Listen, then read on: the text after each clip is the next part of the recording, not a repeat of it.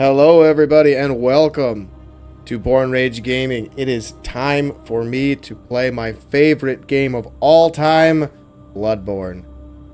God, this game is my favorite. I am sure I will do my best to explain why I love this game so much, but we're going to do that while I'm playing. A couple things about this playthrough. It is not your normal walkthrough playthrough. This is for people who want to play through the game pretty quickly. Like, I'll probably beat it around that 3-hour mark, maybe 3.5 depending on everything.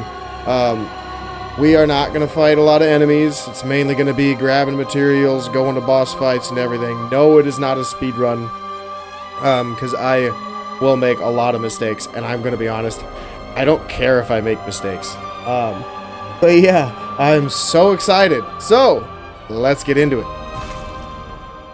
Oh, yeah. Pale blood.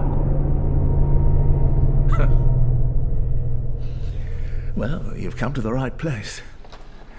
Yharnam is the home of blood ministration. You need only unravel its mystery. But where's an outsider like yourself to begin? Easy, with a bit of Yharnam blood of your own. But first, you'll need a contract. You seem trustworthy. I'm gonna trust you. I'm gonna trust you. Like I've trusted you thousands of times before this. Alright, so, as I was saying, this is not a speedrun, like you just saw. What do I want? Military? Yeah, military veteran. We're gonna go saw cleaver today. Actually, let's do saw spear. We'll switch it up. Everybody does a saw cleaver run. Saw spear is basically the same thing. But this way we only have to focus on skill instead of both levels. Which is just fine with me.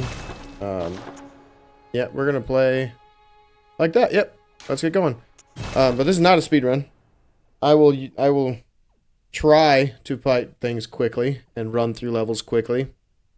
I just came up with this route on my own. I don't really watch speedrunners or anything. I'm sure they have similar routes and whatnot. They do things differently. I don't do any glitches. I've seen some of them. They're pretty janky sometimes, but that's not my thing. I'm going to play it straight up. And we are going to be watching cutscenes, because I love this game.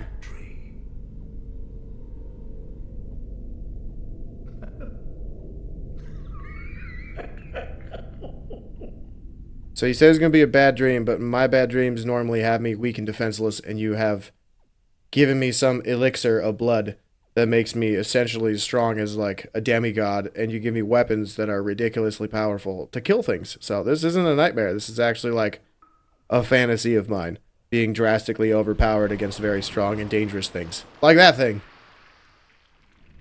That thing's dope. It's a lycanthrope.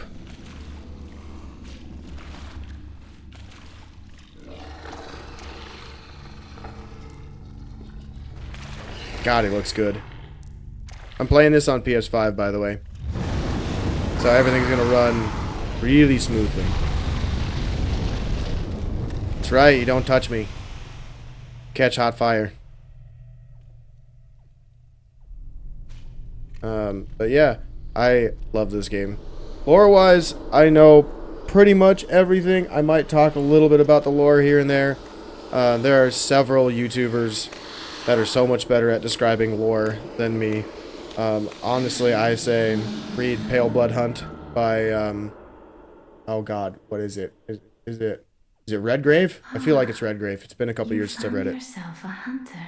But read that so you can get arguably the most accurate representation of the lore of Bloodborne.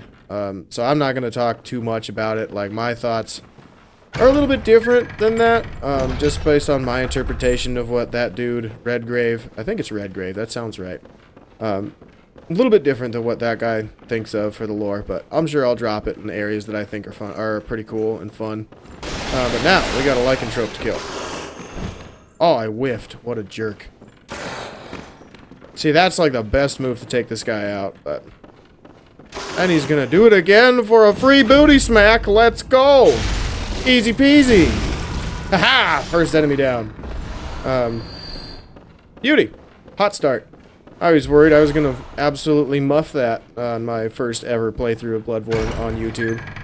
But yeah, if you're looking at, like, how long have I played this game, how many times have I played this game, I am one of the many who have played this over 1,000 hours.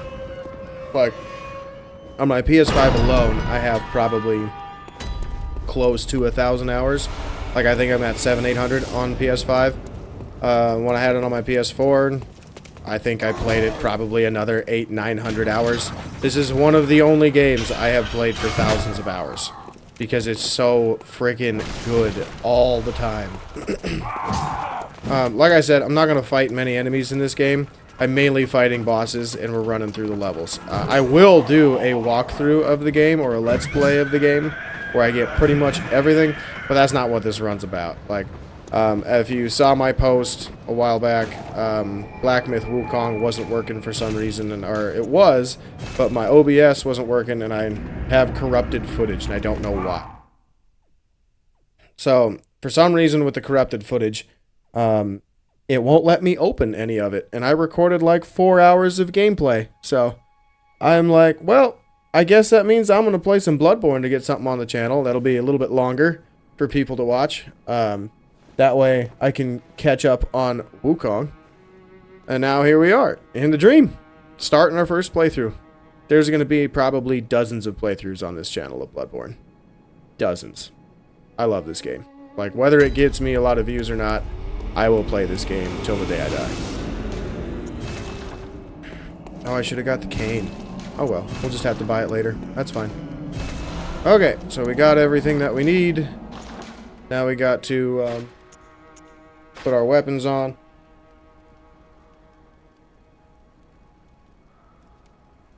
Sorry about that. Girlfriend's cat, again, just having to be a problem.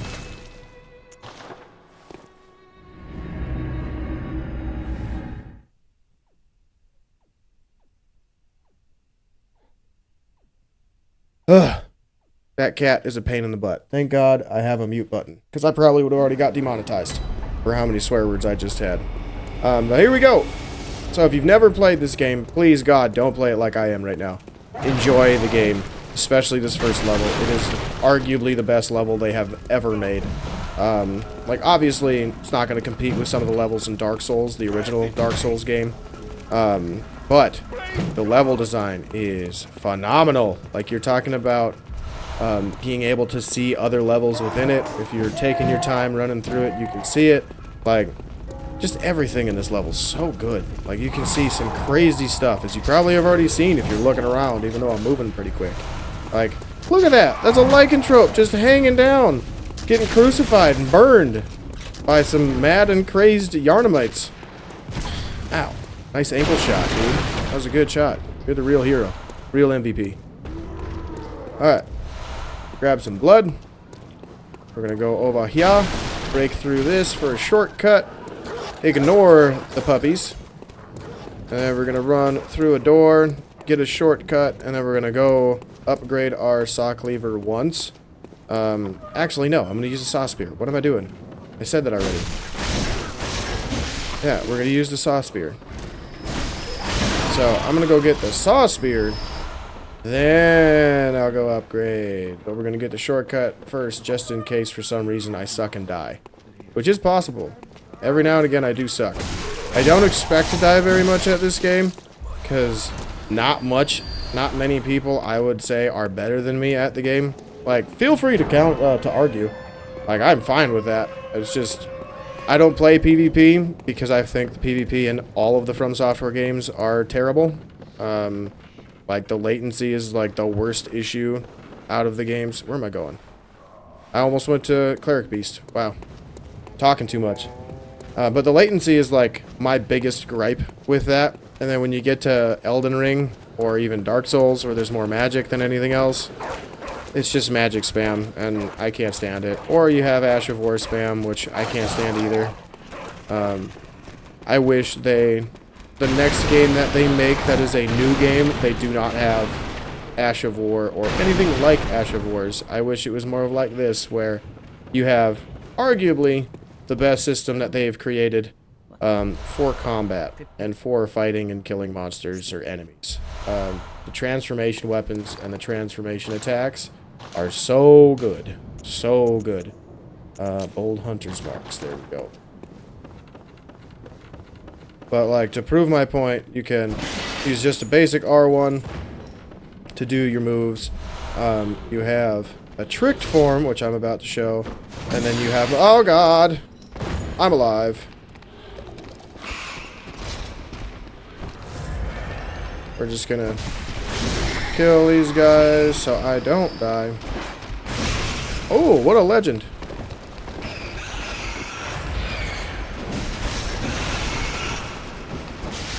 Why did you lock onto that one? Wow. But anyway, as I was saying, you're going to see me do a lot of transformation attacks. Hey, my saw spear. Dope. Let's get it before I get shot. Okay. Now, as I was saying, the transformation attacks are so strong in this game, and for many weapons, they are very fast, which is why I love it so much, because it keeps the combat flowing. It doesn't take it away from it by any means, which is just wonderful to have. Now, where'd that one guy go? Did he fall down to chase after me, or what? Oh, there he is. But yeah, like the transformation attacks, which is what I'm doing. I'm tapping R1 and L1 to trick my weapon and do some pretty good damage. It's unlike anything they have made, or any other game has made, honestly, in terms of extra damage. Also, this game relies heavily on parries, which is dope.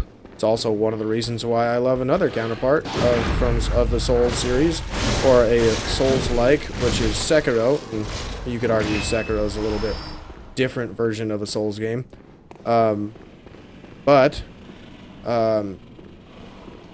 combat system in this game, one of my favorite systems. Like, you have backstabs to get viscerals. You don't just get to walk up behind them and hit R1 like you do in Souls games or Elden Ring. You have jump attacks in this game, which literally nobody ever uses. But I do on occasion, because they just... Oh, good lord. Hit the button. There we go. Because they... Well, number one, they're pretty cool. I like them because it takes skill. It's not just a X and then R1. You gotta hit left stick forward while hitting R2 at the exact same time. Otherwise, it's not gonna work. And yeah. Ow. How are you here? That was rude. Do I get a throwing knife? I do. Cool. But as I was saying, like, the combat system in this game is so dope. There is not many systems out there that are quite like this. Like, Neo 2 is up there for me. That's honestly my #1 spot, because it's, like, you feel like an absolute badass. What? What? Did it not give me the parry? Well, that's some garbo. Oh well, that's fine. I was distracted anyway. I was talking. But with the combat systems, like, Neo 2 is my favorite, because of that game you feel like an absolute badass when you pull off all your combos and switch stances and whatnot, so it's dope. But this game, transformation attacks are so quick, they're so powerful, they do so much damage, they are wonderful. Actually, I'm just going to go level up now. That way I don't have to come back later. And I have some cold blood, so I should be able to upgrade my weapon. But yeah, like... The combat in this game is amazing. And coming from, when the game was made, coming from Dark Souls and Dark Souls 2 to this, the speed of this game is amazing comparatively. Like, it feels so much better than playing those games. Not that they're bad, not that they're, like, unplayable, but when you come from those two to this, and then you play this and you're like, wow, the combat is so fast-paced. A good number of people didn't actually like it. Like, when we get to Gascoigne in probably another 10 minutes or so, Gascoigne was like the roadblock for so many people that they actually stopped playing. Like, I think on the PS4 it was like 33%. 33% of players either never made it past Gascoigne, or that was the only percent that made it past Gascoigne. which I thought was hilarious. Because, yeah, he's hard, but he's not that hard. Like, he's got some cheese that you can do to him that, I mean, I'm not going to say we're going to do it, but you could argue it is. So, I always kill these guys because he always gives you 4 bullets. And bullets are pretty important in this game. So, yeah. But now, as you can see, using this weapon, we are now doing a boatload of damage. We are going to run through, get all of the bloodstone shards that we need as of right now. We're going to get our weapon to probably +2. It's very rare for me to get a +3 weapon in the first level. That's why I was killing those torch dudes and the dude that's right there below me. Because they drop bloodstone shards. But, again, it's not really needed. Same thing with these guys. I always kill them so I don't lose blood bullets. And one of the gripes that people have with this game is they're like, oh, you have a set number of heals and they drop from enemies. Whatever will you do? Well, you can easily buy some. Smooth guy. Great job. You can easily buy some from the fountain. You just gotta kill stuff and not suck and die so much. Or, here's a thought. If you're out of resources at the beginning of the game, just restart a new one. I did that on my first playthrough. My first playthrough is actually like my first Souls game ever. And when I played it, I got so mad I broke my controller. I literally had to get a new one. This was probably... Was it the year it came out? It might have been. I don't know. But either way, I was like so mad at the game that I didn't even get to this part of the level. I could not make it through that opening area where the lycanthrope was on fire. Which I'm sure many other players had the same issue. But like, I stopped playing. I didn't even play for like another 2 months, 3 months. I think I was playing like Call of Duty at the time, which I don't play those games anymore because I think they are not very good. Like, they haven't evolved enough for me to say like, oh, that's a great game now. Like, if it's a first-person shooter and that's your thing, sure, it's kind of the staple. I'm not going to take that away from you. But like, they haven't really evolved in a way that is motivation for me to get back into them. So I don't really play Call of Duty anymore. I don't play online shooters at all anymore, actually, because they all just, for lack of better words, they all just get really toxic, and it's not that fun. Because you're doing the same thing every time, as far as like choosing your weapon loadouts and whatnot. There's only so many that are good, so yeah, it's not that fun to me. And you're playing against people who cheat, hack, use a lot of dirty tricks. That's just not for me. I like these games because it's literally you versus all of the enemies in the game. You get to play it a variety of different ways. In this game especially, you don't have to farm at all for anything unless you choose to. Like, you want a certain weapon, go get it. It's laying around somewhere, or an enemy that will guarantee drop it will have it. Like, one of my favorite weapons is the church pick, probably my favorite weapon, which is the church pick. That's in the DLC. I'm not going to get it this run because I'm going to use the saw spear, but the church pick is one of the best skill weapons in the game, or dex weapons in the game, for you Dark Souls players, but it's one of the best, and I love that weapon. Its moveset's super fun. The design of it is amazing, similar to like all of the weapons, because they all look so freaking good. But yeah, I'm not gonna get it this game because saw cleaver, saw spear is what I'm gonna be using. But you can run to the enemy in the DLC, kill him. It's a guaranteed drop. There is no farming for anything. That's one of the things I actually can't stand about some Souls games, is that you have to farm for certain weapons. I don't want that to happen because that's not fun for me. Sorry, my cat was bothering me again. It's an absolute pain in the ass, that thing. He keeps trying to get behind an extra TV that we have laying around, and I don't know why he's doing that, but that's what he's trying to do. So might need to lock him somewhere if it keeps happening. Now, no, we're not time for a boss. We gotta go fight Cleric Beast. We'll save that guy for later. Now, With that being said, this is where your interconnectivity comes into play too, because like if we look down here, wrong side, sorry. If we look down here, there is one of our later levels that we're going to go to. Okay, it should be Old Yharnam, right? That's the church down here. Then we get to see over on this side the boss arena, if we can. Oh, we can't. It's hidden. But like that building right there is the boss arena for the boss of Old Yharnam. It's really cool. And then like, oh, the interconnectivity of this level, well, you got an elevator way back here that takes you to the front half where we were. There's just some trolls guarding it.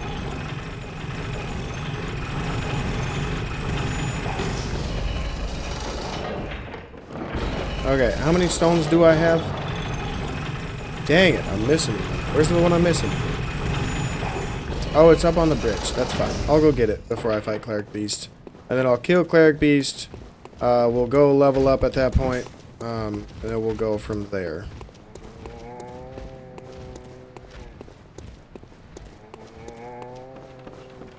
Alright, so up the stairs. We're gonna get around the thing. There we go, buddy. There we go there. And we take a right. And then we run. Oh, I'm missing a lot of stones. What's wrong with me? There. Nope. I completely missed part of the level. Well, we'll go do that, and then we'll just use a gold hunter's mark to get out. Or do I want to go down there? Nah, I don't want to go down there. It's just armor. It's not armor that I use, so it's fine. But here's our stones that I was waiting for. Why? You are just teleporting. That was rude. Okay, and then I will heal. And we keep running. Okay, so once we get through this gateway, if you've never fought this game before, or fought anything in this game before, once you get into this little boss room, enemies will leave you alone. So I'm going to equip my oil urns and mollies. I'm also going to untrick this, or trick this. Come on now. Let's go! Opening visceral. So if you run in, poop them on the head, you get that. Otherwise, you got to earn it. Oil urn for extra fire damage, and a molly, and another molly. Beauty. So transformation attacks. What are you doing? You yelling? Missed. Ow. Ow. Missed.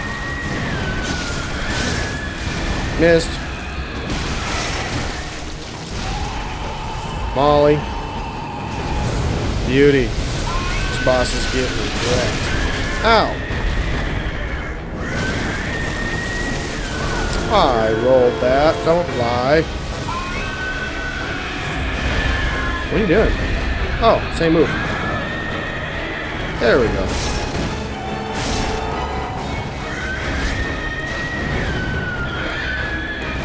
Charge attack.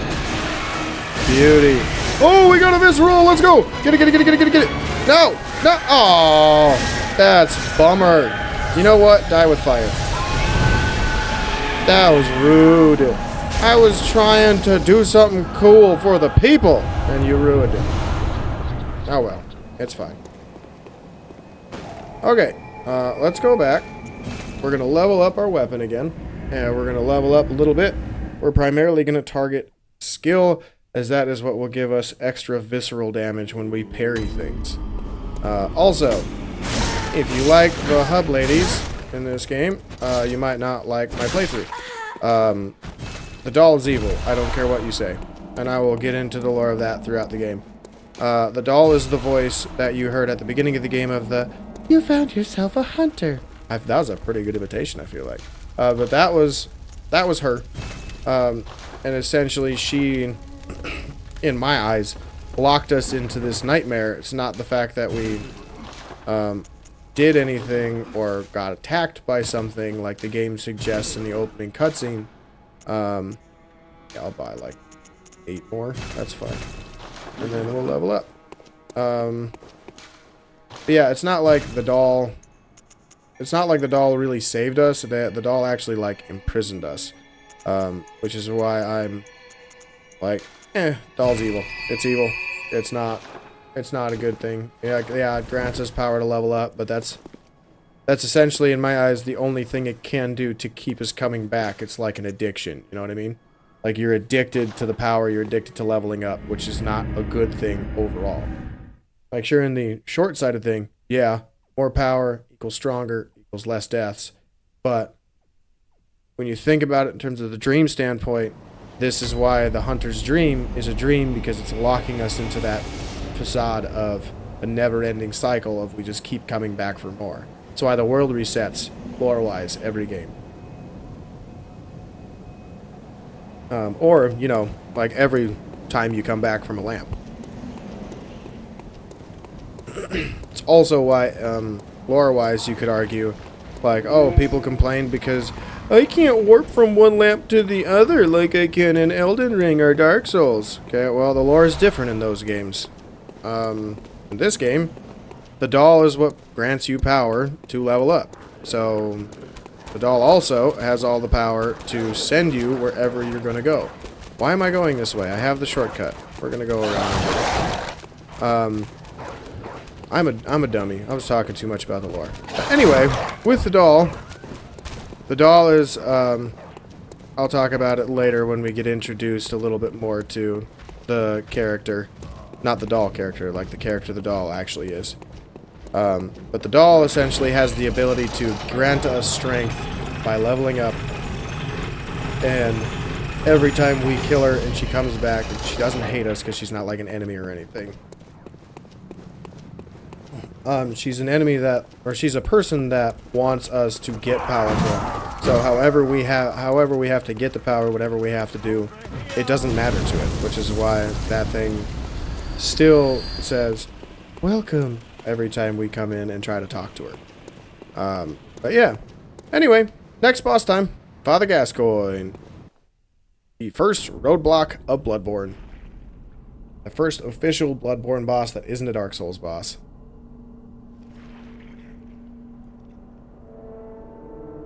He's a little crazy, if you can't figure that out.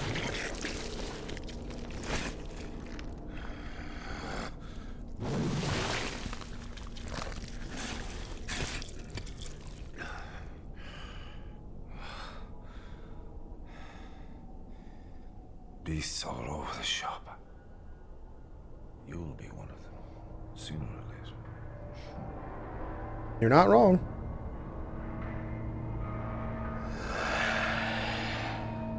So if you ever play the boss mod where you get to play as Gascoigne, that breath is actually animated as one of his attacks.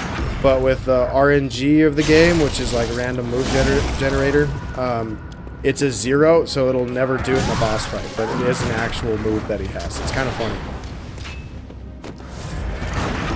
Like, you can look up a playthrough on YouTube of from Jesus Here's Toast. He's like the blood god, like that's his thing, because he's the best. He is the best player, because he's devoted the most amount of time to playing the game. But like that dude played, and yeah, there's a breath attack. It's hilarious. You can transform. Cool. Oh, also, this is a roadblock. Can you tell? All you had to do is level up your weapon a little bit, learn the parries, and this boss fight is over. Easy. Easy. Easy. Absolutely easy. Again, that's a roadblock. That's a roadblock for noobs. But I will also say that dude still messes me up every now and again. I just got really good RNG, and the nice thing about the Saw Spears, when you level it up once or twice, you start getting more visceral damage. Which is what I kind of want to go through this playthrough, because that's like my favorite thing in this game, is taking just chunks of damage off of bosses' health bars. And we'll get to do that a lot with a good number of the bosses, at least early on. We did it with Cleric Beast. We did it with Gascoigne. We'll do it with probably our next 2 bosses as well. And now it's time to pick up our tool that is definitely needed, the Blood Gem Workshop tool.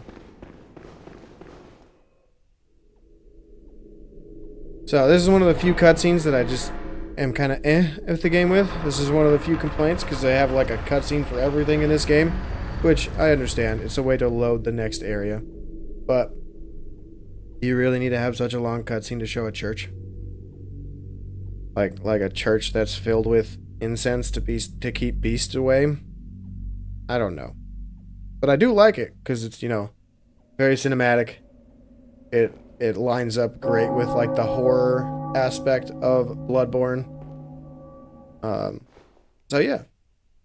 Not a bad cutscene, it's just I don't know why it has to take so long. But anyway, this is an NPC. Another one of the doll's minions. Again, I don't care what you guys say in the comments, because this guy seems nice, but he's not. Oh, He is a pawn. a hunter. Very sorry. The incense must have masked your scent. Yeah, see? Good. I've been waiting for one of your ilk. These hunts have everyone all locked up inside, waiting for it to end. It always does. Always has, you know, since forever.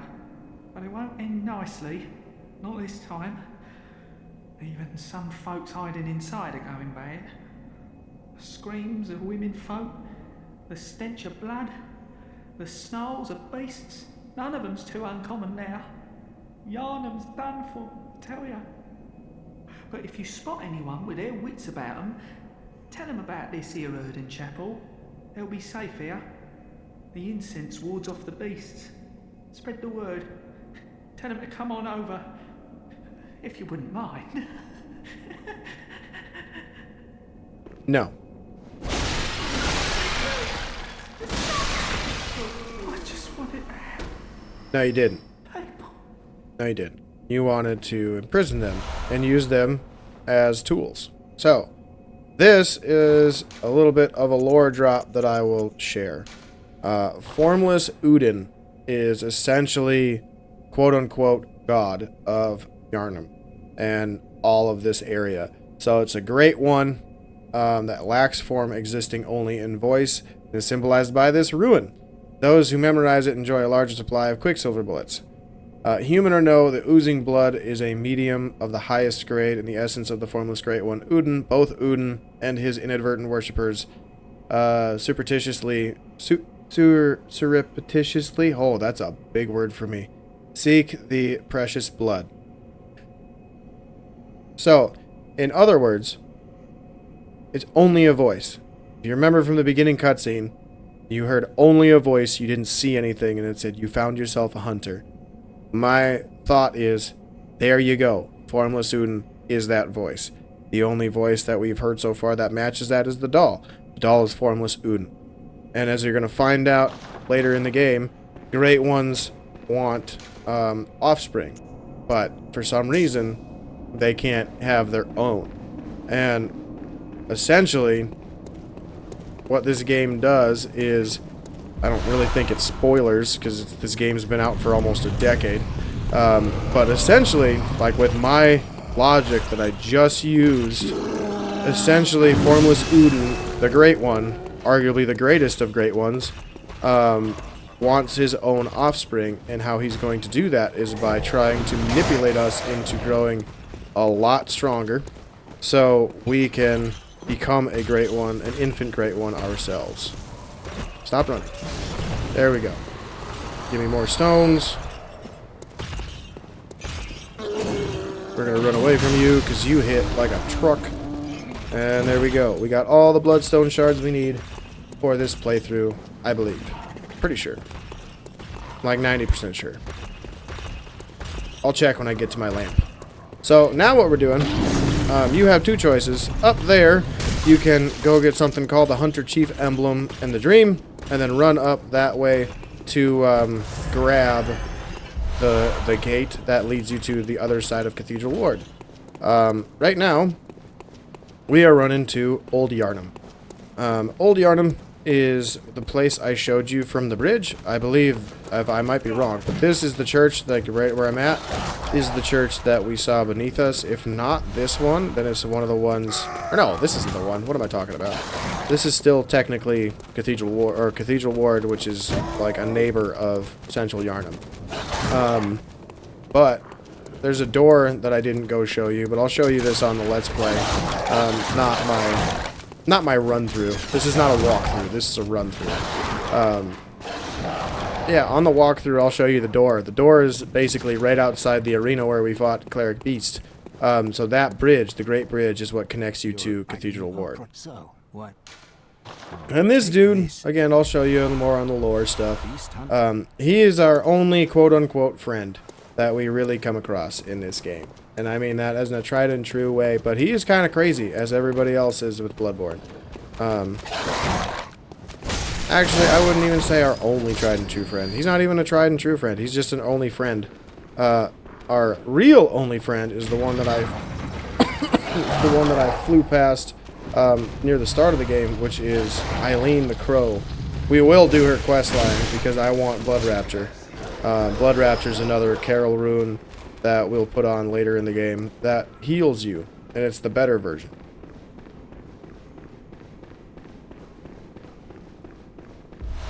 First or second blood gem that we'll use. And here is our Wolfie boy.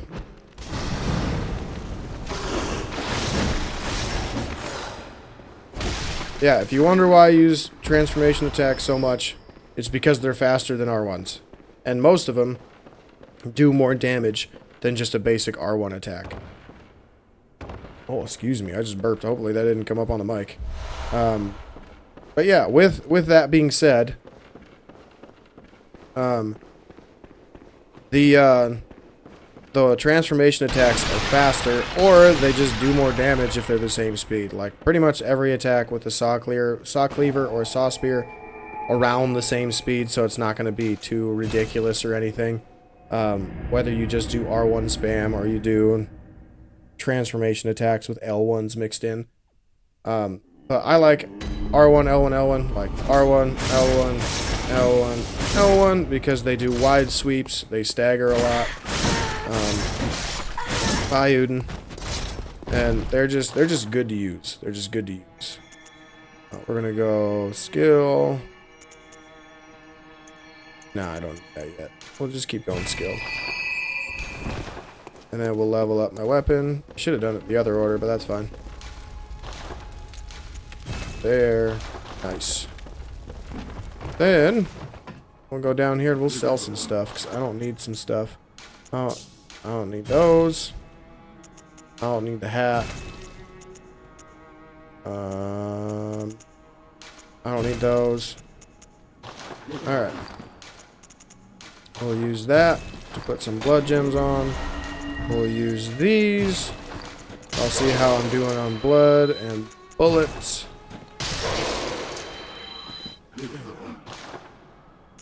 Oh, we're sitting just fine. So cool. We can level up more. Alright, we'll get to 25, then I'll start working on my health a little bit. Oh, I also want to switch my clothes. What's wrong with me?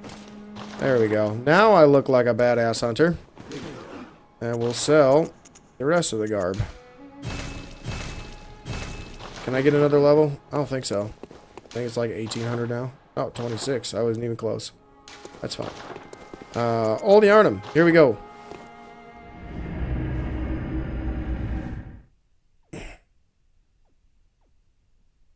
Alright, so with Old Yharnam, you could save this till later and come through a different door. And the NPC that's going to talk right away when we walk in, he won't aggro to you, quote unquote. Which is like an environmental thing. I also don't know why they don't do this more in their games, because they just don't, which is a bummer. Hunter, didn't you see the warning? Oh, where is he?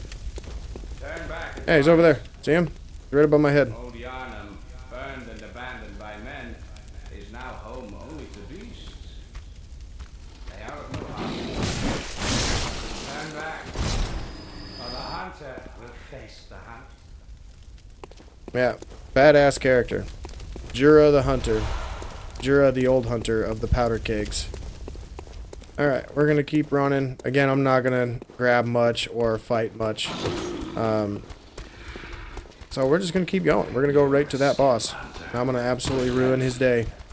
Or her day.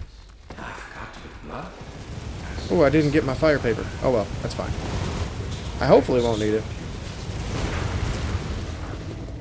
I'll just go this way. If not, and I die or something, I'll just run through and grab it.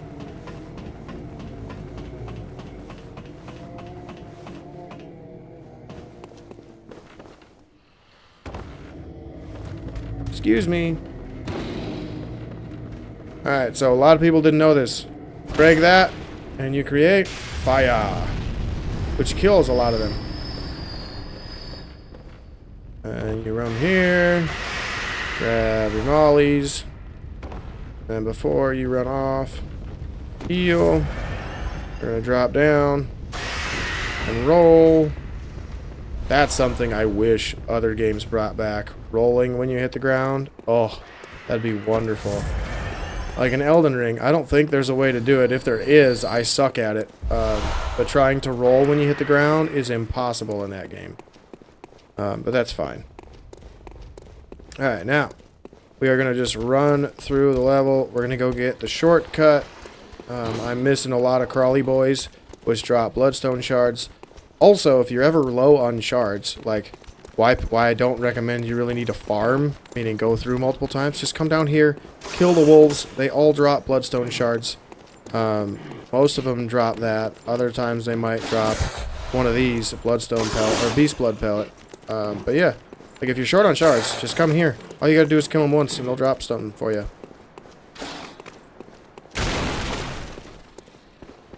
Come through there, go up the stairs.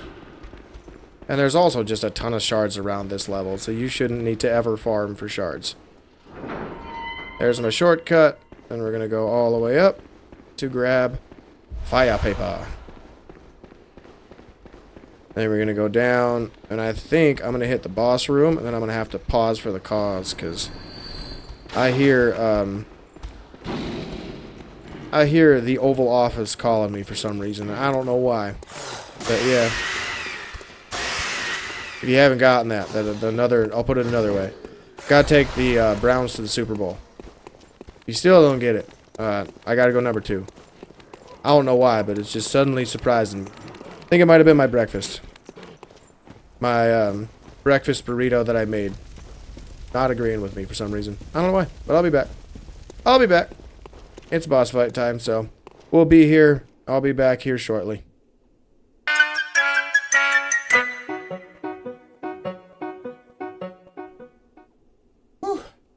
Guys, I'm back. I'm back. I'm back. I'm back. I'm back. It was like fighting in a war zone. I'm back. Alright. I'm back. Man. Oh, breakfast. What are you doing to me?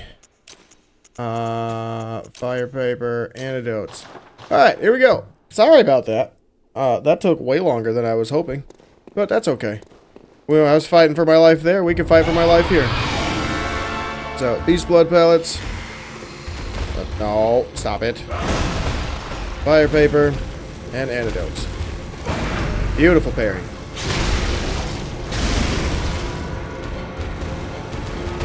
Yeah, a good number of people didn't know you could parry this guy, but you definitely can. This is a boss that absolutely melts with this weapon. That's fine. You can poison me, because you're going to be dead here.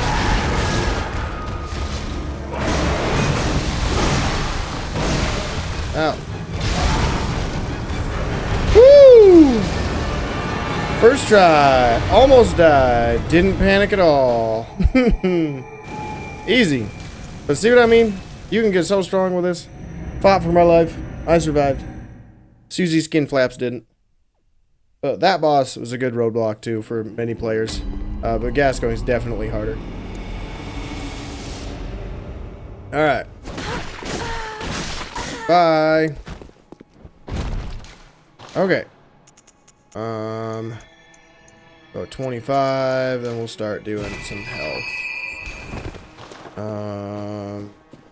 Do I have? I do. Sweet. Let's go back to Cathedral Ward. Okay, so if you didn't do the Hunter's Chief Emblem, You gotta kill blood-starved beasts. Then we get to move through the next section of Cathedral Ward, and we get to come in the back way instead of the front entrance using the chief emblem. So, with that being said, there are going to be some new enemies that spawn in this area, which I will show eventually. But right now, we're going to go through that little side door that opened up. And we're going to go this way. Send the elevator back down. That chest is useless.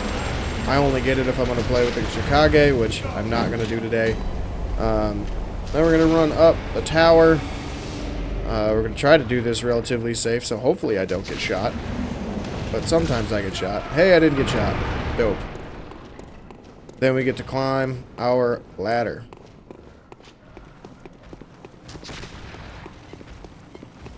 At the top of the ladder, we're going to go all the way around to grab our cold blood. And we're going to keep going.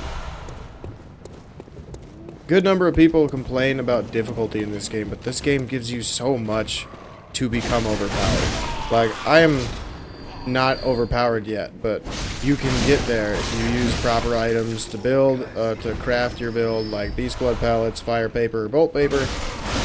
They give you tools, like the hunter tools. Like, I'm not going to get any of them for this playthrough, but they got so many that you can use. Well, I'm not going to say I won't get them, but I won't use them.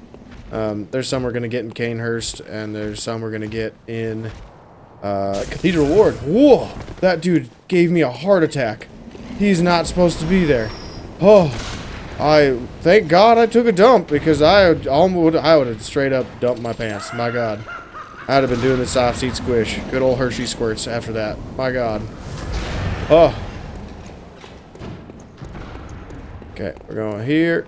And grab this bad boy. A lot of people don't know this one exists, by the way. If you're ever wondering why there's like a growl on that side of the place, it's because of that thing. So be on the lookout of it. Then we're going to fall through the crack. We're going to fall again. Should be okay. Yeah. Easy. And we're going to go through here. There's a nice hidden area. We got to go through here to get our umbilical cord, which is what we need to get the hidden boss at the end of the game. And we're also going to grab our doll set so we can sell it, get a lot of extra levels. See, there's a hunter tool, which I will not use. There's my umbilical cord, and there's the doll. Again, nice little lore drop. This is out in Yharnam in the dream, not in the actual hunter's dream, which is like the hunter's workshop. This is legitimately out in Yharnam, and we find just the empty doll that's abandoned. This was where Gehrman was, who's like the first hunter. So yeah, yeah, he used to do gross things to that thing. If you have a pervy mind, you know what I mean. But yeah, like a lot of lore here. Bloodborne has the best lore. I don't know why I'm saying that right after saying gross stuff, but you know, or implying gross stuff about Gehrman. But you know, it is what it is. Bloodborne's lore is the best. I'm dumb. I was supposed to roll off so I don't fall and get hurt. That way I didn't have to heal, but whatever. It's fine. Then we got Big Beastie Boy, who's the only one in the main game. I don't know why they didn't put him in other places, but it's fine. Then we kill him to get our Beast Rune. Then we can run through this section of the level. We can grab more clothes to sell. Hi, dog. Bye, dog. Then we can run up here.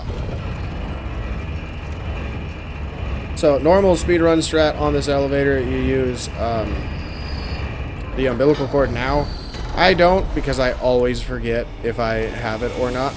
But then we're going to get this to get the shortcut to go back to the lamp we started at. I'm also just going to grab this, because we still have more running to do. And then I'm going to head over yonder way to grab more cold blood. Then I'm going to go up the stairs. We're going to leave the blood for now and just keep heading up around that guy's attack. And then we're going to head off to the right to grab some more twins. but we gotta walk around some NPCs first. So over here, we're gonna slowly fall down, so we hopefully don't get much of our health taken off. Nice frenzy cold blood. Now from here, you want to walk against the wall. Do not run, because if you run, you aggro them, which is what we don't want.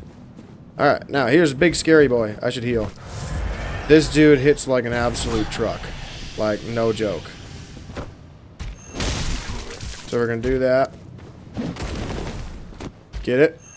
Let's go. Into a backstab visceral. Oh god, he's so strong. But we get to do it again because he sits there and takes forever to do anything. So, ooh, he dropped something. Ow. I was hoping he's gonna give me more twins. That's fine. I also want to put on my mollies because I'm gonna need those here in a minute. But then we fall down here. Fall down again. Oh. Wow. There we go. Whoa! You're still alive! What in God's name? Oh! Jesus. Bloodborne's a horror game. Didn't you know that? I legitimately jumped.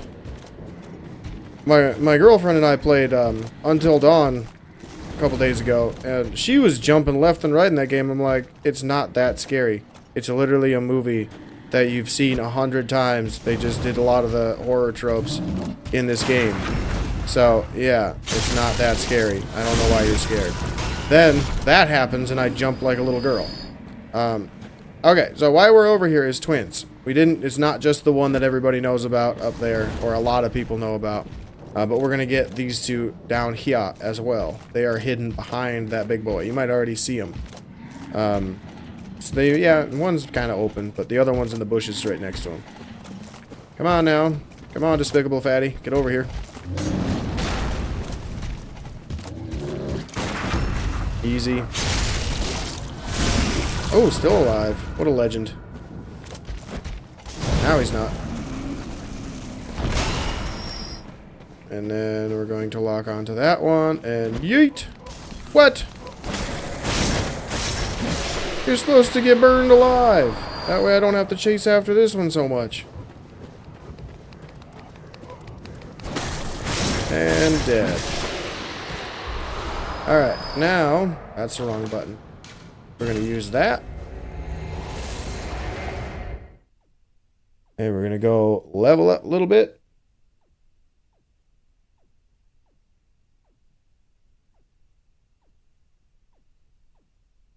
Bloodborne is so much fun. And this is where I get stupidly strong, by the way. We're going to talk to Eileen, the crow, because she has moved. Oh, hello there. Perfect. Her lore is pretty dope.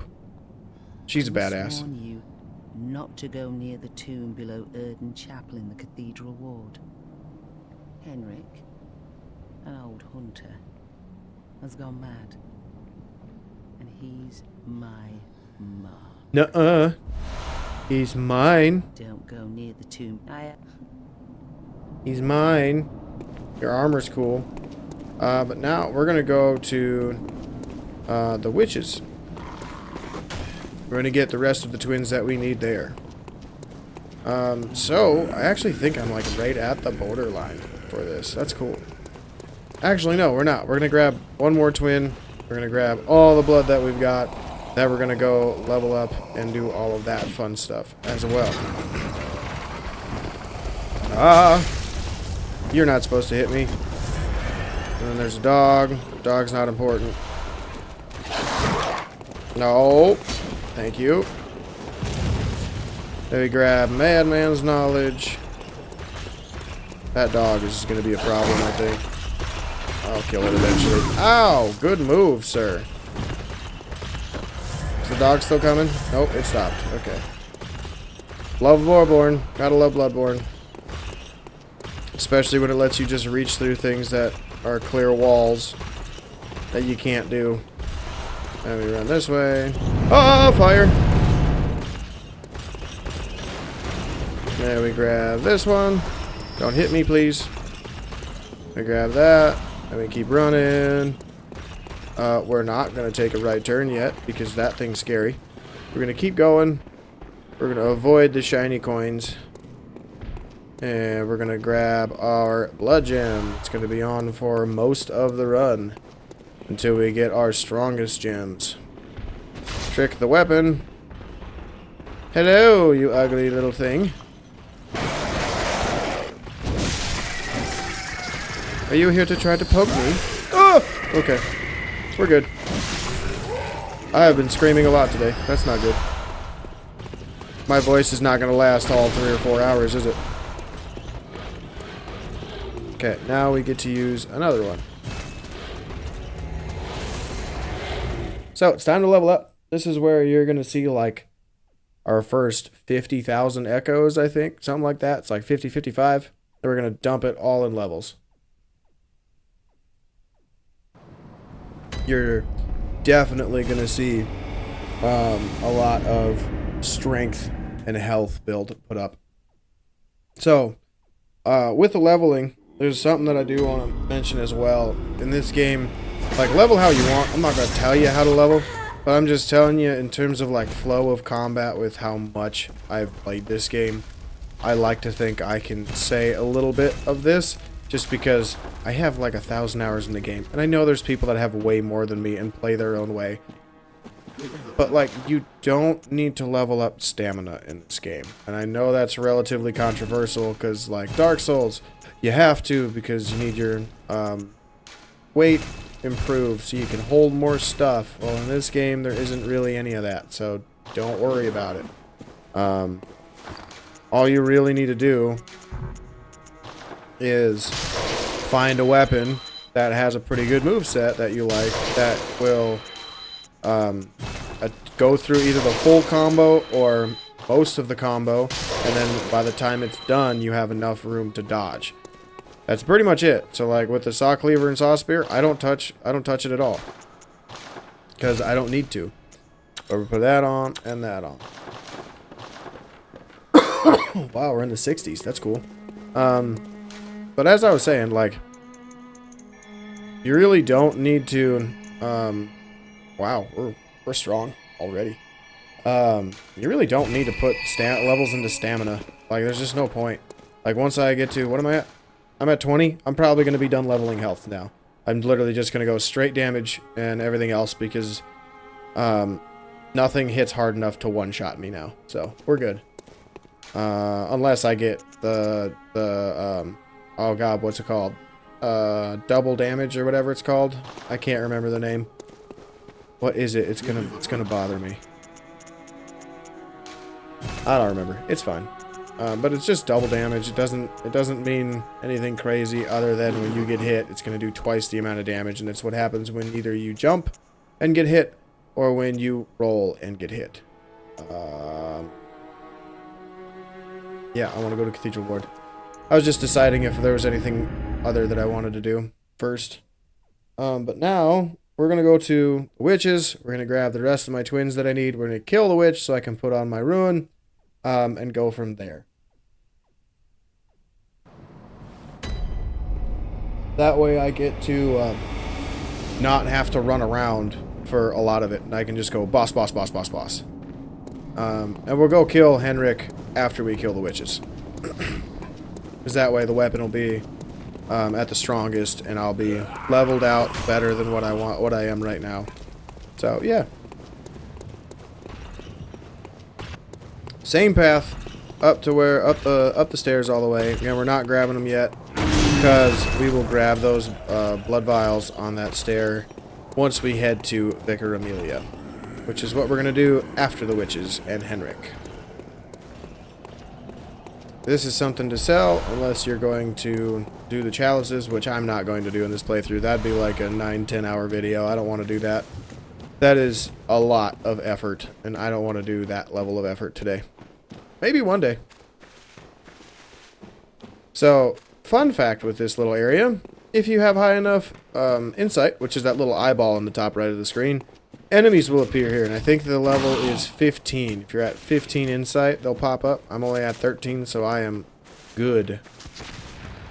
Don't shoot me. Thank you. grab a next twin blood. I think I need 6 more now. Where am I going? There we go. Need 6 more now.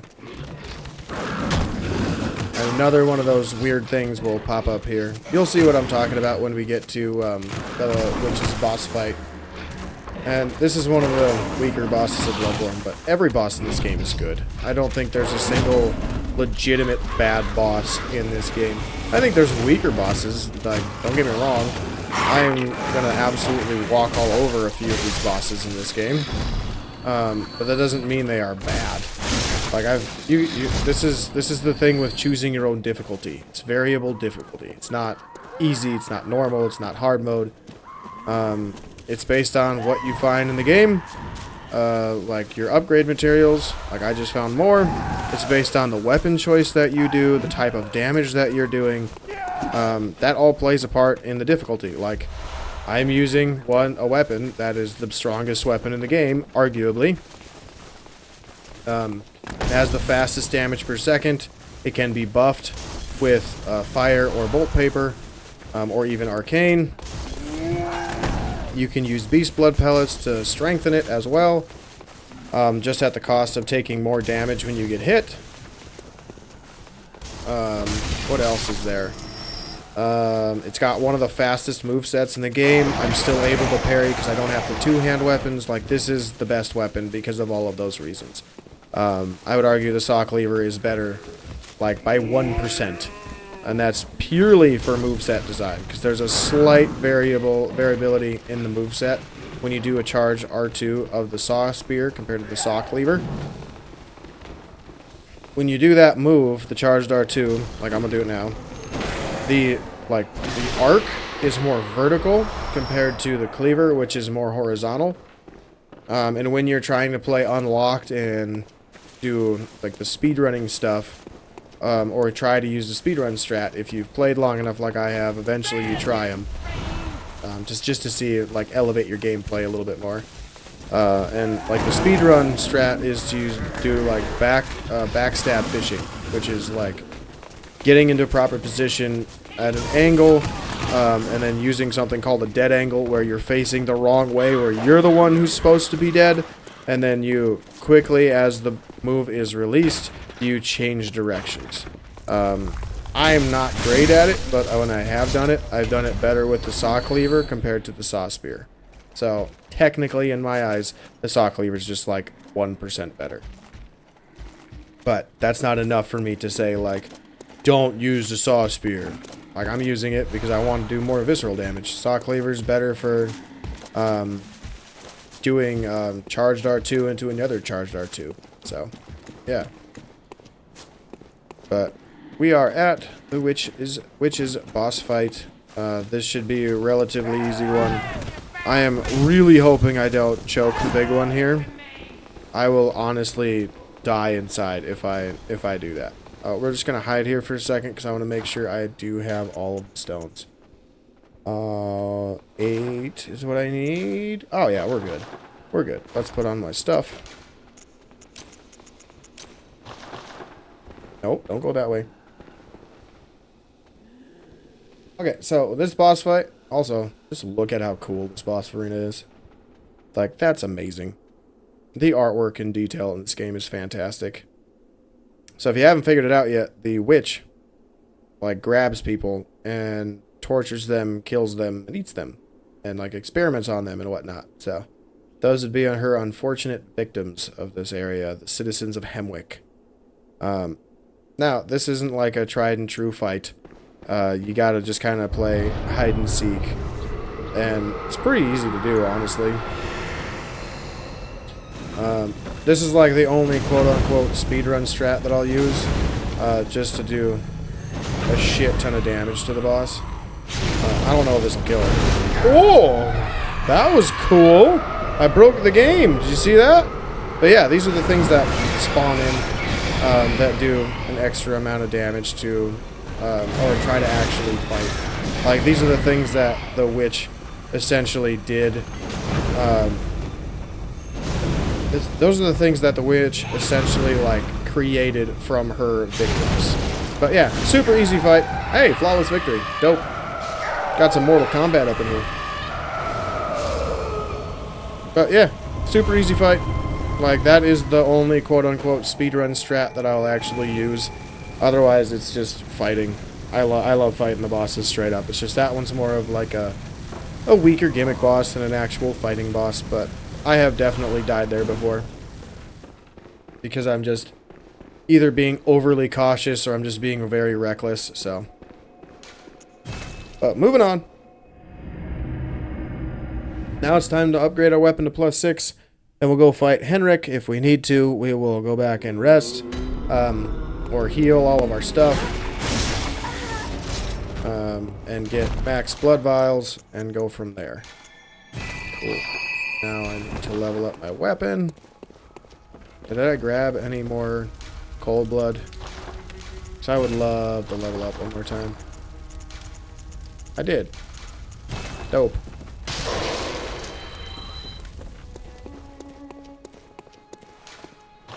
Okay, 30. Beauty. We are doing a good number of damage. Now I can also put my runes on. We got the Beast Rune as of right now. It's the only one we really need. The quick bullets, it's not my thing. Not this playthrough. If I was doing the Holy Moonlight Sword, definitely. Do I need anything else? Do I have anything else to sell? Oh, the Bloodshot Eyeballs I can sell. Yeah. There we go. Hit the right... dude. Brain function. There we go. Okay. Now, we can purchase more blood. See, again, you should never have to farm in this game. Just manage your inventory. And if you're somebody who doesn't like selling things... if you're someone who doesn't like selling things... I would just suggest get used to doing it in this game, because that's what works. That's what makes life easier.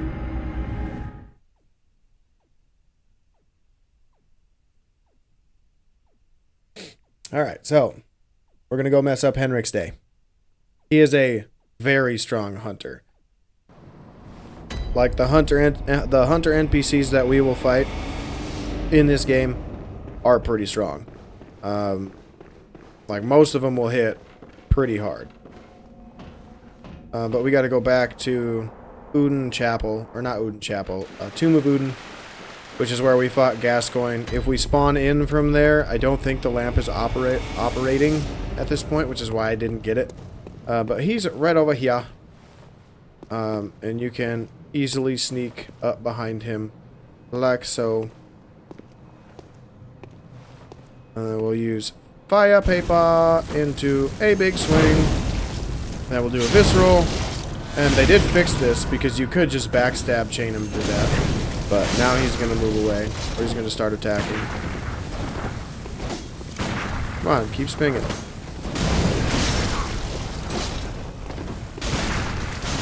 Oh, dude, don't hit me that hard, please.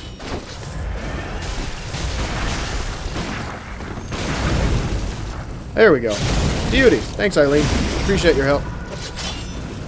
You gonna take care of him? Good job. Woo! Good job. Proud of you.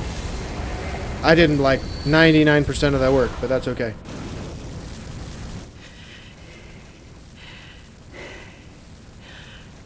That wasn't necessary of you, but you have my thanks. We made it with our lives. You're not bad at all. You must have killed Gascoigne as well, then. I did, yes. He was a little crazy. He was falling apart, I'm sure it had to be done. Oh, it did. But try to keep your hands clean. A hunter should hunt beasts. I mean, he was a beast. Transformed. Hunting of hunters. Right in my very eyes. It's kind of crazy. Yay, she approves of me. Cool. Let's go back.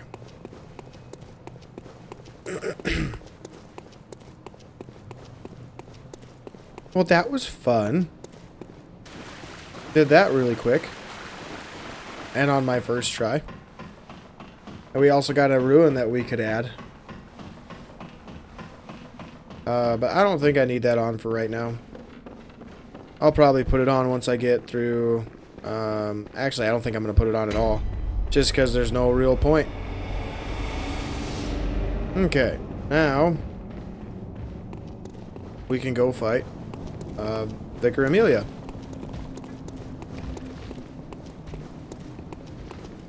So we keep going. Oh, did you guys see that? The enemies, when you get past that point, change. Now that dude has eyeballs on his lantern, and he can send magic at me, which is pretty dope. Like, it's things like that. And see, his scythe now has fire on it, like a ghost flame thing on it. But I promise you it is an actual fire. And then their sticks have extra frenzy damage on now. Which, when they hit you, you'll have a frenzy status. If that thing fills up, it pops. It's kind of like Madness in Elden Ring. But a lot of people hate frenzy because it's something that makes the game harder. I mean, not really. You just gotta heal twice after it pops, or make sure you're at 80% health. It's not that big of a deal.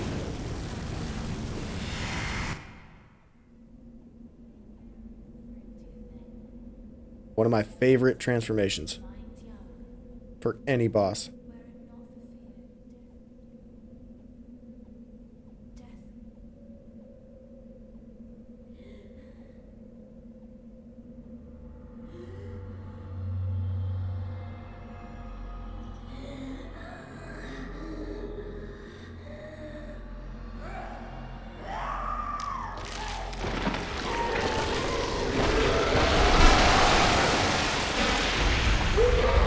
Such a badass design.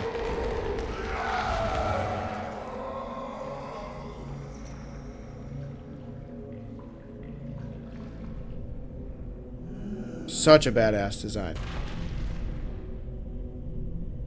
Like, From Software said in a recent interview that they don't have anything like major being done, so like no new major developments like a new Elden Ring game or anything like that. So I bet what they're working on is a remake or a remaster of one of their older games like Dark Souls 2 or Bloodborne. I really hope it's Bloodborne.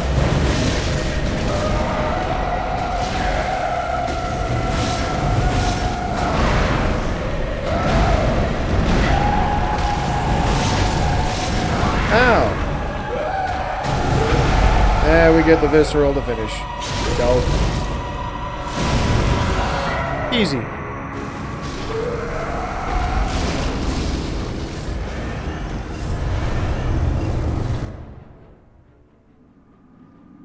Another one of my favorite cutscenes.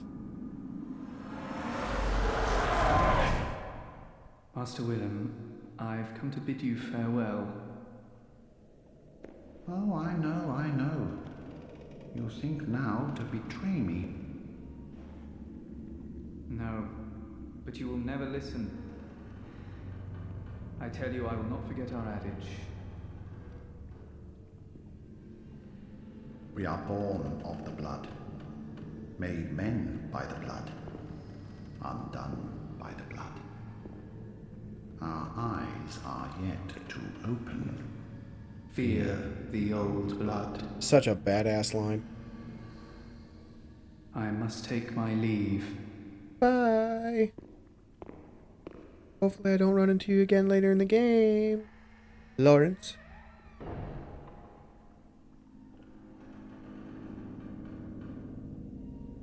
By the gods, fear it, Lawrence.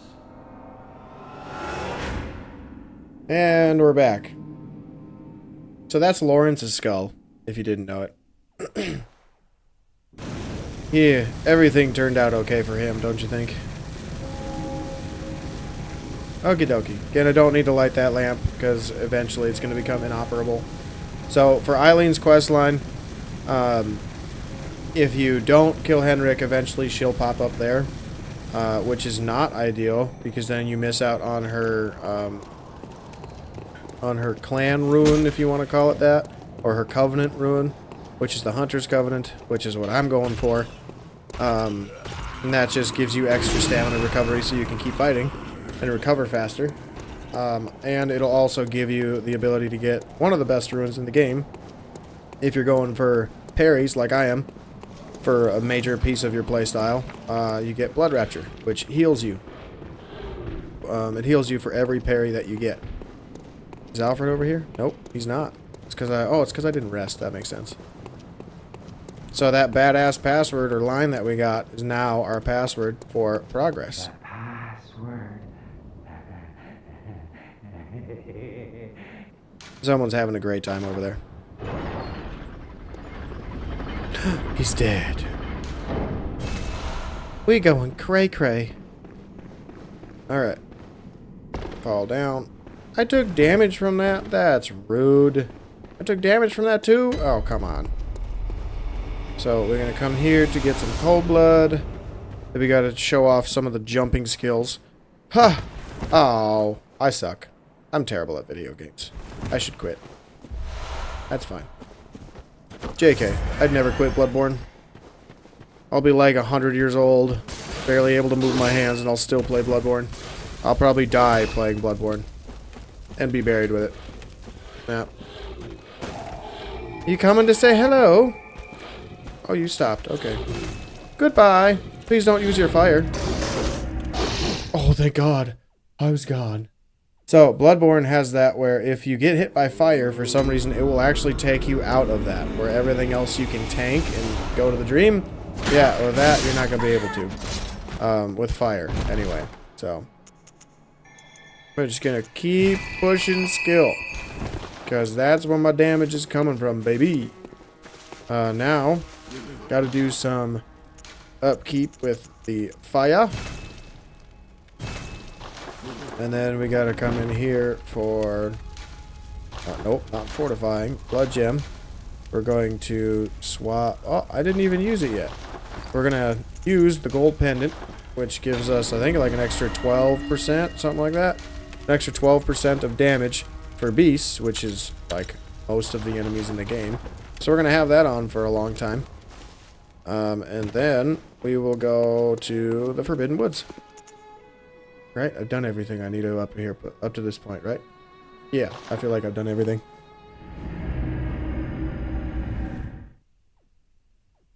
So this level, a lot of people got frustrated with because it's hard to navigate. But they didn't pay attention to one very obvious thing that the game has. Fire. Fire lights your way everywhere. It shows you from the start. Like, that's a way you could go when you come back to it. As a shortcut.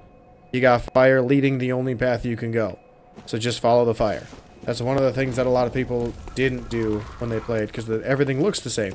Well, it's a forest. It's the woods. The woods are supposed to look relatively similar. It's supposed to be forbidden because you can get lost here. And, you know, there's a lot of beast lore and everything. So, yeah, it's supposed to be that way. But literally, you could just follow the fire. I'm not going to follow the fire because I know, like, the right path and everything, obviously, for playing it for like 1,000 hours. But yeah, you just follow the fire.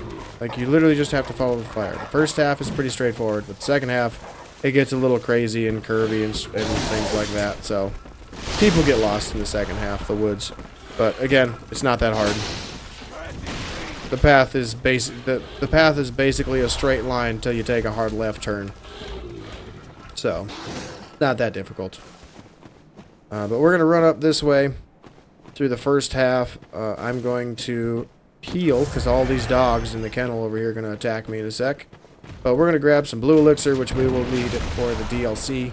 That way I won't have to waste any insight on that stuff, and I can just use it for the good buffs, like fire paper and bolt paper. And beast blood pellets. Ooh, a doggy came to say hello. Well, we're going to say goodbye. Ah, oh, I'm dead. I'm dead. I'm dead. Oh my god. Whew. I'm alive. I'm alive. I'm alive. I'm alive. I'm dead. Oh, that's great. That's perfect timing. Oh, that was good. That was awesome. I couldn't have planned that any better. I could not have planned that any better at all. Whew. That was so funny. I even lost my voice because I was laughing so hard. Alright, let's keep playing. So now we gotta run basically the same way back, but we don't have to pick anything up. It's already got it.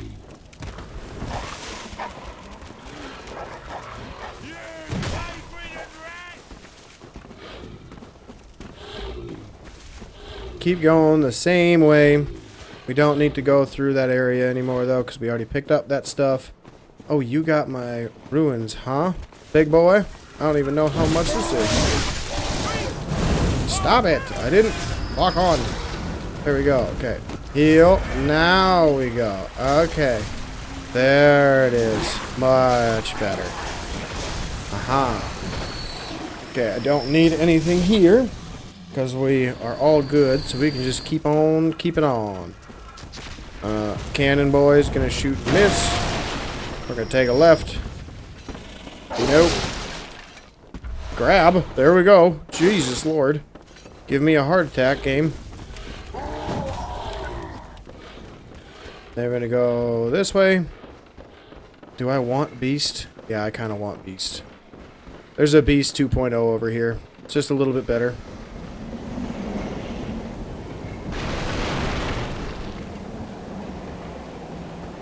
Hello. I was way early on that. What's wrong with me? There we go. Much better.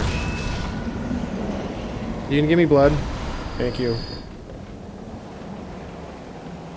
Alright, so this dude's kind of hidden. I'm going to show you the cheese factor, or the cheese way of doing this, because I really don't like fighting this guy.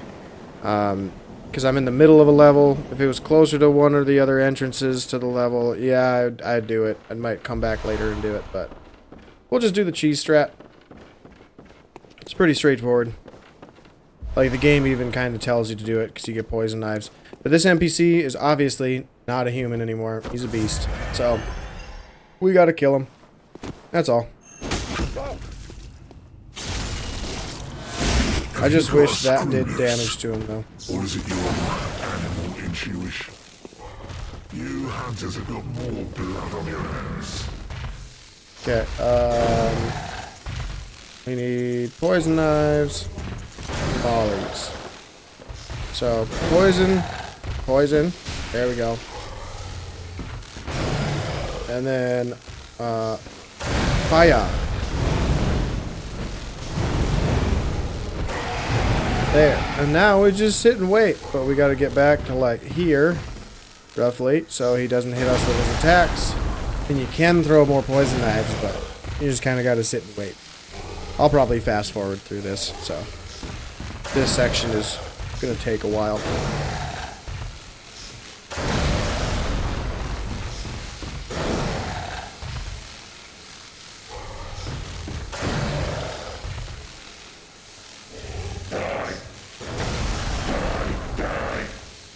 Hunters are killers, nothing less. You call me a beast? A beast? What would you know? I didn't ask for this.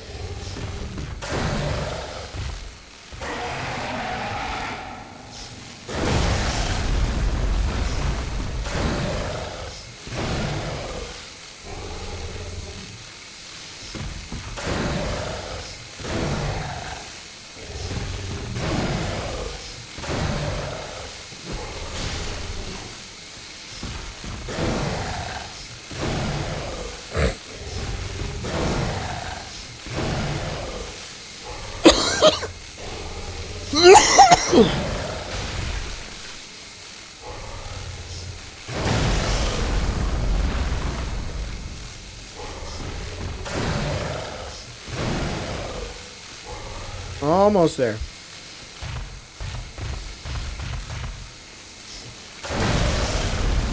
Did we get him? Did we get him? Yay! We got him! And it's raining blood. Gross. Okay. Well, that was fun gameplay, don't you think? It's about the only time I will ever use cheese, by the way, in this game. Oh, God. I don't know where I am. Oh, we're fine. Okay. So, we keep going this way. I don't really want to fight this guy, but you can if you want. Then we take a right. If you need more twins, there's a lot of twins in this level. I'm not going to show you where they are on this playthrough, because again, it's not like a walkthrough or anything, it's a run-through, so we're running a lot of it. And we open this. I'm also going to go back to the dream. That way I got everything all good.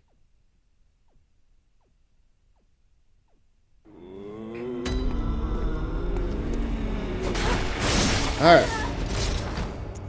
That is good. Do I need anything equipped? Do I need to buy anything? I could level up, I think. Is there anything to sell? I mean, twins technically, but that's fine. Let's go put our better beast rune on too. So we got 2 beasts. And just for gigs, we'll put on the air rune as well. Am I good on blood? I could use some more. Just get 20. Actually now, because I bought so many, we'll just use them all. It's fine. We get a lot of levels. Okay, back to the woods. So, now that we got our shortcut open, we are going to go take a hard right turn into the shortcut and go down the elevator.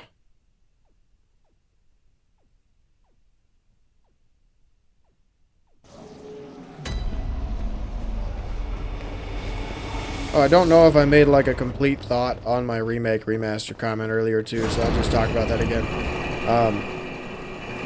From Software, I think it was Miyazaki never said that he said that he didn't want to make a big project or they have nothing planned as of right now. So most likely while they are planning something or developing a plan, they're probably going to be working on a remake or a remaster of an old game. I wouldn't doubt that it's either going to be Dark Souls 2 or Bloodborne. I hope it's Bloodborne, but I'm also not going to be mad if it's not, because I've played Dark Souls 2 one time, and I did not like a lot of it. So, yeah. I'm just not a fan of that one. That one's good, don't get me wrong. It's still a Souls game, so it's got a lot of the good things like From Software has. It's just something about it, I don't know why, I just don't like it. It's just not my, that one's not my game. Like the modifications to their formula that they chose to do just wasn't for me, which is fine. I was supposed to talk about navigating, but it's pretty easy. You just go a straight line down, you get to that little ridge, you go get your chunk, you turn around, you jump over the edge like I did, and you're over here now. And this is where we need to go to our boss fight. Now you just follow the lamps, but I'm gonna go this way because I want to get a stamina rune, which will give me a little bit more stamina. Which technically I don't need, but it's fine. I like going this way anyway because you get to see more enemy variety. An enemy that we actually haven't seen yet, I don't believe. It's a blue goober, otherwise known as a celestial emissary. But he's a blue goober. He's just a goober. Stop it.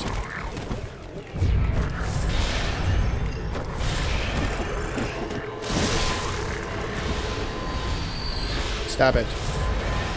Stop the magic.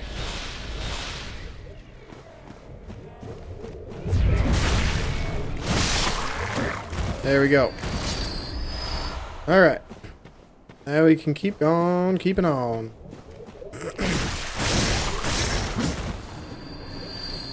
Man, I should not have laughed at my own death as that hard, because now my throat's all scratchy and irritated. I'm still dealing with whatever that throat thing was that I had, that infection or cold that I had. So, like, I don't have any more antibiotics to take. I'm all good on that. Now it's just, like, recovering physically. And with my other job, I have to talk, like, 8 hours a day. So on my days off, I try to rest my voice. But obviously playing Bloodborne for like 3 or 4 hours is not going to rest my voice at all, but that's fine. That's fine. It's Bloodborne. I love Bloodborne. I can make that sacrifice. I can bite that bullet. Because it's going to be one tasty, disgusting, blood-covered bullet that I will taste. Because Bloodborne is the best game ever. Ew. You burped. Okay. Thank you for the blood. Now we're going to go kill another one.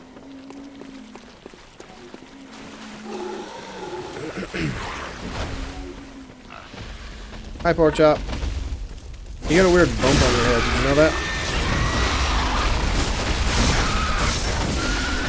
Nice. Okay. That's also with attacks too. That's why I do transformation attacks, because they stagger. They hit harder. Most R1 combos won't stagger bigger enemies like that. So, if you haven't played with that type of stuff, I highly recommend it. Do I want to use Beast Blood? Nah. I'll just use fire paper. Fire paper's the way to go. So this is like the first real skills check in Bloodborne. It is a 3v1 fight, and in my opinion, the only gang fight in their series that I can recall as of right now that they have done incredibly well. Like, all three of them cover 3 different areas of combat. Long range, mid range, and close combat. And it's your job to manage the camera, keep them all in the same area, or have good spatial awareness to survive. It's fun. I like this fight a lot. And with that being said, let's get it started. We're going to start out by taking out the close one first, which is the only one without fire. I missed. I got too close. Why are you over here? Go away. You're not the close one. That's the one I want. Beauty.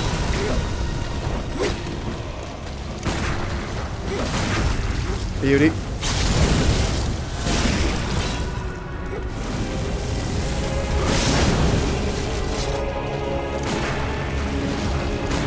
Come on now. I'll take it.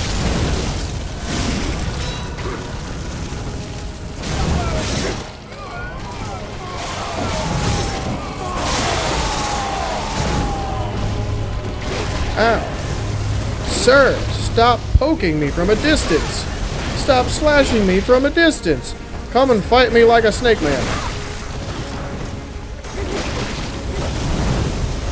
I'm dead. Yeah, they just wouldn't come near me. That's unfortunate. Oh well. I'll do better. I got hit too much in that fight. I'll do better. So I'll try to navigate this time so it's a little bit easier for everybody, because I don't think people were actually paying attention how to run through the level. But you take your shortcut. Pretty straightforward, pretty obvious.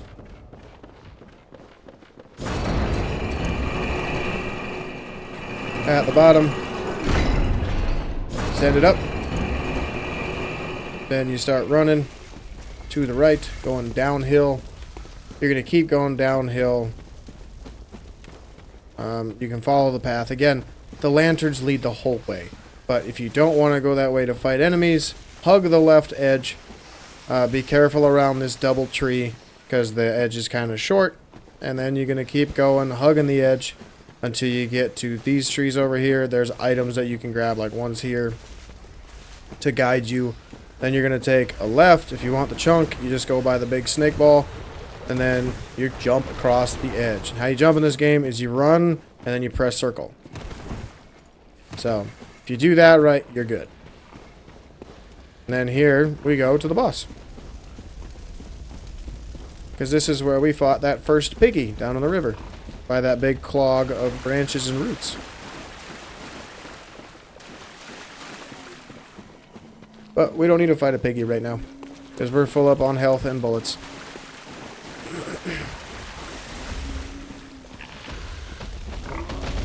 Excuse me, piggy.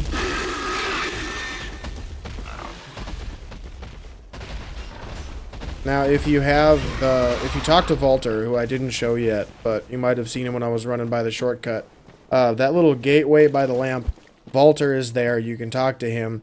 There'll be 2 NPCs that you can summon. One of them is, actually both of them are straight up the hill. One of them is at the joint where you can take a left or a right. Left to the boss, right to the NPC.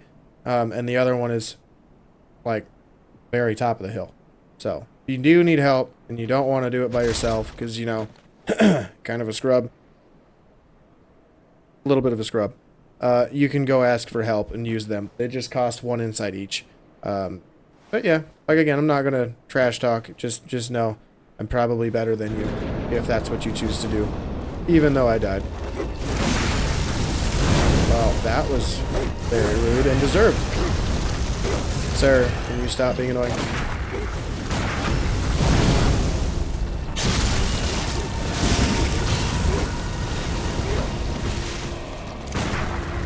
I don't want to be here.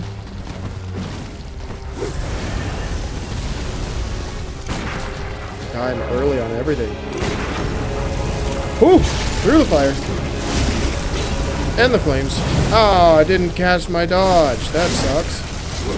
Stop it.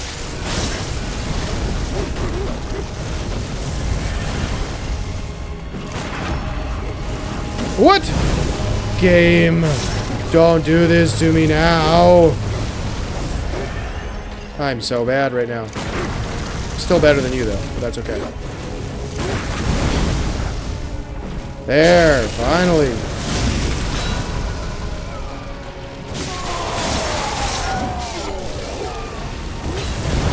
Oh my god, Fuego Boy. I was through the fire. That's fine. Again, I'm running a certain direction. I'm so bad. I lied. I suck at this game, guys. We all know it now. He's terrible. He's bad at everything he does.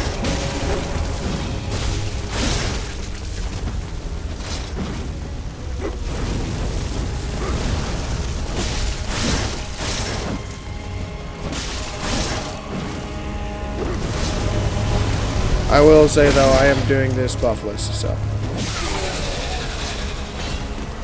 Dude, stop doing that. Okay, now the easy part.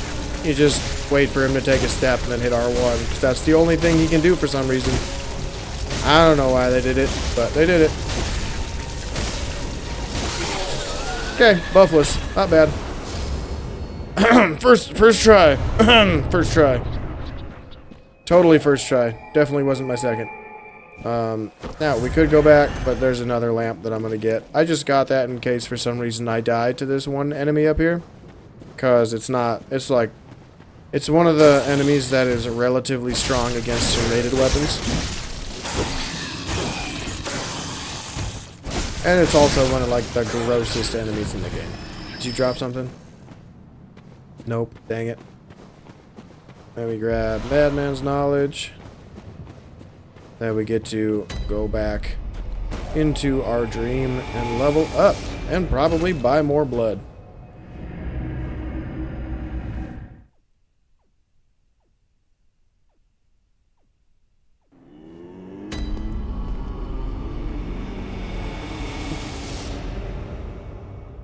Sorry, I was looking at my drink and I saw something in it. I don't know what that is.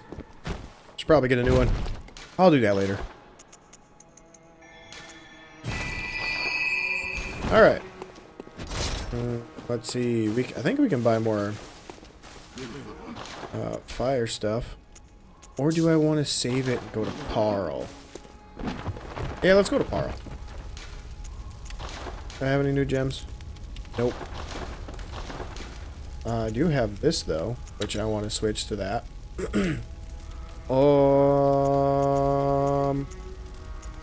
Yeah, we'll switch this to anti-clockwise metamorphosis.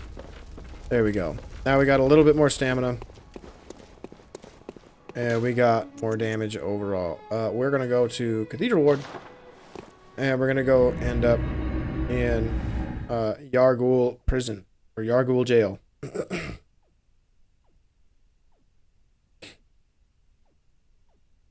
So this part of the game is where you can find more twins if you need more for some reason. Like, you're trying to use 2 weapons on your playthrough instead of 1, all you gotta do is strip the first 3 layers, come over here, hit the up arrow before this guy attacks you, and then you will die, hopefully in 1 hit. Hit me! Wow. Okay, 2 hits. And then he will take you to Yargul Jail.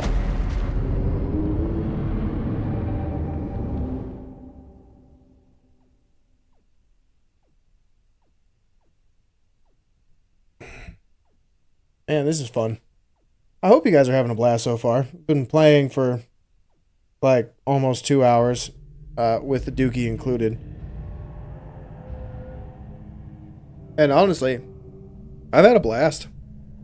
How many times have I died? Twice? And only one of them was to a boss. But it was shadows. That's a skills check. It's acceptable. If it was to someone like the witches, I would have been furious.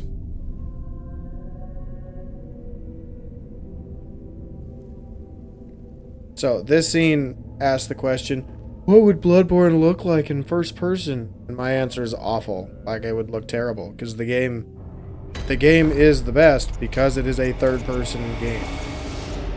Like, if it was first-person, I would not like this game nearly as much. I'm not a fan of first-person games. It's one of the reasons why I don't like first-person shooters. Because everything is just weird. Like, it just looks weird. Like, it's a weird perspective because it's not actually where your eyes are. It's like in the center of someone's chest. This person's not important. Yeah, this person's not important. We'll just take that. Because she's also one of the people who gets possessed by Udin. So in Udin Chapel, you can bring NPCs back like that lady and like the beast dude and send them into the, chapel where eventually they'll get overtaken by Udin and they'll do crazy and ridiculous things. What we are doing though is run into Carl. Aww. You're not even hitting me though. You're not even hitting me. I shouldn't be taking damage. That's fine.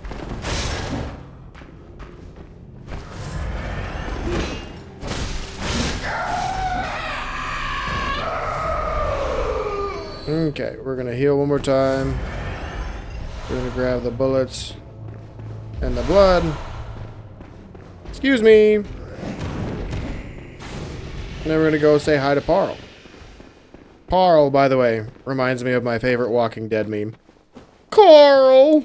If you're a Walking Dead fan, you know what I'm talking about. It's when it's like, I want to say like 3rd or 4th season, when they're in the prison. And spoilers if you haven't seen that show, but it's not really a spoiler because it's been out for like a decade or more. Carl just ended up killing his mom because she was gonna die during childbirth to Judith, Carl's younger sister, and like the whole show up to that point, whenever Rick says Carl, it's like Carl. He adds in extra letters and enunciates it really weird. So.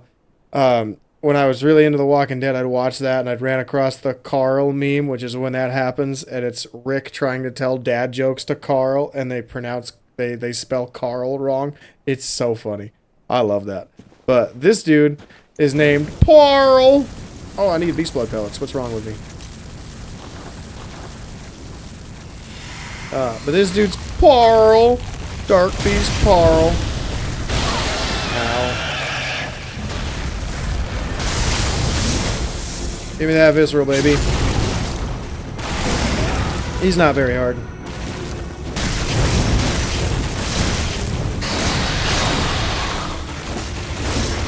I say as I whiff.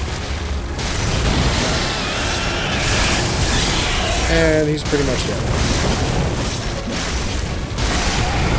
Yeah. Not very hard.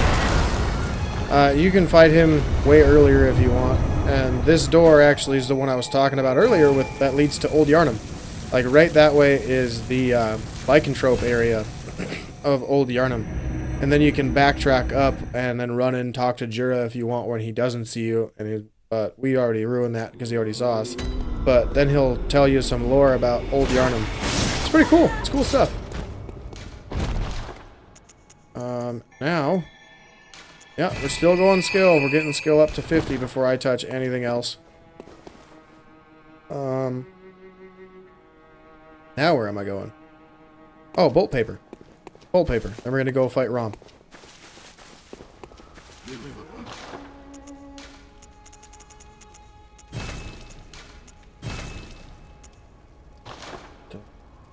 Okay, I'll be back, guys. Something just happened. I think it was the stupid cat again. Just knocked something over in the other room. I'll be back. I'll be back. Sorry, guys. Okay, guys, I'm back.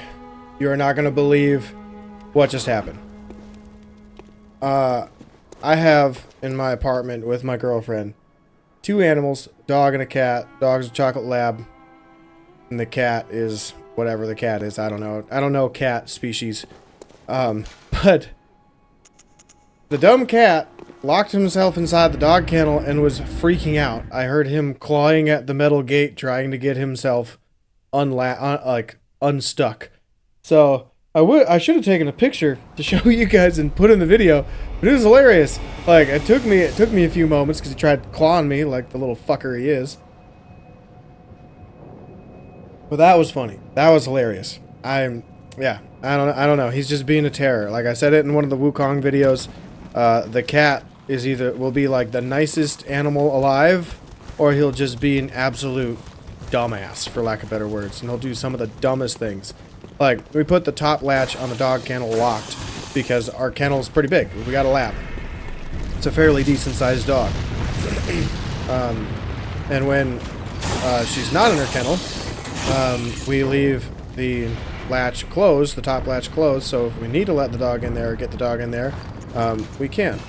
That was an excellent quit out by me right before I got hit. But I'm just setting up I quit out to reset the world state because there's an NPC I'm going to fight here for more blue elixirs. But yeah, like the dog kennel, top latch is latched and locked so nothing can get in. The bottom latch is unlatched and unlocked so anybody can like crawl in there if they're small enough. Well, the cat somehow managed to get himself inside and then was losing his mind because he couldn't get out. And like I walk out and you just hear a meow from him. I'm like, what the hell are you doing? You're so dumb. But yeah. Now I wouldn't imagine. Oh god. I would imagine he's probably mad at me, so he might avoid me and cause more trouble. We'll see. Sir, madam, stop it. Can you be nice? Madam. Madam, you're not being very nice. Oh, and then I blow it. Nice. Give me some heals, please.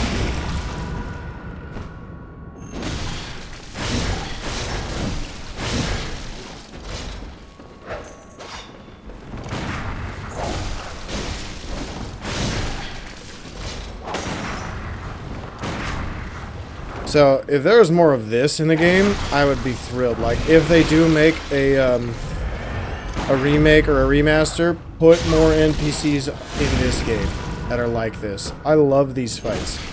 They are what the PvP was supposed to be. Like, seriously. They are so good. Don't die. Whew. Oh no, whatever will I do? Haha. So, if you ever get that move, that is a Call Beyond. It's the strongest incantation or arcane spell in the game. But, all you gotta do is dodge straight through it. That's all you gotta do. Like, a moment after it blows up and starts shooting stars at you, all you gotta do is dodge through it. Like, you don't dodge left or right. Just straight through. Easy peasy. Why did I not slide down all the way? That was weird. Okay, now this is also, if you don't remember this place, this is Bregenworth. This is where Willem was. See, like that's his mess that he made, the cutscene after we fought Vicar Amelia. And there's Master Willem. He's now completely insane because he can't really speak. And his eyes are covered, which kind of shows like he sought to gain power and knowledge through the eyes, where Lawrence wanted to go through blood, which you'll see later didn't really work out for Lawrence.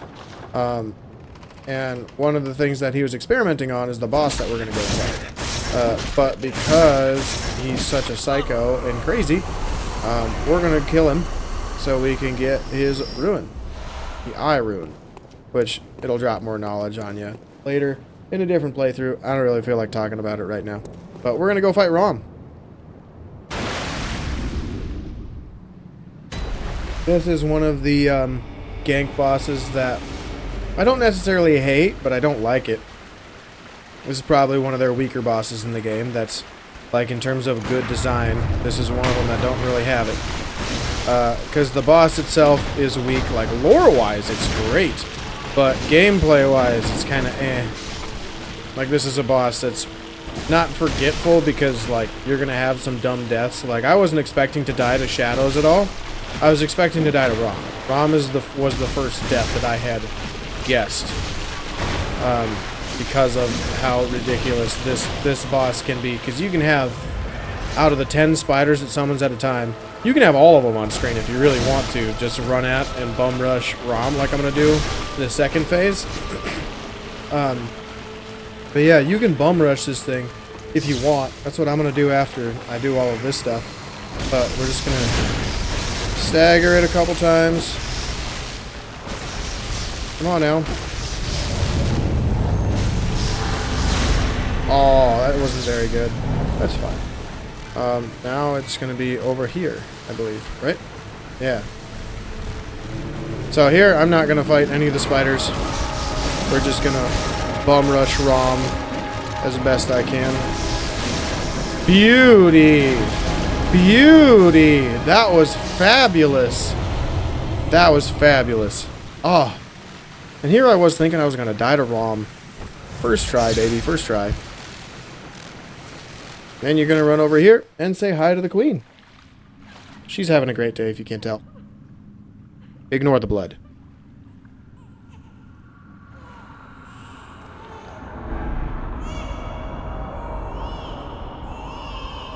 I love that shot.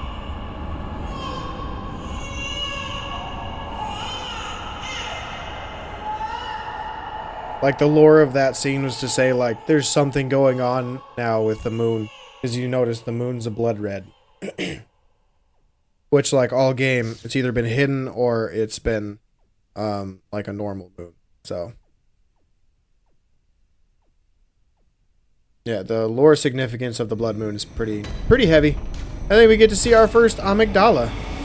Which, if you try to come to this area earlier in the game, it'll grab you and kill you. So. Now is when it's safe because you can just run through this open door. Where that spot is that we get warped to is actually where we picked up these twin bloodstones after killing those despicable fatties earlier in the playthrough. But again, I'll go into more lore detail with the actual playthrough of the game. Because I love this game. I'm gonna play this so many times. Like it's not even close. Like, unless there's a new game that comes out that is just as good, if not better than Bloodborne, which is not going to happen, I will probably have to switch to that as my favorite game, but nothing has come close. Like, Elden Ring is a great game. Like, it's great. I love it. Top 5, like, in my top 5 games for sure. But it's not my favorite. There's too much gameplay-wise that I don't like about it for it to be my favorite. And it's the truth. Like, I don't like the Ash of War spam. I don't like magic. I prefer melee stuff. I don't like how the combat system is basically Dark Souls. That's pretty much what it is. It's basically just Dark Souls. And you could say, no, it's different because you have a jump button. Well, you could jump in Dark Souls too. You could do jump attacks in Dark Souls. Or not jump attacks, excuse me. Plunge attacks, which are basically that. What else? You got magic. Like 80% of the magic in Elden Ring, you could do a variation of it in Dark Souls. Like, they have new types of magic, but they still do the same things. So, yeah. Like again, I'm not like against magic in all video games. It's just I don't like it when you have melee as an option, and I have more fun playing melee builds than mage builds. Like, I've done mage builds in Dark Souls before I actually got good at the games, because I thought it was cool to be like Gandalf from Lord of the Rings, because that's my favorite, one of my favorite stories of all time. But yeah, like, I am a huge fan of melee, which is why I love this game, because it's a melee-focused game. Sure, you could very easily do a Hunter Tools run, which is basically magic, and use the tools that are given to you to kill everything, and then you can look like, what's her name? The NPC I just fought. I forget her name. She actually has one. It's in the lore somewhere, but I don't remember. But yeah, you can get the Hunter Tools and just use that, and use your quick silver bullets as your resource for that. Which, I don't know how that works, but hey. It somehow does. But yeah, like I'm not that way. I'm not that type of player. I like melee. I like big weapons or badass weapons that work really fast. I like to do varying combos and whatnot, which is why this game is my favorite game, because it does everything I want in combat. And I never really understood what I wanted till I played this game, Nioh 2, and Sekiro. Because those games do an exceptional job at all of the stuff I just described. And then the Souls games do a pretty good job as well. But again, if I had to choose between any of the Souls games and this one, I'm choosing this one. The combat pacing is so much better than those. And those games, for the most part, teach patience, where this one teaches aggression. Like, how are you going to get your hits in on the boss while dodging, because you don't have a shield that does anything. Because there's 2 shields in this game. One of them is basically useless, and that's the wooden plank. And then the other one, I forget what it's called, because I literally never use it. But it's the lock shield, right? Or the Loesch shield. It's in the DLC. You can use it to stop the arcane attack of one of the DLC bosses, but that's about it. It doesn't do anything else to benefit you. Could I just sell them? I'm dumb. I'm dumb. I have blood, I know I do. That's what I get for talking. That's what I get for talking.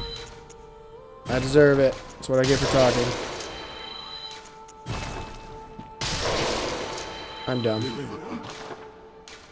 Now I gotta use... I'm not gonna get all of that. We're just gonna get... How much do I have? 28. Let's get 15. Easy. Anything else that I need to sell? Yes, Graveguard set. Don't need that. We got 5 chunks. Dope. Okay, fortify. Oop.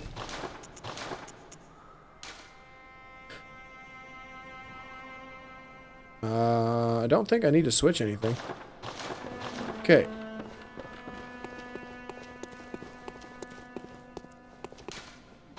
Now, we keep leveling till 50.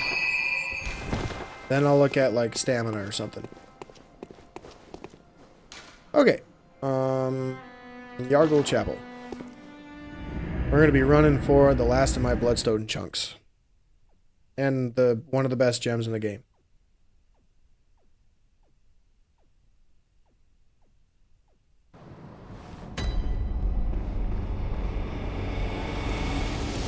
So this level is one of the more difficult levels to run through in the game because of just how many enemies there are. I fell. Oops. I was going to get that Frenzy Cold-Blood, but oh well.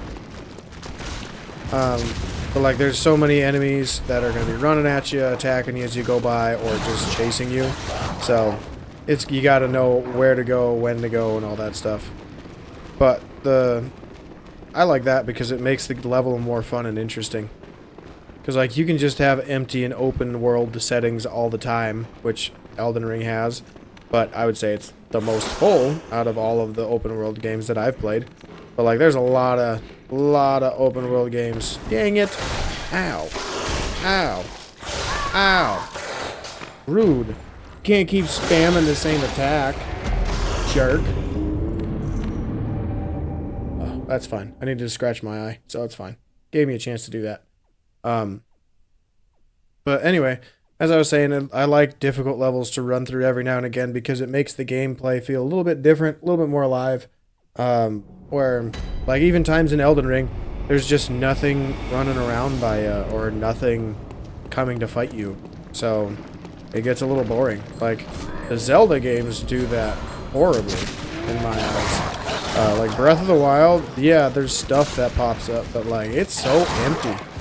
Like, you just look around and you don't see anything. Then you start moving and things come into existence.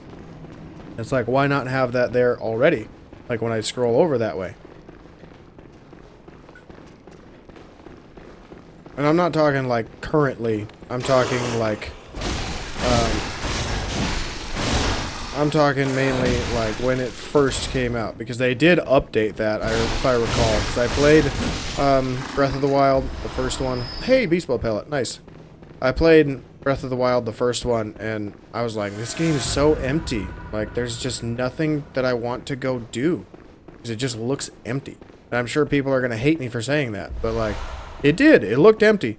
After some updates, I think they changed in how fast some enemies load into the game, like in your field of vision. They also changed like how many spawn points there were for some enemies, or they updated it and changed how many they actually spawn in or something like that. Oh, hi. That's weird that you're here. Not used to you seeing there, but that's fine. I need to go here. More chunks. But yeah, like the changes they made the game better. I'm not saying that it was a terrible game at launch. It's just I played it for a good 7 hours, 8 hours at launch. That's enough for me to say I have a decent understanding of that game with how much I explored. Because I think in the first 8 hours I did fight several open world bosses, which I did think was cool. But it wasn't enough for me, at least on my first playthrough, to want to keep playing it more. Like multiple times through. So like at 8 hours, I think I took a break and I didn't come back to it for like weeks. But then more and more people are like, no, you gotta play it, it's super fun. And I was like, alright, sure, I'll give it a try. And I did. It was pretty good. I like that one more than Tears of the Kingdom. Because I don't wanna build all of that stuff all the time. That to me is not my type of game. But the puzzles in the first one are also not my type of game. I like this stuff. I like action. I like fighting difficult enemies and difficult bosses. Not solving puzzles. Puzzles are not fun for me. Oh, hi. You weren't supposed to be here yet, but that's fine.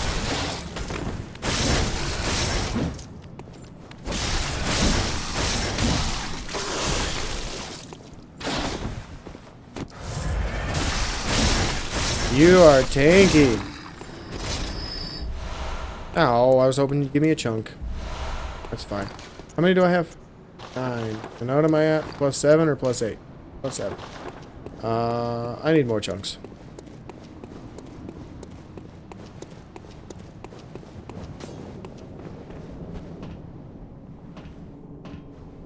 Okay.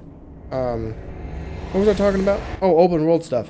Yeah, I like levels that have a lot of enemies in it, so it feels like this world is alive. And right now, it feels like this world is alive and just inhabited by a shit ton of monsters and messed up dudes that are drinking too much blood, which will eventually happen to us too. So we got the strongest gem in the game. Now we are going to go back to our lamp, and once we get to the lamp, we'll upgrade this weapon, put the strong gem on, and then we will go get a few more chunks that I haven't gotten yet.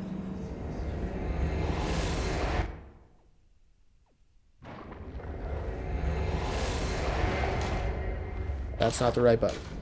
There we go.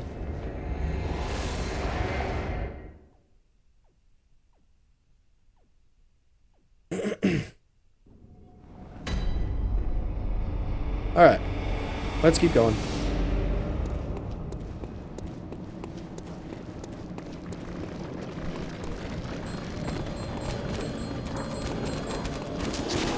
Ow. stop.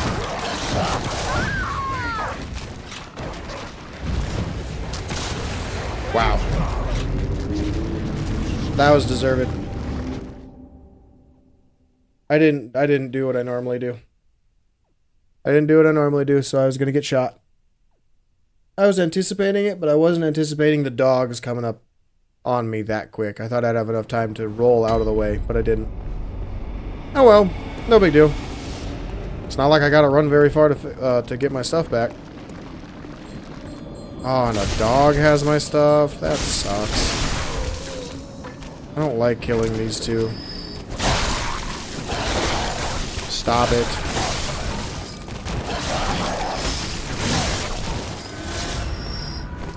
Okay. Much better.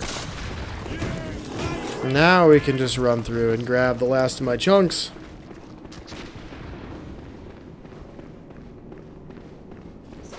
Again, I'm not going to fight these guys. I will do that on an actual Let's Play. This is a run through.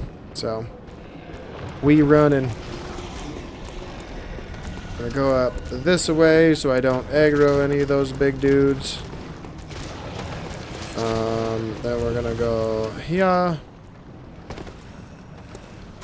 And boop. Grab those. Hopefully he doesn't see me yet. This might be interesting. Oh god! Oh god! Ow. That's fine.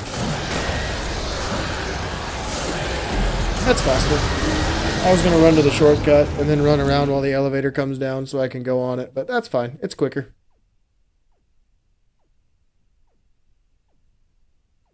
And I hopefully have frenzied blood or something so I don't have to go back there. Do I? I do. Good. Excellent.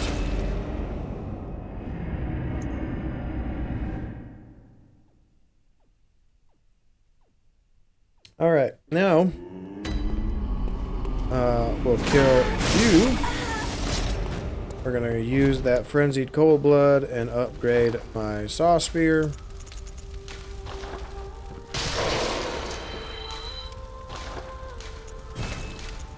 Nice, +9. Excellent. I don't need to go farming for anything. Or not farming, running through other levels.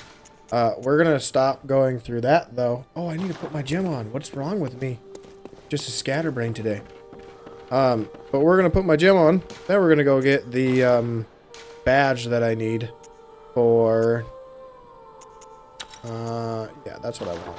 We're gonna go get the badge that I need so I can get more beast blood pellets so I don't have to be so stingy with my insight. And that is in Upper Cathedral Ward.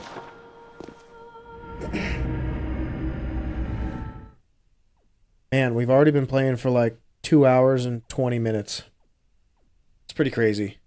Granted, there's been like a good 10-15 minute window or so because I was busy doing other stuff, but so it's really been more like 2 hours. It's pretty good. It's pretty good to play through so far. And those of you that are wondering, my personal best on this game for run-through times, again, it's not a speed run. I'm not a speedrunner. But my personal best is, I think, 2 hours and 56 minutes. And that was after a very long break of not playing Bloodborne, because I was playing other games like Wukong and Elden Ring and Lies of P. Which, Lies of P is a pretty good game, but something about the combat just seems a little clunky. I don't know why. And I don't mean like the clunky animatronics or puppets that we're fighting. I mean like the player-wise clunky, and I don't know why. Like, I don't know what I'm doing wrong. Let's just put it that way. Because the gameplay seems fairly tight, or pretty tight. Like, there's not many things wrong with it. Like Bloodborne, there's not many things wrong with the combat. It's really tight. But something just seems off. Like when I play it, and I try to use the deflections or parries, or blocking, like something just seems off. And I don't know why. And I feel like it's like my animation movements are weird. I don't know why. So yeah, like I did beat the game. And I think I got the hidden boss ending. So is that dude that used like the big scissors at the end. I can't remember his name. I only played the game once. But like I did get that ending. I did beat it. It was pretty fun. It's just like, I I don't need to play this again. But now that I'm on YouTube, if you guys want me to play it, I'll play it. It's like the quote-unquote Bloodborne version of Sekiro, but not really Bloodborne, because, you know, no, like, incredibly disfigured beasts. There's a few of them, but not as many as in this game. But right now, what we need is the threaded cane, because we're going to do some cheese. I think this is a speedrun strat, but it's like for the 100% runs, not for any percents, I don't think. Because you don't need to come over here. This is one of the optional areas in Bloodborne. So, you have the cane equipped, because when we get to a certain enemy, the enemy is like just far enough away where you can't hit him with most weapons. So you gotta have like the longest reaching weapon in the game, poke him or touch him. And then he'll aggro to the door and then you can bop him pretty good. It's one of those brain suckers. Haha.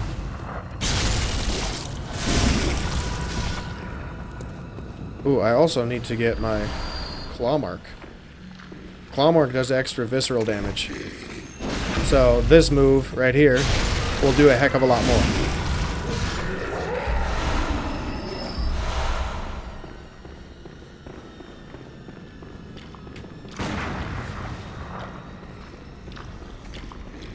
I dropped my controller all weird.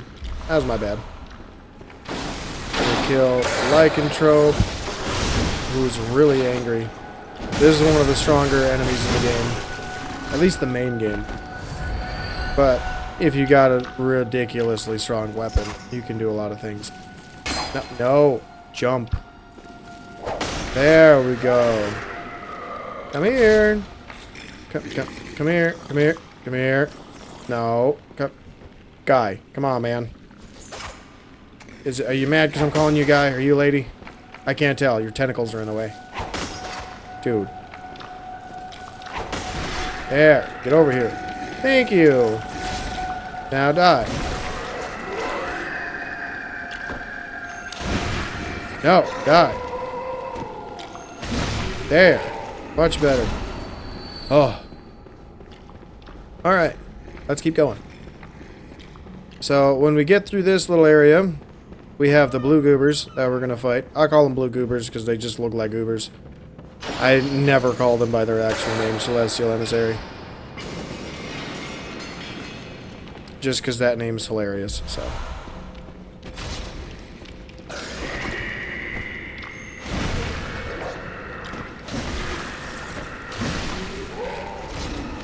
Yeah, those are brain suckers. Thankfully, I haven't had to show off how they got the name yet. I imagine I will probably by the end of the playthrough, because there's a few more that we'll encounter. But we needed the orphanage key to get through the door. Going the other way, you gotta fight through like 4 more brain suckers, and they are arguably the hardest enemies in the base game. But now, we get to go fight the blue goobers. I also love this skybox. Like the purples and blues mixed with the blood moon. Looks so good. Which, we'll go back to Yharnam here in a minute. To get my claw mark, I just want to kill this boss first. So I don't have to come back here, and when I finish the main story, I can come back for all the optional bosses. Which would be Ebritas. Arguably the hardest, one of the hardest bosses in the base game. I'd say actually the hardest. Depending on what run you're doing, she can be absolutely stupid strong. Unlike this dude. Which is like, oh, weakest. I'm dead, I'm dead, I'm dead. Oh my god! I'm alive! And that thing's dead. Yeah, so this is again one of the weaker bosses. I wonder why. They just didn't give him a health bar. But like also the dude's just not supposed to be strong. It's supposed to be like an intellectual magic type monster. So it's not supposed to be very durable. It has squishy skin, so you hit it with something hard or sharp. Yeah, you're gonna make it do a lot of damage. So yeah. Now, is there anything else that I want on? I don't remember. No, I'm pretty much set with that. These blood pellets, that's what I wanted. Yeah. If we run out of those, the game gets a lot harder. And now we go back to the village. Because we're gonna go mess up One Reborn. He is a pretty good boss. He's like Tower Knight in Demon Souls, if you've ever played Demon Souls. The main thing to remember with him is you just gotta take out the dudes on the edges of the tower first. Or the what the heck's it called? The balcony. There you go. I got there. I figured it out. Now. Bad wheelchair dude. You're supposed to keep him in check. You should get punished too. Punished? Punished. Punished. Oh, words are hard. Okay, so with this, we're going to walk off the thing. Avoid doggy number 1. And then walk into the fountain, get X, and get warped near the boss.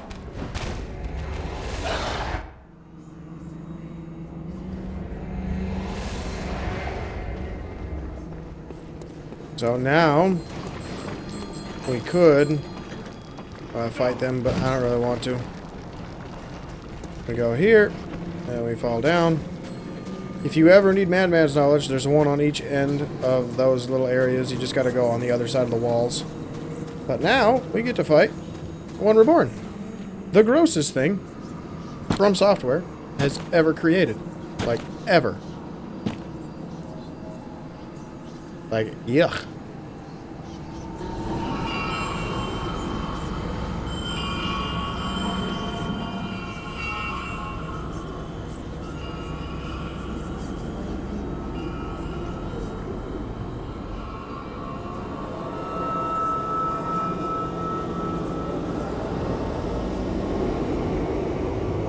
A lot of people think One Reborn is a great one. He is not. I don't know why he is not. I don't know how he is not, but he is not. Like, he's like an amalgamation of horrors. Like, a lot of different pieces put together. He's like great ones reborn, but they don't have the intellect of an actual great one, if that makes sense. At least that's my understanding. I am probably wrong. It's okay to correct me. Like I said, I don't know everything, but I know a vast majority. And this is one of the things that I'm kind of hazy on, because he's one of the lesser-liked bosses of the game. Because he's just a giant punching bag who loves to randomly punch and kick back. And then he loves to poop everywhere, which is gross. But we're going to run this way. I also need to put my fire paper on, because he is weak to fire, not electricity.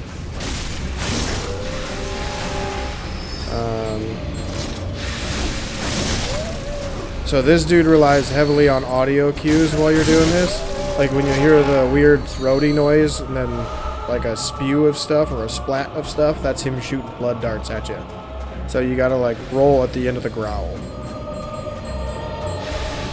So what these witches do, the purple orb is heals. So when you're attacking the boss, the purple orb will heal him, and then they'll also cast fireballs at you.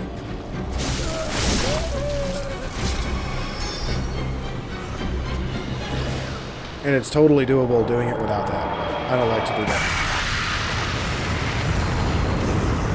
So you get both. You go R1, L1, roll out of the way, and then it's R1s and L1s to just repeatedly stagger. And look at that beast meter, man.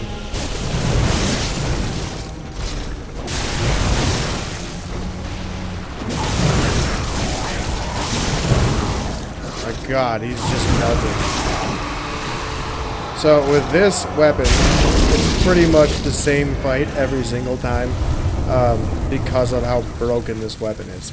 But if you use other weapons, like when you get him staggered like that the first time, just with the simple R1, L1 to initiate the actual fight with a boss, he'll stagger.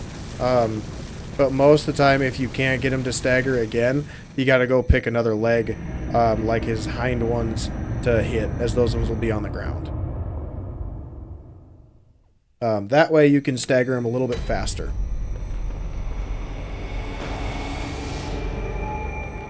I had so much Beast Meter build.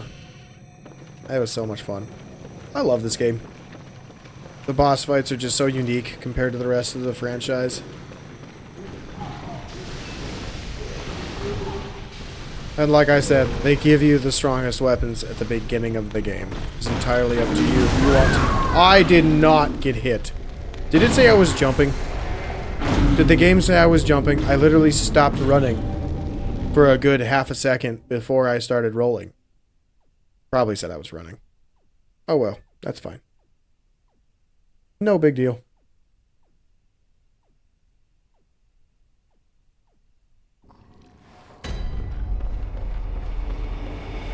Thankfully, it's not a long run.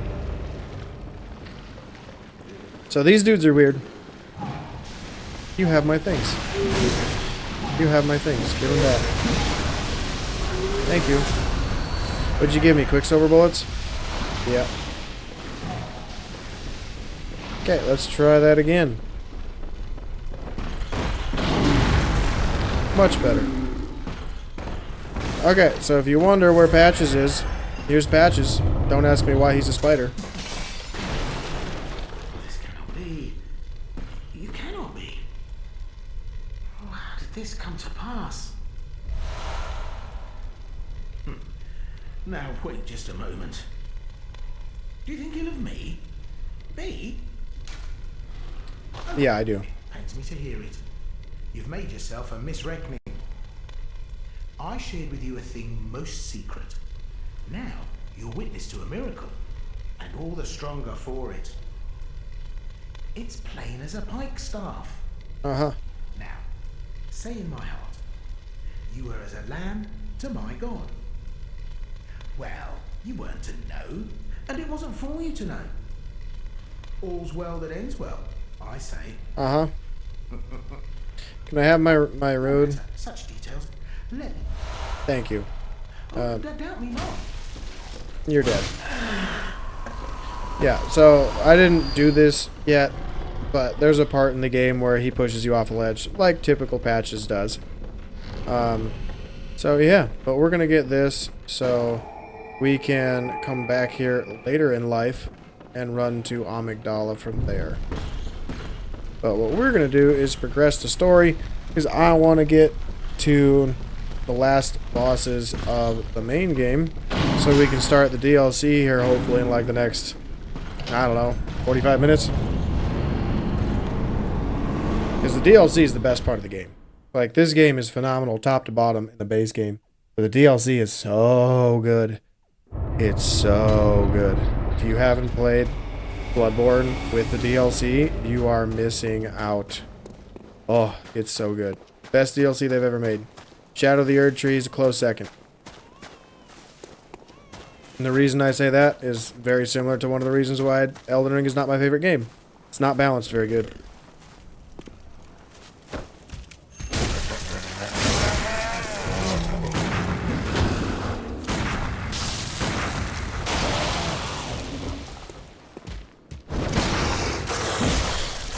You're supposed to stagger on that move.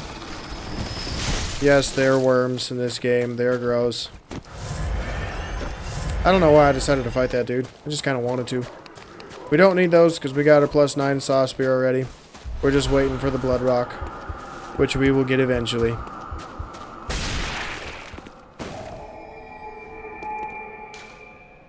Alright, let's go back and level up. I also think I'm going to take a pause for the cause here for a minute. I got to go use the restroom again. I'll be back.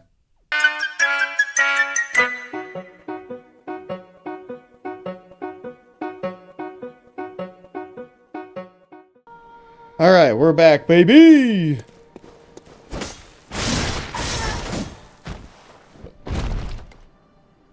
Let's go. Time to fight some stuff.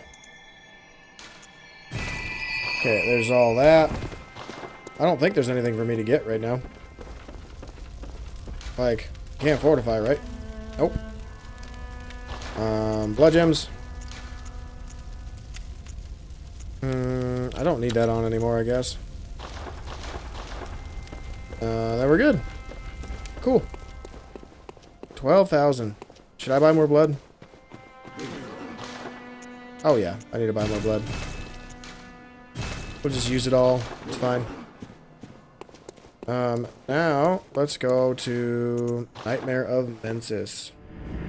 Nearing the end of the main story. And it's only took about, like, 2 hours, 15 minutes. We still got way more of the base game left, though. We still have Canehurst left. We have the Nightmare Frontier left. We have Abritos left and Ruinwood Gardens. Ow. Stop.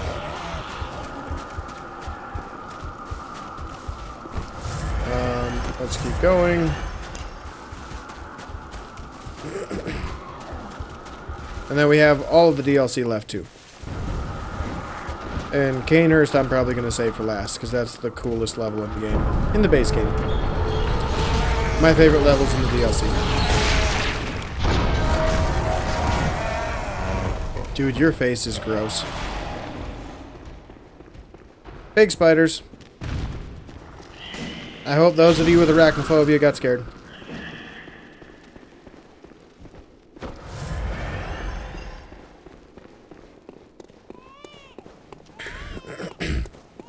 So to get this guy without getting hit, you just gotta wait for him to attack and roll.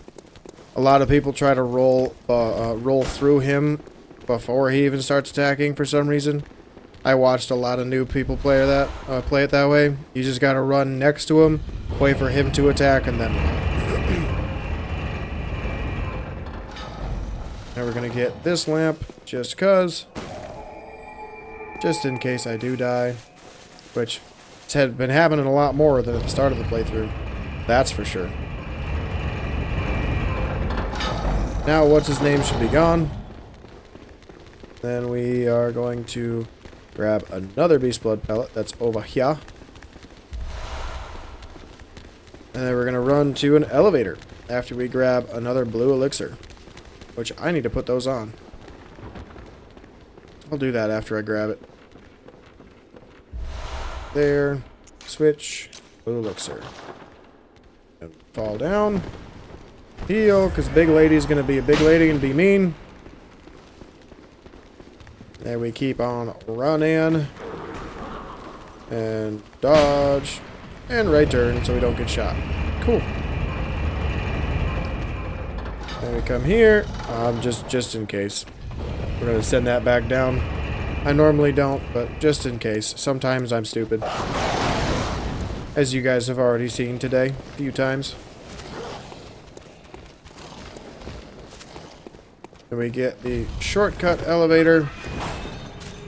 And then we go up here where we get to see the ultimate prankster of Yharnam and Bloodborne. The wannabe Joker himself. Mr. Mikolash. Or is it Professor? I don't know. Some say Cosm. Do you hear our prayers? No, we should not abandon the dream. No one He's can perfectly catch sane. us. Perfectly No sane. one can stop us now. I can. Hey, look at the dead Rom baby over there. Couple of them. Ew. So, lore-wise, real quick, this area of Mensis and like everything we're seeing is Mikolash's dream, which is kind of cool. Which is why like there's these things, his puppets that spawn all over the place and run everywhere and do everything. Like they kind of fight for him in phase 1. This is a strategy that I saw Mr. Toast, Jesus Here's Toast do. Is try to get Mikolash out of the room so you don't have to fight him with the dummies. Is he gonna go back to the room? You're dumb. Come here. So instead of getting him into that room, you bring him out here where there's no enemies, and you fight him either in the little hallway, which I'm going to do, or you fight him out here after you kill the 2 puppets. But all he's really going to do is that, first phase. So it's just walk around him, right or left, till half health. Then he's going to fall away and disappear, and we're going to chase him down somewhere else. Oh, majestic! Hunter is a hunter, even in a dream. Love that line. Grab some blood. And we keep running. Hey, we didn't get shot. Look at that. I love the music in this game. I'm glad they have a good soundtrack for this game, because if this had a shitty soundtrack and you had to run after Mikolash and you never figured out how to do this and get him to go in certain places that he's supposed to go, this would be miserable for you. We're gonna kill you because I don't know what you're gonna do. Oh, I thought you were that one. Whoops. Well, we'll kill you too, just because I don't know what you're gonna do. Mikolash, stop that. That sounds weird. It sounds weird when I don't have you on screen. I could get demonetized. Not that I'm gonna make any money off YouTube anyway, but you know, it's the thought that counts. Is he gonna do it? Nope. Dang it. I think I was too far away. That's fine. We just run back to where we were. Then we'll drop on his head and just make his life miserable. Or I mean, end his life. We're gonna switch to Bolt Paper, just cause. You gonna talk again? Whee! Now he does a little bit more stuff, but it's still really easy.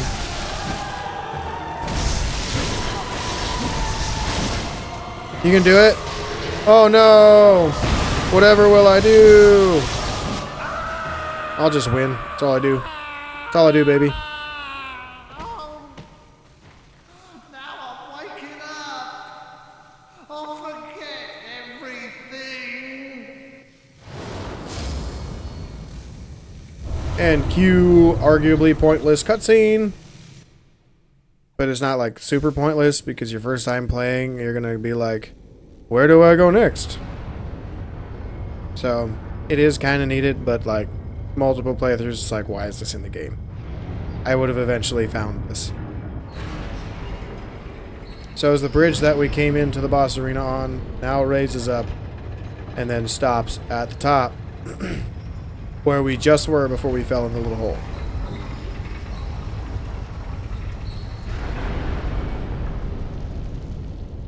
Alright, that's pretty much it. Then the gate lifts, and everything else is dead. Great cutscene. Needed to see it. Alright, let's keep going.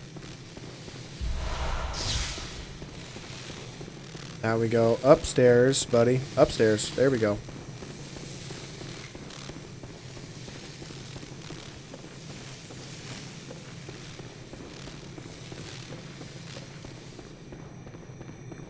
And there's the bridge. See, like, it's kind of useless because you would have been on the other side and been like, well, this clearly leads someplace. And then at the end of the cutscene, you'd have been like, do I go back there? Is something there now? So, yeah. Like, I don't think it's really needed, but I'm also not going to say take it out. Because it makes sense that it's in. Because first playthrough, yeah, you're going to kind of need it. But, like, sequels, no. Not necessary. Almost at 50. I feel like 50 is the hard cap, but I don't remember. I don't pay attention to soft caps or hard caps in these games. Ooh, I got more blood.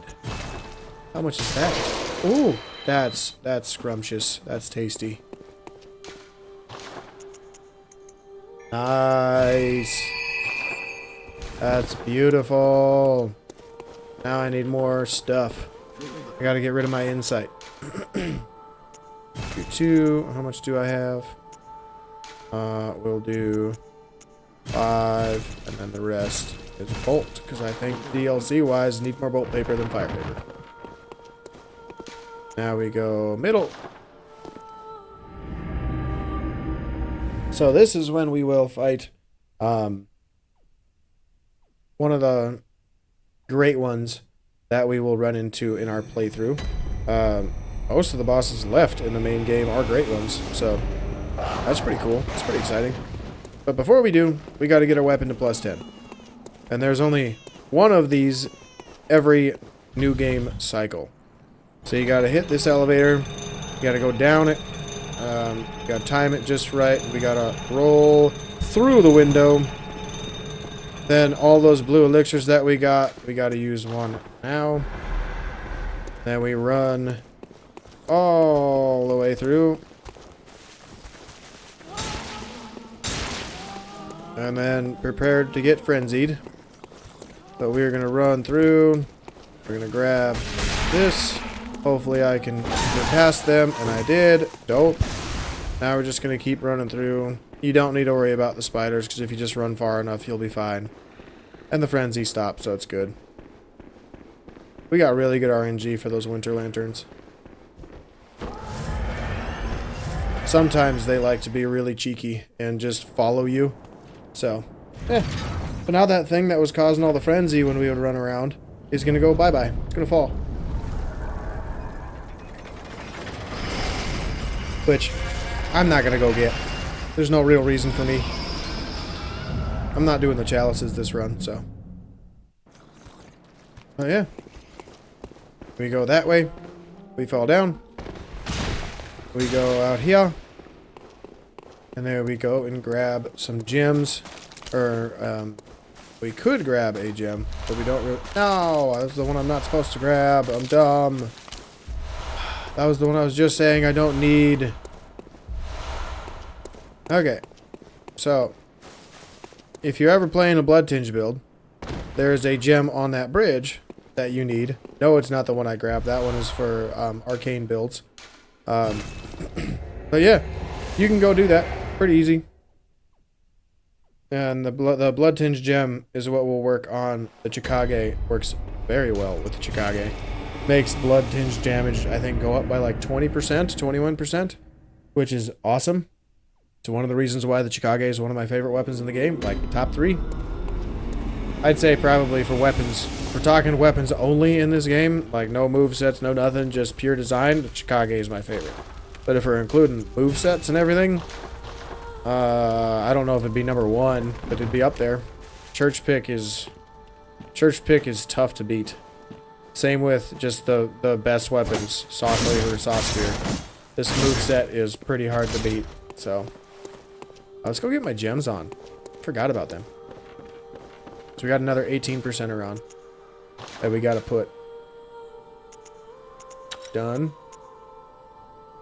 And done. Nice. Do I have any runes? I do. Nice. Now we get a little bit more stamina. That's why I don't level up stamina, by the way. I'm sure I already said it, but that's why.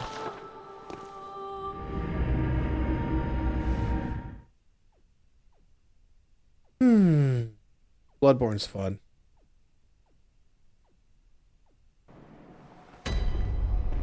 Alright, wet nurse. I'm coming for you. So if you are a farmer and you love farming things, this is the level to farm. I think one time through you get like 45 to 60,000, something like that, anywhere in that range, depending on what you kill. Oh god, I almost got my booty cheeks burnt. But yeah, like you can farm these things, all of this stuff, if you want, for a lot. Like I used to do it way back when I was bad at the game and didn't know any better. But like now, no, I don't. There's so many better ways to get the echoes you need to level up, or to buy stuff, or whatever. But we just got our last gem that we need for this run. It is I think a 15%er, 14%er, something like that.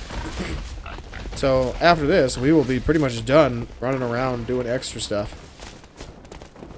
And now we just get to go fight bosses, which is great. And we still have, like, over half the bosses left, I think, in the game. Or around half the bosses, something like that. So, we have Wet Nurse, which is what we're just about to fight. We have, for main game bosses, I should say, Wet Nurse, Garamond, Moon Presence. We have Amygdala, who we're going to go fight after this. Amygdala, Ligarius, and Ebritas. And then we got the DLC bosses.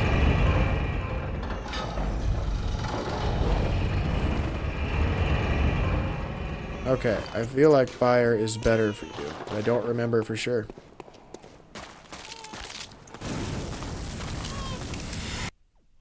So this is one of the only real weak points in the game too, in terms of boss design for story bosses.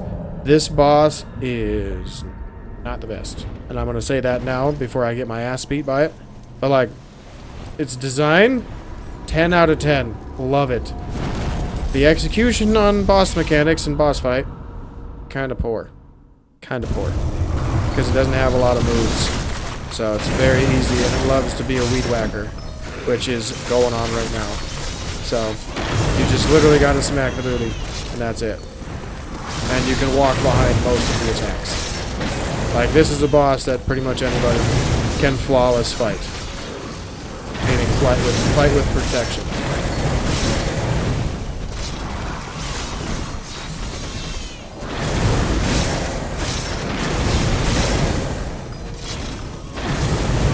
Ooh, it hit me. It hit me twice. Wow. I'm proud of you. That was a nifty little move. I thought you were going to swing right over me. Good job. I'm proud of you. I said, though, I was going to kick my ass, didn't I?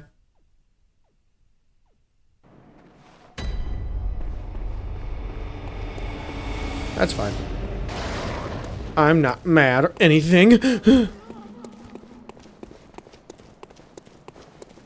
If I die again, then I'll probably be mad. Because, like, again, this is a boss you should be fighting flawlessly. Like, 2 more hits, maybe. 3 more hits tops, it'd have been dead. All I had to do was dodge 1 more time. I just didn't want to. I thought I was going to be able to tank it. Oh well. That's the price I pay for only leveling up health to 20.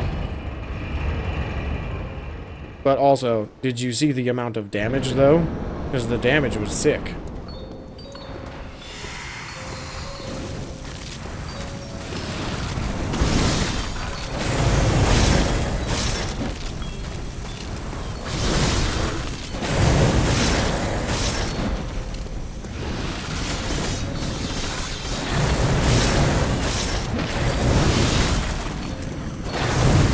Now you got me paranoid, lady.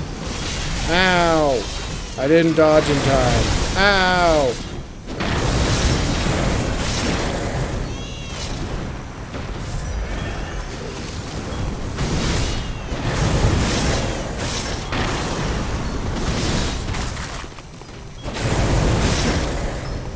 And dodge. There we go. Easy. How many times did it hit me? Like twice? Something like that. So, first time playing this part scared the bejesus out of me because I was like, is there a second phase? Oh no, I didn't know that stuff exists in these games. And then, like, eventually, the baby stops crying, and then you get the, wait for it. There it is! Nightmare Slain. So, the Wet Nurse was the host of the nightmare. Lore-wise, I'm not going to dive too heavily into it. If you want more details, I'll go over it in the Let's Play, which will be a longer Let's Play. Or I shouldn't say it's similar to this. I'm not going to kill, like, everything in the game. Because skill-wise, I don't need to. I've killed it all thousands of times. I don't need to kill more. So, yeah. All of that for 2. Okay, I guess we're done with that. This scale's on arcane too, right? I don't remember. Yeah, a little bit. We'll do scale. Or we'll do arcane. Cool. Now technically we did just beat the game. Are we actually gonna stop here? No, we're not. because the wet nurse, lore-wise again, is a boss that essentially moved in on Udin's turf. This is my very brief interpretation of what's going on lore-wise. It moved in on Udin's turf, and Udin was looking for somebody who could kill it so it could gain more control. Think of it like a turf war. So it could gain more control over Yharnam and its people. Oh, I gotta go do a couple things. Before we fight bosses, I gotta go get my claw mark, then I gotta go get my better blood rapture. So I can have those on to do ungodly amounts of damage. But as I was saying, it's like a turf war. So Wet Nurse moved in on Udin's territory, and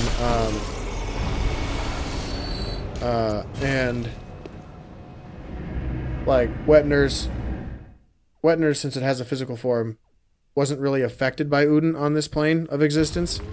So Udin contracted a hunter, quote unquote, to find him and kill him. And we were the hunter to find and kill him.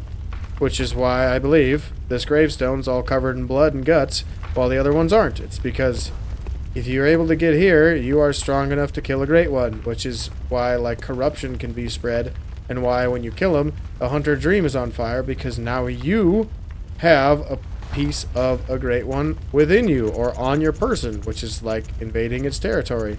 1/3 of an umbilical cord, a relic also known as the cord of the eye. If you look at it, it says, every infant great one has this precursor to the umbilical cord. So again, if it's a great one, it has an umbilical cord on it. When you get all 3/3, you have the secret ending, which we're going to go do later. Right now I want to kill all the side bosses, and after the side bosses, I'll run and get my last piece of the umbilical cord. We'll fight the final bosses of the main game, then we'll go do the DLC.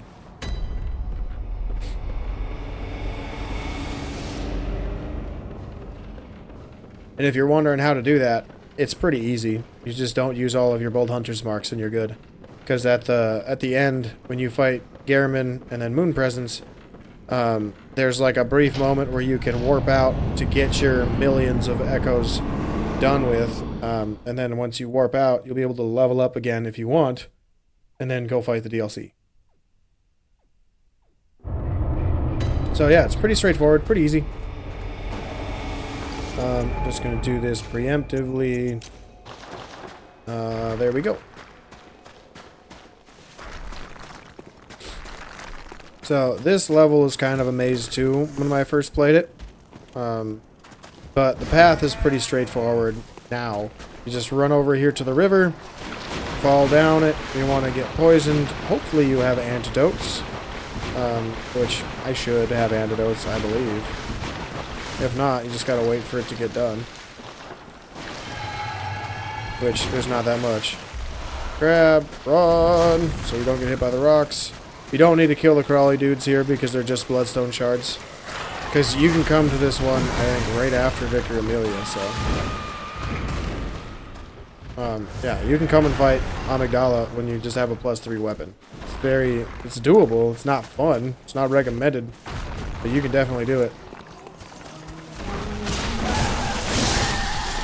So, this one, for some reason, will always give you Frenzy.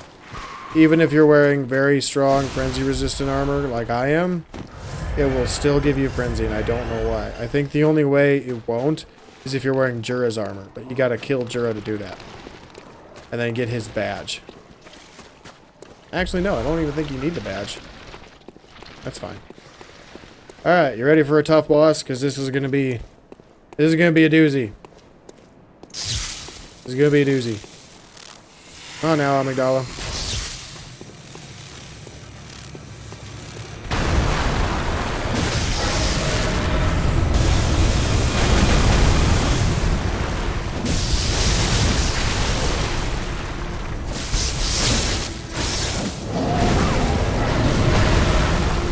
Wow, it hit me. Surprised.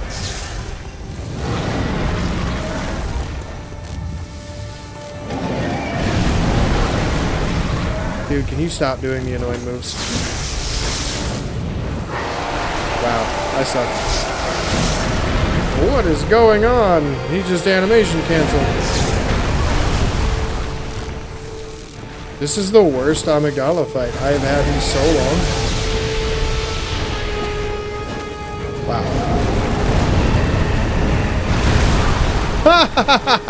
That's funny.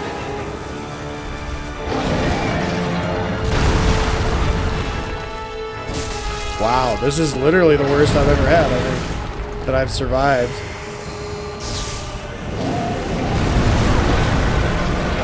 Dude, you're so bad. Pick it up, man. Pick it up. I should honestly die and just restart it. Nah, it's fine. Too late. Should be dead. Yeah, that was embarrassing. Hey, remember when I said I was going to show off my skill? Don't look at that part of the episode.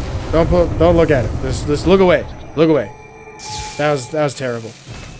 No joke. You run in, you hit the head, you get a visceral attack, you hit the arm a few times, and it's dead. That's literally how it's supposed to work.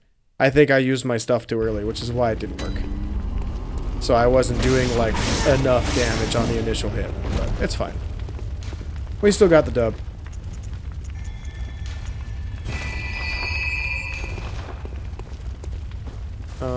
Now what? Let's do a Britas, because I'm already there.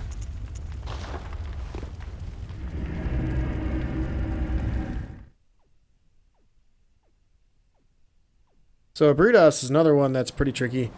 Ideally, when you're doing it for a speed run, because I watched several players do it, you want to try to beat them on the first playthrough or first attempt, because the Britas does have a little bit more difficulty after the first attempt. Meaning, like, it'll do a few different. It'll start from a different position, number one, and two, it will see you right away when you walk in. Like, when I walk in, it's not going to notice me. And also, speaking of boss design, this boss looks dope. But yeah, as I was saying, like, you want to beat her in the first try, and this is pretty much how you do it. You take beast blood pellets first, you go 1, 2, 3, bullet paper, hit the tentacle. Oh god, I missed, but it's fine. Now you pretty much want to just hit her as much as you can with transformation attacks, ideally in the head, and stay in this little pocket. Nice, we got the visceral. Let's go. First try, flawless Abritas. Let's go. That was dope. That was dope. Yeah, but it looks easy, but it's actually pretty hard, because if you get nudged once, you have a real fight on your hands. That is really difficult. So, yeah, it takes some pretty good skill to actually get good at that. I just noticed I didn't put my good gem on. What is wrong with me? Oh, I was like, why do I have that weird icon up top that says I have more damage? So let's take that garbage off and put the good one on. There we go. And I got a lot of echoes. Insight. I'm going to grab another 10. And we'll do 3, 2, 3, nope, and 2. There we go.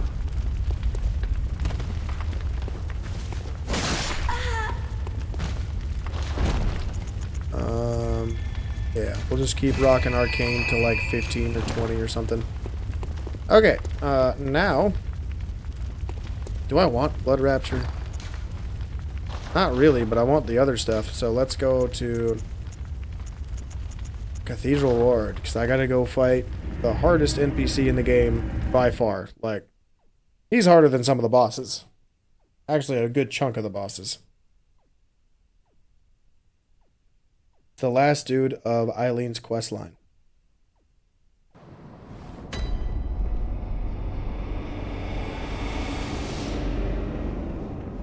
I think I want fire paper on this. So I'm not going to waste a Beast Blood pellet on him because even though I can get like quote-unquote unlimited, because I'm using Insight to buy them now because of the badge, I'm still not going to waste them on him. I'd rather just parry him and fight him straight up. So this dude, you don't want to just sit there and fight him like we did with the lady because she didn't have a gun. He has a gun, so he's going to parry you a lot if you sit there and spam. So it's like 1 to 2 transformation attacks and that's it. I don't really want to talk to you, sorry. I'm trying to play. I'm having fun. But like, he has one of the coolest weapons in the game. And you can see where they fought. It's pretty cool. They fought on the stairs. But he has the Chikage, which is a blood katana. It's dope. And he also uses the hunter's tool. Wow! I just completely whiffed that parry. But yeah. This dude's dope. He's really strong, as you just saw. And the stupid part is, his gun is what's actually the strong part. Like, he can one-tap you if you dodge and he hits you when you dodge, because the double damage, he's shooting 2 bullets at once, because he's got the repeating pistol. Yeah, you literally can die from just a 1 hit, regardless of your health. Like, I'm low health right now with 20, because I played this so much. I like to have this as like a part of the varying difficulty like I talked about earlier. I like lower health because it makes the game harder. It makes me play better. Where if I'm at like 40 health, it's like, well, okay, he took 80% of my damage. Now I gotta heal once or twice. But if I'm at 20 health, he took 100%. Now I gotta know I can't do that anymore. Where before I could.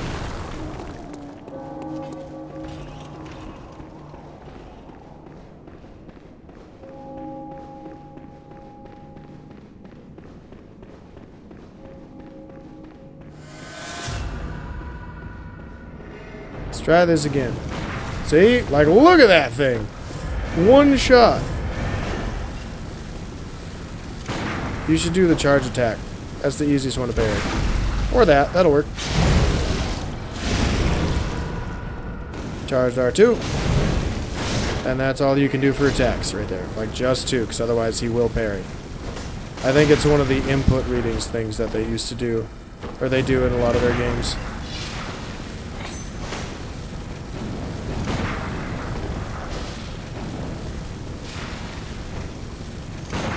Thank you. That was what I needed.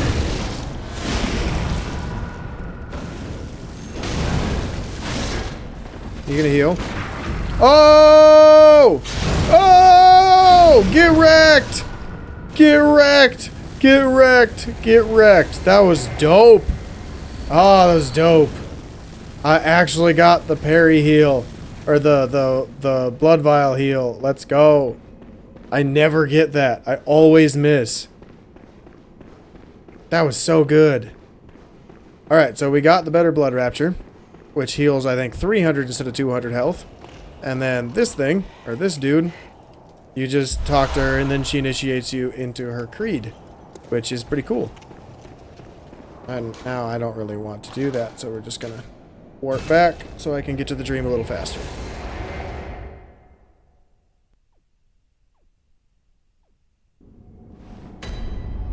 I'm still so impressed with myself on that one. Like, that was good. That's such a tight window. And yeah, if you didn't know this, you can get parried out of healing, which is pretty friggin' dope. And it sucks that they didn't put that in any other game. But still, like, it's cool. Like, that makes you feel like a badass. Okay, let's repair it just cuz. And then I want to put on my ruin. Did I not even put on the claw mark? I didn't put on the claw mark. I'm such a fool. Yeah, we'll take this one off so I can have more damage. There we go. Okay, now we got Ligarius. So we need to go through the woods and we got to grab our invitation. Alright, so where we go from here, we run over the bridge, don't get shot. And when we get over the bridge, we are going to keep running straight. We're going to basically take the first half that we went through, except where we turned right and went to get the blue elixirs. Now we're going to keep going up that hill and take a very hard left to grab our pathway to the next section of the game. Which again, if you're a big fan of the original Dark Souls game where the levels are interconnected and you appear in different places of different levels, this is one of those things that is very, very similar. So you're going to keep running through, take a left, past the dogs, run into the tunnel. When we get to the bottom, there will be a poison swamp. Then at the bottom of the poison swamp, you got your, what am I thinking of? Ladder. There we go. So we got the poison swamp. This is a good gem for blood tinge builds. I always pick it up just to show it off because I do like that design. If you have high enough health, you don't need to do this because you'll heal all the way up the ladder, or you'll still be alive at the top of the ladder. I just do it because I don't like hearing it. It's kind of an annoying sound effect. But also, this is the longest ladder in the game. Like, look at this thing. Craftsmanship is amazing. It's outstanding. I don't know where they found all of those identical pieces of wood. But, you know, they probably found it here because there's another ladder. Even with identical pieces of wood. Absolute legends. The ladder builders of this game. They're the real MVP. Yep, whoever engineered those ladders to last that long, absolute geniuses. I don't know why I hit that. That gate's useless because I'm never going to come back here again. Never going to come back. So, I had to trick my weapon because we got this guy to kill. Woo! Thanks for the bullets.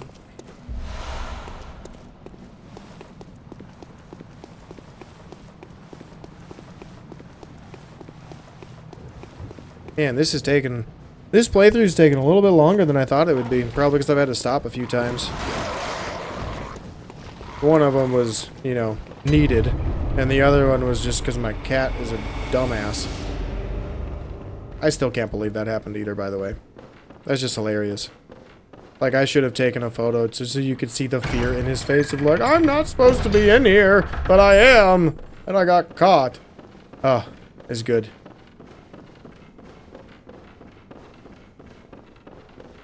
Alright. Look away. We're gonna kill a crazy lady. And we got our third umbilical.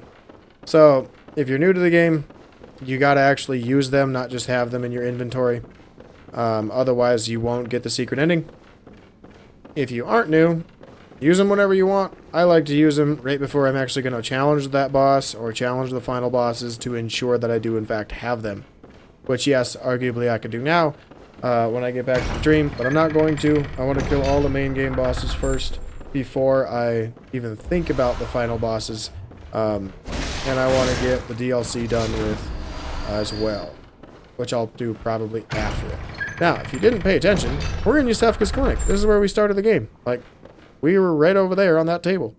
So, yeah. Pretty cool, right? This game really circles itself around. At least for, like, the first half of the game.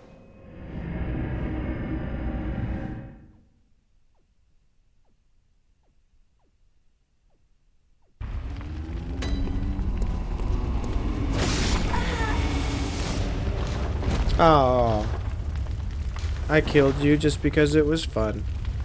Is that crazy of me? Probably. Also, I can't wait to see how many people of you are bewitched by the doll. So, Ligarius, you gotta go to Witch's Abode. Then we gotta go to a tall pillar that you might have seen in Hemwick, but might not have. So I was not really near it at any time. But it still probably would have showed up on screen, though.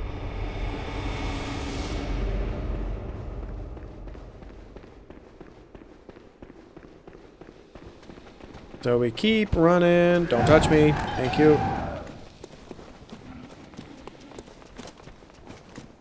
Despicable fatty. He's angry. Then we go to the tower.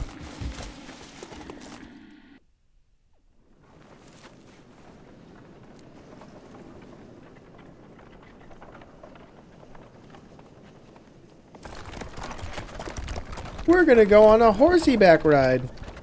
On a carriage ride, too. Will I have any friends on my trip?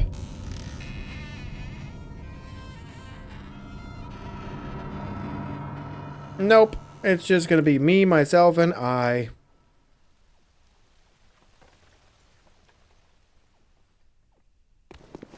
Oh god. What was that camera angle?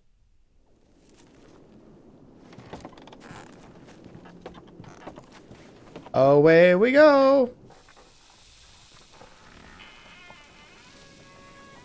So if you've never watched Jesus Here Toast on Twitch, during this part of the playthrough, he will play the... Oh god, what's it called? I had the name, then I lost it. It's the school bus thing. Oh god, the magic school bus. There we go. Magic school bus. Oh, my brain. It was dying. But yeah, he'll play the magic school bus because you're going on a field trip. All the way to a new place. It is the horrifyingly awesome Canehurst Castle. Which is like the true Dark Souls level of Bloodborne. Just look at it. It's beautiful.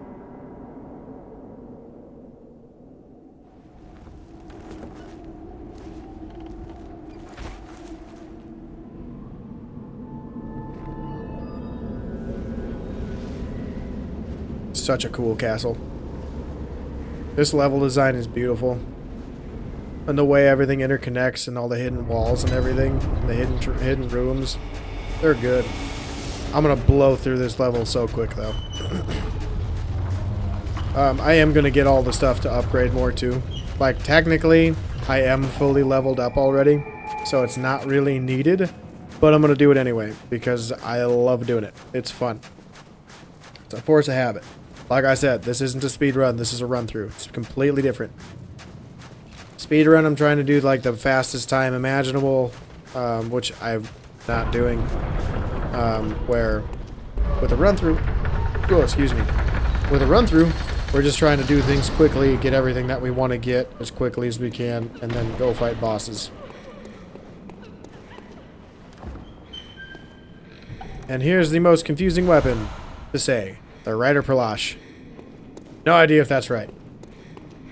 I've heard people say the Rider Payash, because L's in certain like two L's together in certain languages means like a Y sound. But I don't know. We're just calling it the Rider Palash because it's easier for me to say. That was handy. New fit. Who dis? Got a noble dress.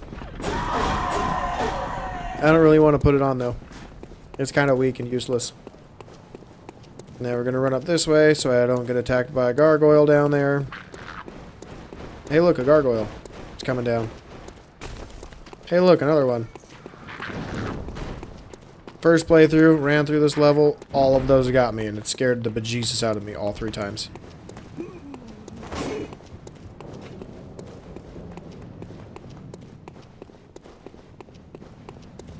There's armor down there, but I don't really want to go get it. It's not worth much. And here's your shortcut. Takes you down to the snowy area. But we are going to run through. We're going to grab my favorite pistol in the game because it's so beautiful to look at. And it's got a great name. Nice, we got the auto pickup. Evelyn. Evelyn is dope. I was joking with my girlfriend a while back about if we get married and have kids, what is our name of our kids going to be? And I'm like, if we have a girl, it's going to be Evelyn. And she's like, why? Oh, no reason. Well, when we played Bloodborne together, she's like, oh, an Evelyn. And then she looks at me and she's like, is that why? I mean, maybe. Probably. Yeah, that's why.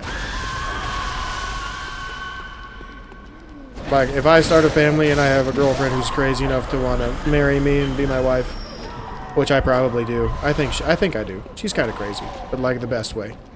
And we have kids. I'm probably going to throw out some names like Alfred. Maybe Henrik. Eileen. You know, just 'cause. See what she thinks of them. That's all. So we're going to get some blood. climb a tower like in Elden Ring, or not the tower, the walls like in Elden Ring, even though Bloodborne does it better. Because there's not that many of them. We move a bookcase to reveal a ladder. And then up we go. So if you come here early, you can get a good number of chunks. Like, it'll be enough to at least get your weapon to +7 and then on your way to +8. But going through Yargul is a little bit better. Because you get pretty much everything you need for 7 all the way up to 8. Or all the way up to 9, actually. So we're going to grab the last piece of the night set, which we can sell for a boatload of echoes. But again, I'm pretty much leveled out. I don't really need it. So I don't think I'll do that. In fact, I might actually put it on because it is really cool to show off. But I need the hunter hat, which I don't have and I don't really want to go get. So maybe I won't. Unless there's a better hat that I could use that works. I don't think there is. Because the hunter hat, or not the hunter hat, the Canehurst wig, it's kind of weird. It's kind of goofy looking. Okay, so this is one of my favorite bosses in the game. Martyr Ligarius. Ligarius is a badass.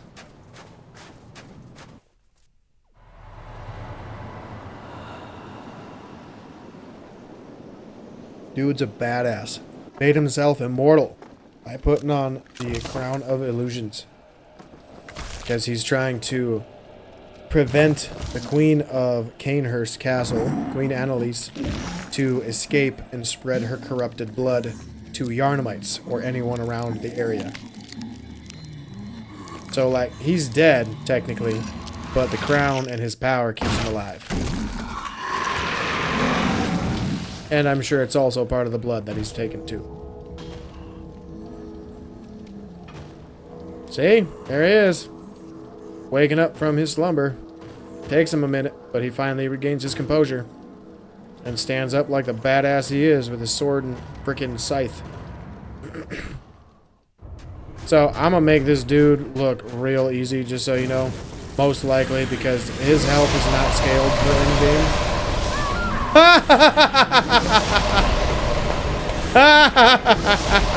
I deserve that. Talk shit, get hit. Yep. That was deserved. I deserved that wholeheartedly. Thank you for proving me wrong, Bloodborne. That's why you're the best game. You are sentient. It knows when you're talking shit. It knows. It just knows. Knows when you're talking shit. That was great. That was hilarious. Bloodborne, you are the best. Never change.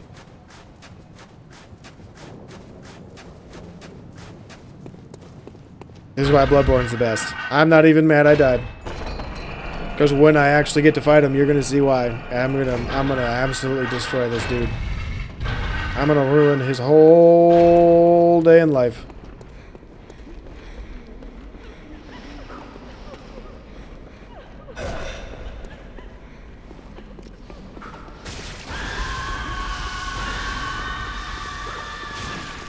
Almost there.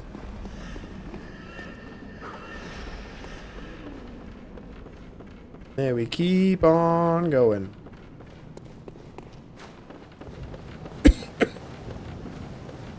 Oh, I choked on my drink.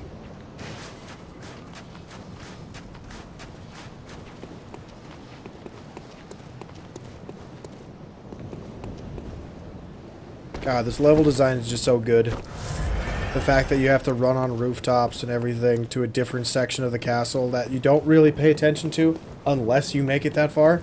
It's cool. It's a good way to show like an optional boss.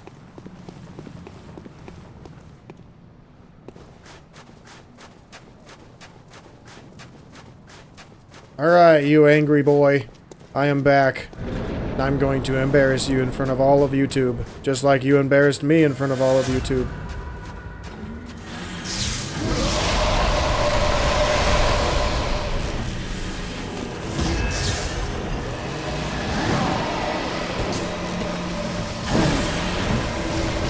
Dude, can you, like, get over here, please?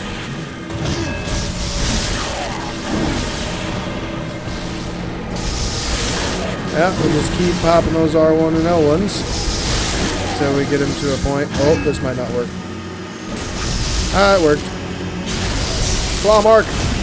Jesus! See what I mean? Absolutely embarrassing. Good move. Oh no, not a gun. Oh, it broke. Oh, that sucks.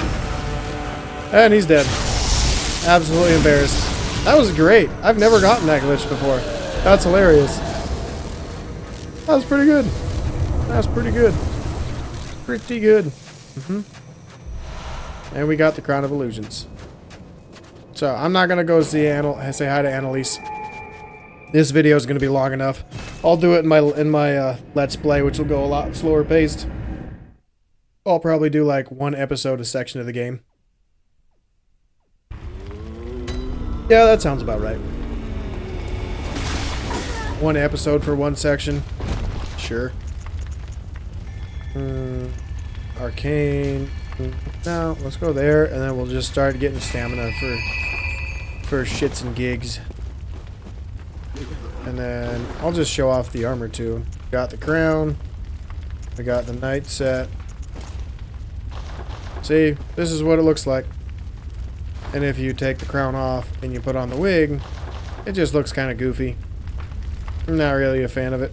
It just looks goofy. But the armor set itself is dope. I like the armor set. How's that look? That looks dopey. I am not a fashion expert. But we're going to go back to my stuff. And I think I'm going to sell the armor. Just cause. So we can get a boatload of stuff. Don't need those.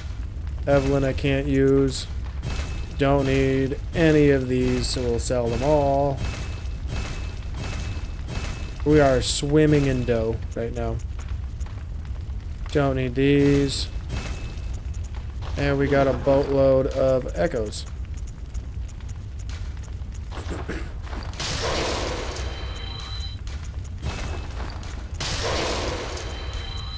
Again, you want to be really strong, you do not need to farm. You just gotta find the items, and you just gotta learn, you just gotta learn where to go. Like, I was only like a level 65 there, and I'm level 70 now. And, yeah, I'm still, and I'm OP. I was OP 20 levels lower than that I am now. So, yeah, you can get really, really strong in this game. But that should be all of the main game bosses. Right? Not forgetting anything on my first ever playthrough, because that would be embarrassing. Okay. Now, the real question is, do I fight through the DLC first, or do I do the endgame bosses now? I'll do endgame bosses later. I want to fight DLC stuff. What am I doing? I am a dumbass. You gotta go to Cathedral Ward. Duh. Oy vey. How long have I been playing? Oh my goodness. Saying it had been about 3.5 hours, but I'm probably more like 3 hours, something like that. Give or take. Because I've had breaks that I've had to take for either myself because I needed it, or for other reasons like the cat being dumb. Or an unexpected phone call. But here's how you enter the DLC. It's kind of cool. Gotta get grabbed by an amygdala.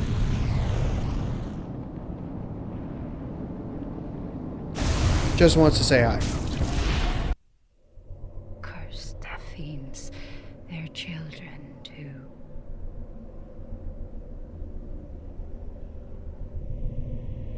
And their children forever true. I don't think it wanted to say hi. I think it wanted to steal me. Because I'm just a handsome person. Boy. Man. Isn't my character a lady? Lady. I'm a lady, apparently.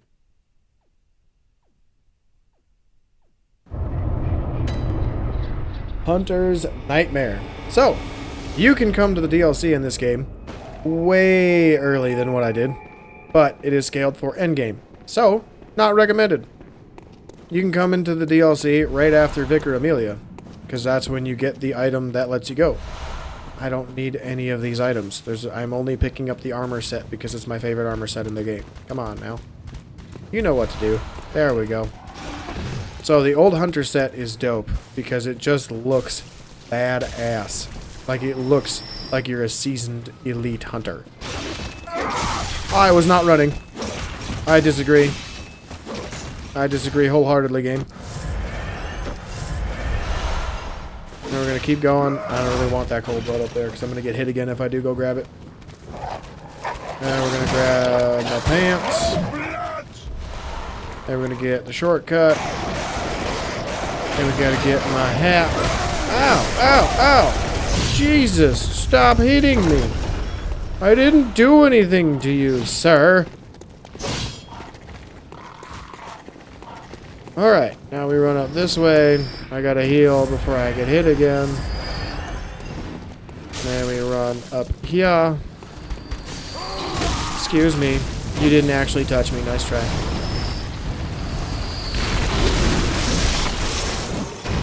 That was cool. Now we can go back down.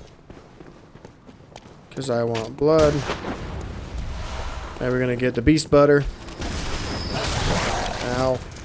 No! I gotta go back up. God dang it.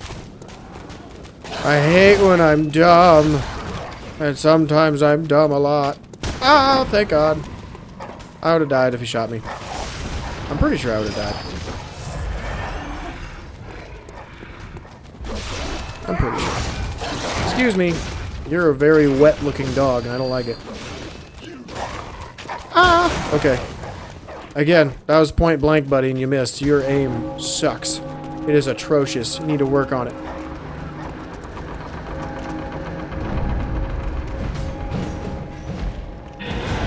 Okay.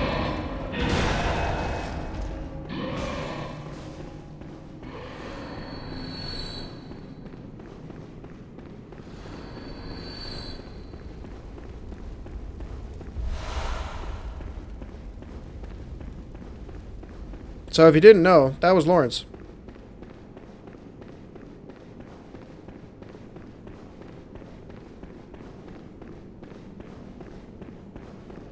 Let's see, can I kill this guy?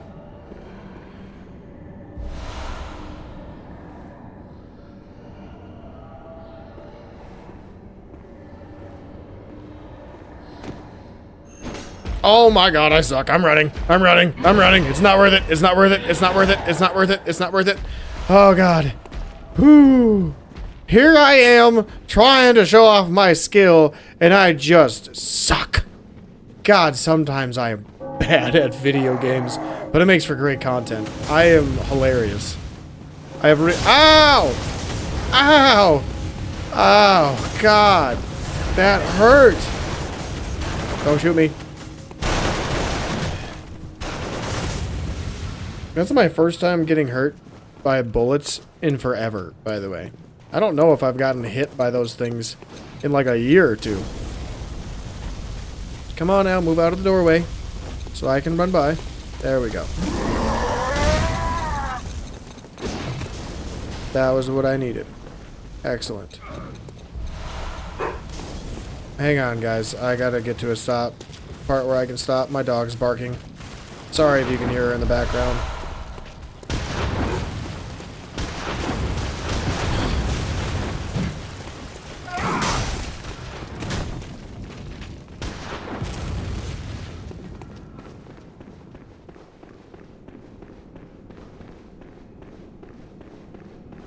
You're a hunt where you did it and then. Oh yeah, there's excitement.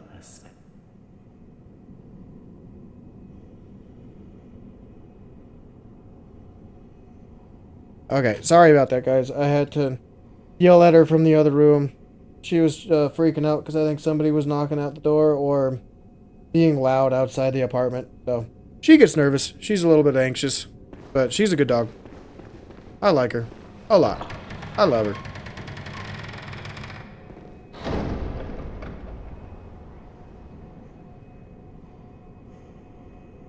Okay, sorry if you can't tell, she's still here. That's why the hands are off the controller. Gotta give her a little bit of loving after all. I've been busy for about almost 3.5 hours or something like that, so She's just lonely. Alright. She's good now. She's smiling, wagging her tail. So, this is your shortcut. The dude that we just talked to is Simon. All you need to do to progress this quest line is just talk to him and say nightmares are fascinating. Now, if you need more chunks,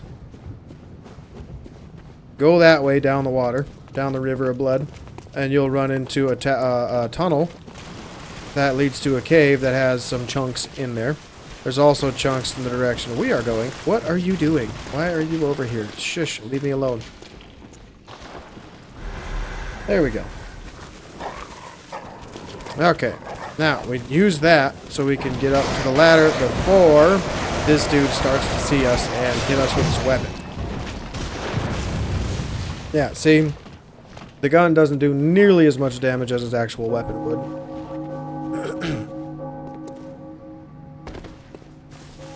So we get over here. Our thing will run out right when we pick this thing up. So we're going to fully heal. And then we're going to go into the next lamp. Then it's time for our first DLC boss. And I would go back and get full health, but I really doubt I'm going to need 17 for this dude. And actually, what am I talking about? There's ways you can get the blood vials, like, right away. Just gotta wait for that guy to go away. Yep, that's fine. Okay. So we just walk over here and boop. Pick up the blood vials. There's also blood vials right here. Now, I need to kill this because I gotta switch my stuff and I don't want you to aggro. Now we put on fire paper. And then we get to go fight the coolest boss with the coolest soundtrack, but I don't think you're gonna hear it because I'm gonna kill him so god dang quick. And please, don't let me jinx it again. Please. Help us. An unsightly beast. A great terror loose.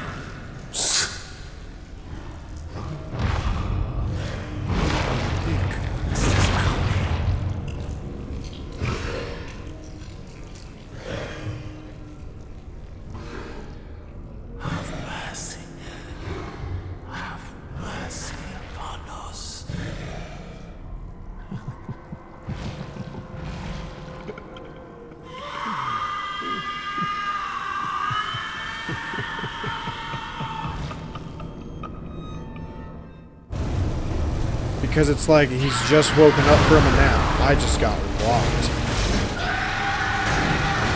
That was hilarious. But it's like he just got woken up from a nap. How would you react? Are you going to do like a full-on scream if you just woke up from a nap? No, you're not.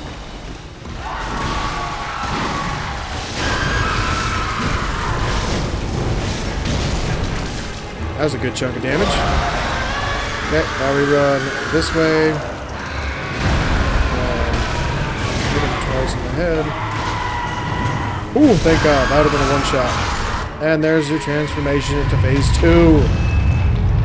Now, the music is great. I'm going to try to shut up because the music is awesome. It's awesome.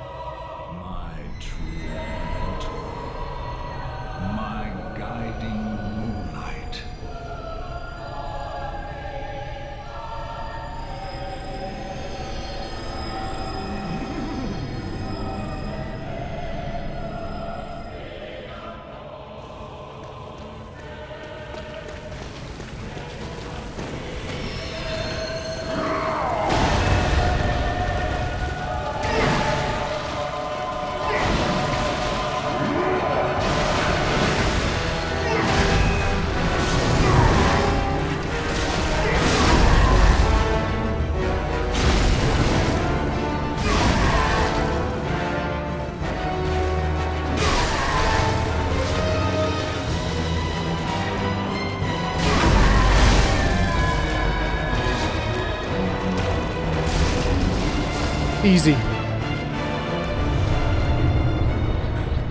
I think my controller's dying too, by the way. I was hitting the button to keep hitting them and it just never went. I was like, what are you doing, guy? What do you do? Oh, hey, we left a buddy alive. That's good. Do you say anything, buddy? Do you say anything, friend?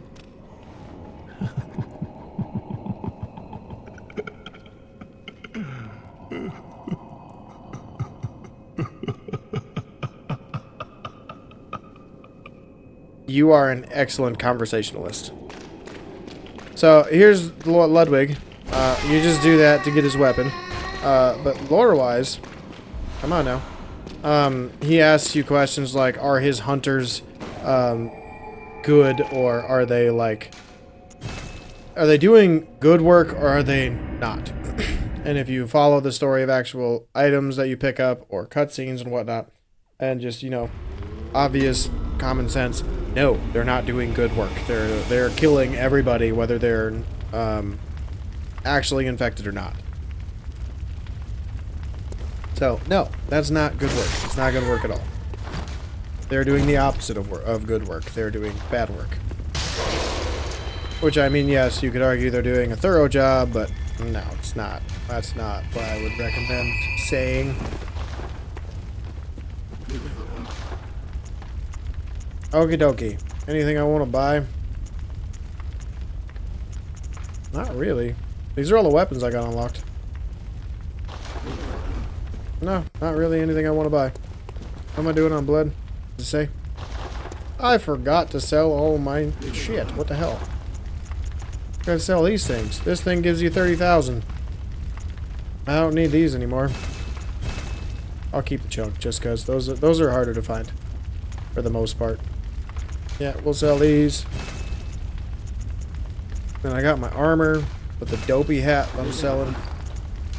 Then we can throw these on. This to me is the best armor in the game. Like, look at it. They have not made another armor set in any game that I have loved more than this set. Like, they haven't. They haven't. They came close with the, I call it the Guts set in Elden Ring. But, like, it's not close. Like, the DLC set, the jail set, I think is what it's called. From that one Black Knight dude. Oh, hey, there's my controller. Something was going on with it. I was just a little early when I'm calling it that it was low. Let me plug that in.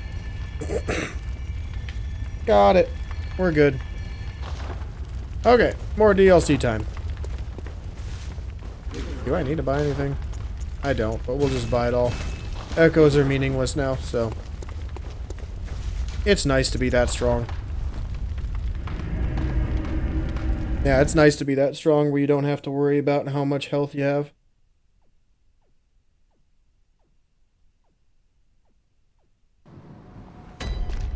And now Simon's here. You can talk to him if you want to. He doesn't really say much. He's still going to appear in the next location.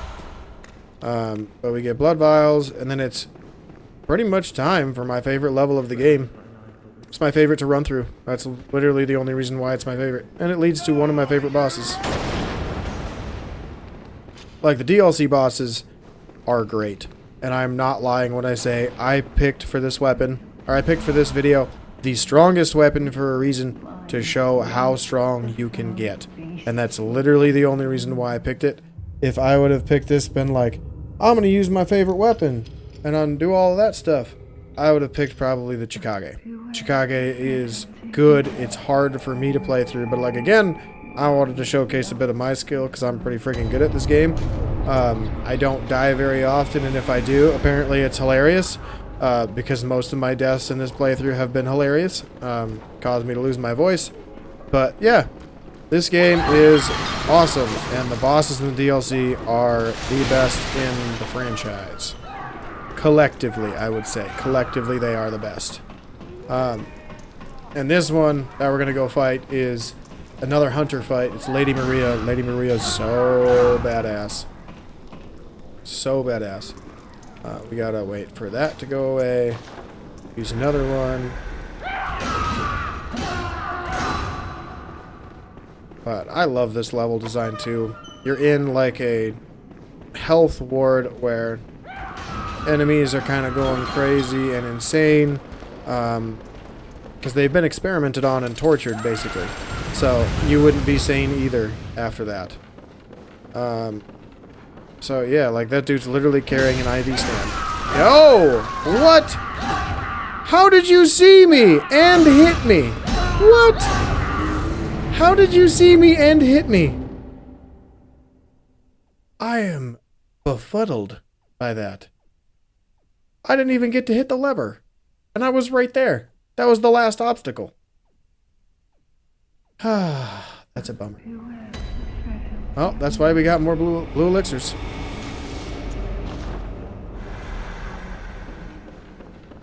What was I saying? I lost my train of thought.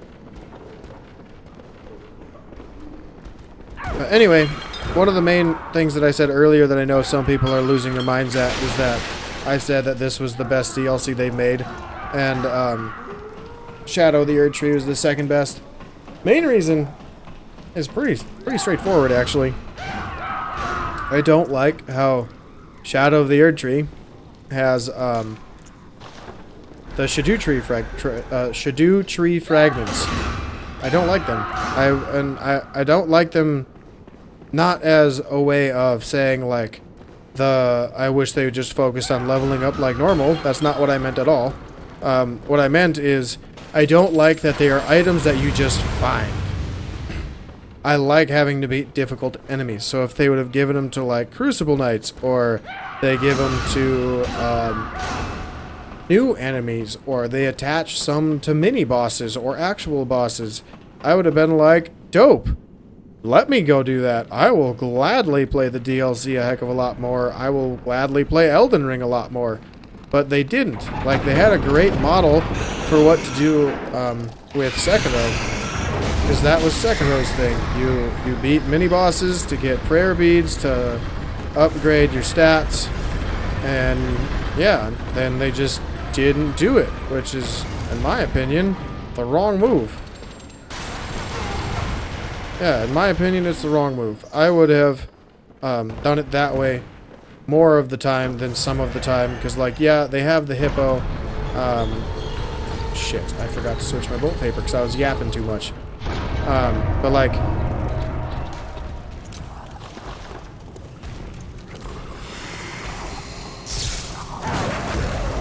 but they have, like... they have that as just items to find by statues, and very rarely is it from an actual boss. I don't like that. I'm not a fan of that choice, because now you're making people explore the world, which they were going to explore anyway, to try to run straight through to find those specific items. Which I am not a fan of. I don't like that game design.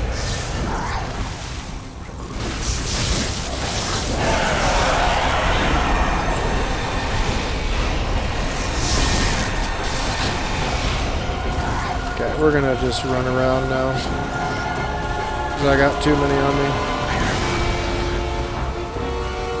Beauty.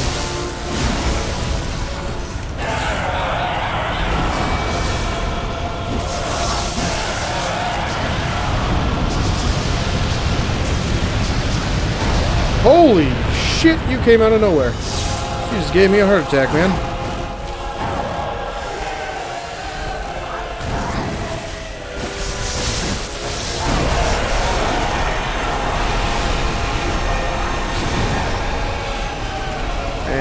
Give me it.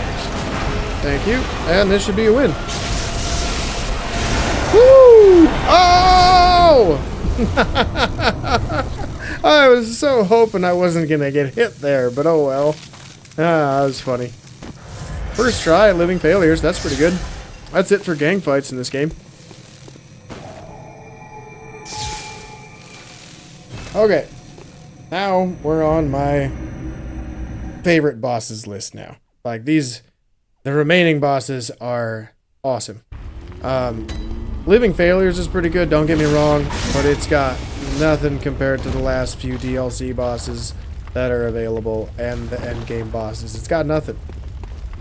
It's a really good boss, though. I do like it a lot. I like all the bosses in this game. Like, collectively, Bloodborne has the best bosses, in my opinion. Then I'd say probably Elden Ring, just by sheer quantity.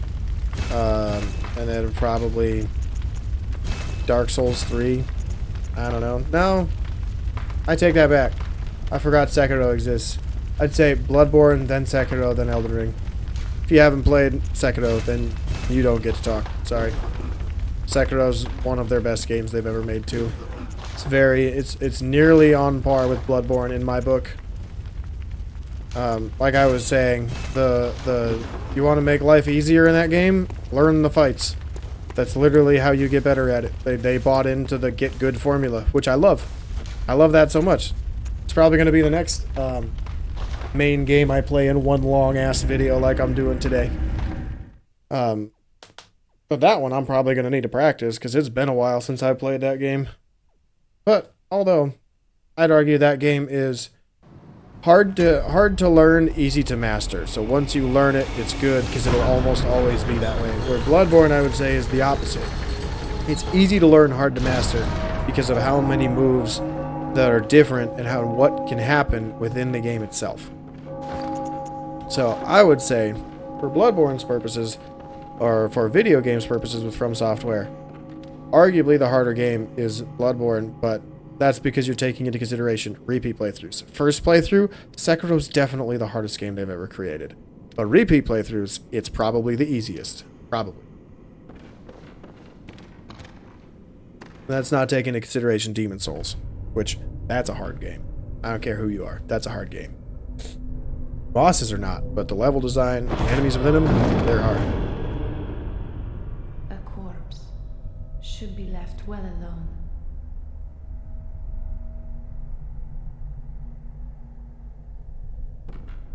I love this boss. Her lore is awesome. I encourage you to look her up. I know very well. Look her up for her lore. Secrets It's buried awesome. So sweetly. Only an honest death will kill you now. Badass weapon. A wild curiosity.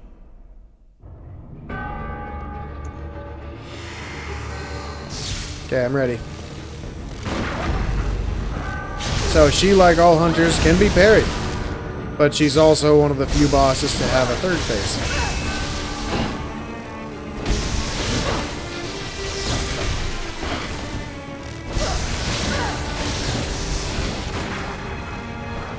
So step back a little bit, wait for her blood to shoot everywhere.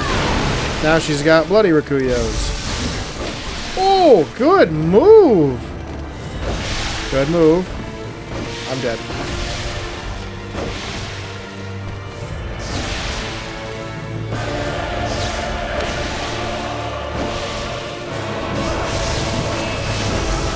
Woo!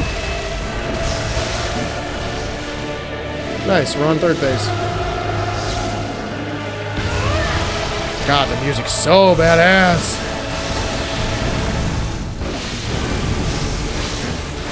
Oh no! I got greedy. Yep, I got greedy. I just wanted to hear the music again, I'm not gonna lie. This is one of my favorite soundtracks. This one, Living Failures, Ludwig's, Gascoigne's. Oh, they're all so good. The nice part is we don't really have a run back. We just get to go challenge the boss again. Which is great. Alright, you pain in the ass lady. You're gonna learn today. There can only be one hot lady as a victor, and that's gonna be me, the redhead. Even though I'm not redheaded in real life. I just like the color.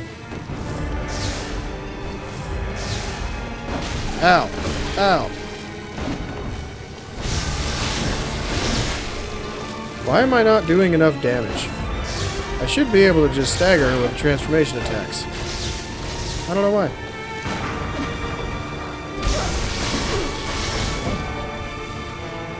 It's weird to me that I'm not staggering her. I don't know. Ah! She broke. Not the wombo combo. Oh, thank God she didn't follow it up with the second one. Or the third one, I mean. Because she does a third move sometimes.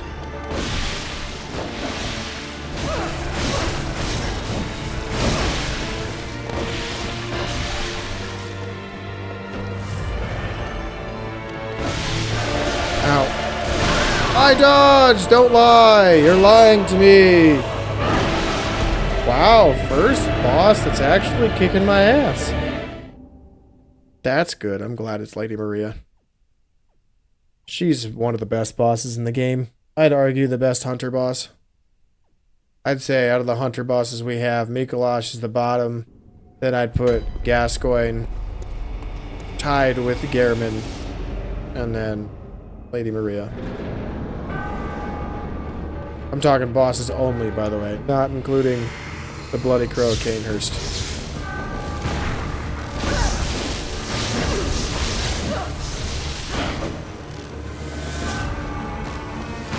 Haha.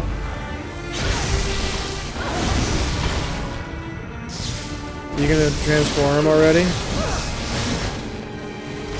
You are.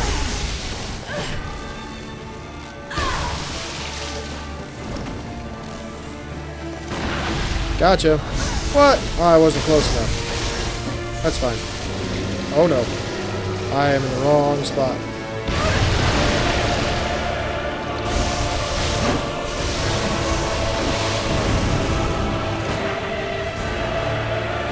That's a cool move. Ow!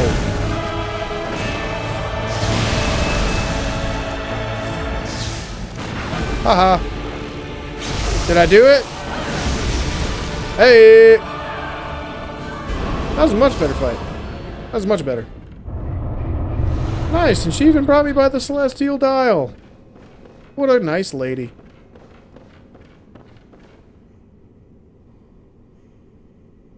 So, I don't really understand the lore behind this thing, why we have a Celestial Dial, but it's a Celestial Dial that turns the clock so we can get behind the clock tower. I don't understand how it works, because there's not like a camera anywhere. This is little prehistoric camera dates, you know?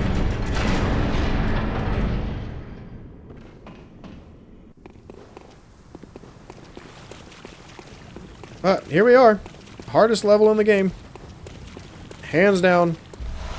Not debatable. Like, Yargul is pretty tough.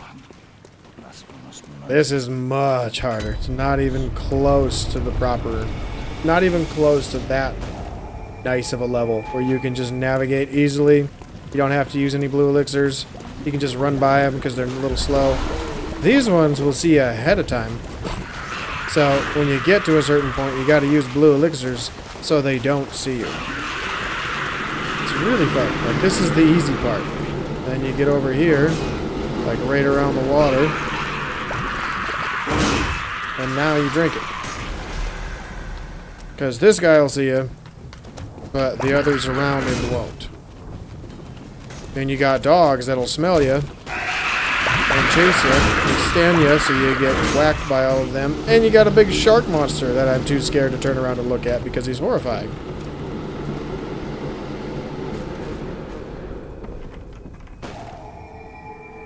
There we go. Easy peasy. Can you see the shark? Yep, there's the shark. Right over there. Terrifying. And I'm not fighting the sharks on this playthrough. I don't really want to. This video's long enough. I'll do it in another one. When I get to my Let's Play, I'll do it. I'll probably do it first try then too. Because with that one, I'll probably have a ridiculously OP weapon. Stamina, I guess. Are there any runes that I want to switch? I don't even know what I have on. Clawmark, Beast, Blood Rapture. Do I want to switch Blood Rapture to... Oh, I didn't even put that on. Anti-clockwise Metamorphosis. Nah, it's fine. We're good. We got enough stamina. Okay, now let's go get Lawrence's skull. I want to save Orphan for the last boss of the DLC. So we will go to Corpse Pile.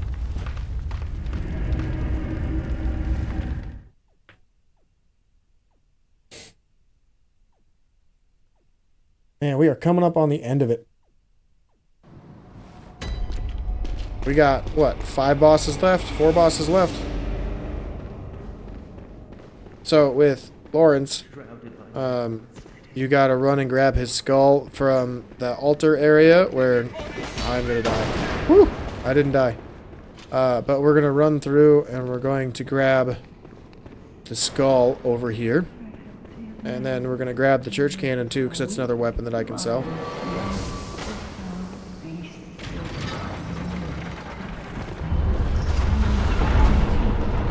Nice. And then, once we grab everything, we'll warp back, because I don't really need to ride this back up. And then we'll be good to go. Or Lawrence.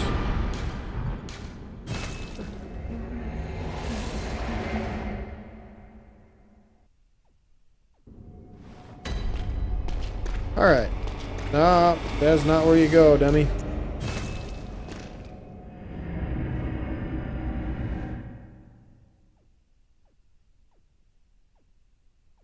So one of the reasons why I love this armor set is because the armor... Screw you, Uden. Because the armor... my brain hurts. Hang on. What am I saying? Oh, one of the reasons why I love the armor set is because it's really strong against fire. And one of the strongest bosses and hardest bosses in the game does a boatload of fire damage with every single attack. It is a reskinned boss, the only reskinned boss in this game, but it's not the same fight. Not even close. Like, the moves that this one will use compared to the Cleric Beast, Lawrence will use compared to Cleric Beast is not even close. Like, it's not close to the same. Like, yeah, they're the exact same moves, but they don't use them as often, which makes them feel completely different. Also, Lawrence has fire damage on all of his attacks. And then, second phase, it has a second phase compared to just Cleric Beast's first phase. So, yeah, that's not even close to the same fight. And some people were bummed because it's like, it's just a Cleric Beast. Well, not really, because, you know, it's on fire, and, you know, it's got a different moveset in second phase.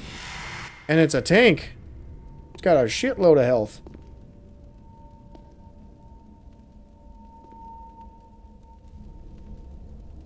Also, I've been thinking of getting a Bloodborne tattoo. Like, I know I'm gonna get one. I just don't know what boss I want. I've been debating on Lawrence on my arm or something. Or Lady Maria or something, but like, could you imagine having a flaming beast on your arm? With your hunter on there as well. Like, just the back of it, like what you see on camera. While it's making like this pose here, holding its face with one arm outreached. Dude, that'd be dope. That'd be badass and metal as all hell.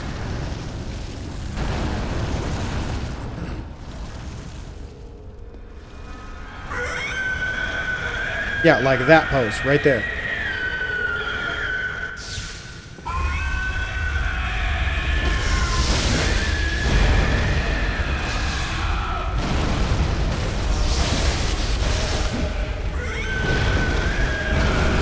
I disagree.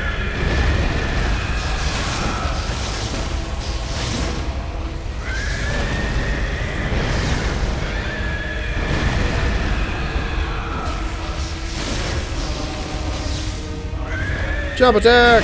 Yeah! Into a visceral! Let's go! Wow. First phase is basically over.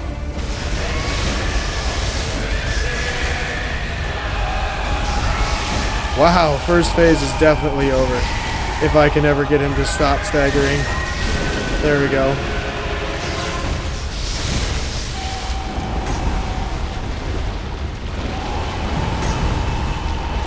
What are you doing, buddy? Are you gonna do anything else ever?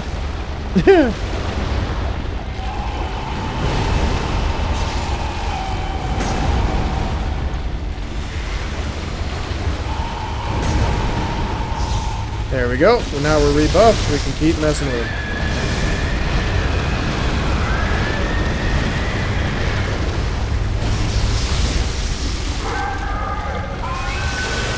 Wow, he just gave me the win. That was a masterclass fight. Let's go. God, this game's feel good. When you get it down, this game is the best game ever freaking made. God. Game's so good. Lawrence is dead. Now we just got Orphan in the DLC. That was a masterclass fight. That was lovely. Top to bottom. Can I level up or anything? Or endurance, please. And we'll get more bolt paper, because that's all we really need.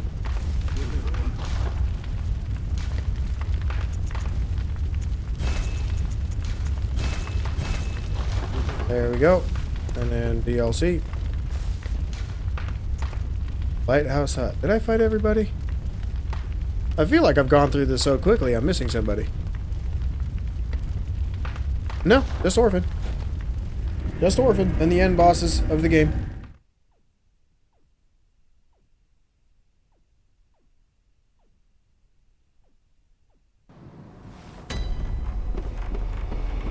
Alright, so we gotta run through this level. Again, no, I'm not fighting the sharks. Also, a little bit of lore. A lot of people either believe that this is Lady Maria's grave, because the flower behind it, and you see the flowers in the tower before we leave for the fishing hamlet. I feel like it's more or less not Lady Maria's grave. I feel like it's more that she put the grave here as a memento for everybody that was affected by the plague or the scourge from Cause, because Cause Parasite was down there, which is where Orphan is. And we're going to go down there to fight that boss later, but I feel like it's more or less her leaving this here as like an apology and her regret from basically killing everything here. Because that was her job. She was a hunter that, with Gehrman, was one of the old hunters. Their job was to come here and kill everything because the church found out that there was another strain of blood, a parasitic blood, and they wanted it to do research on and test so they could make it their own and have like another form of a miracle cure.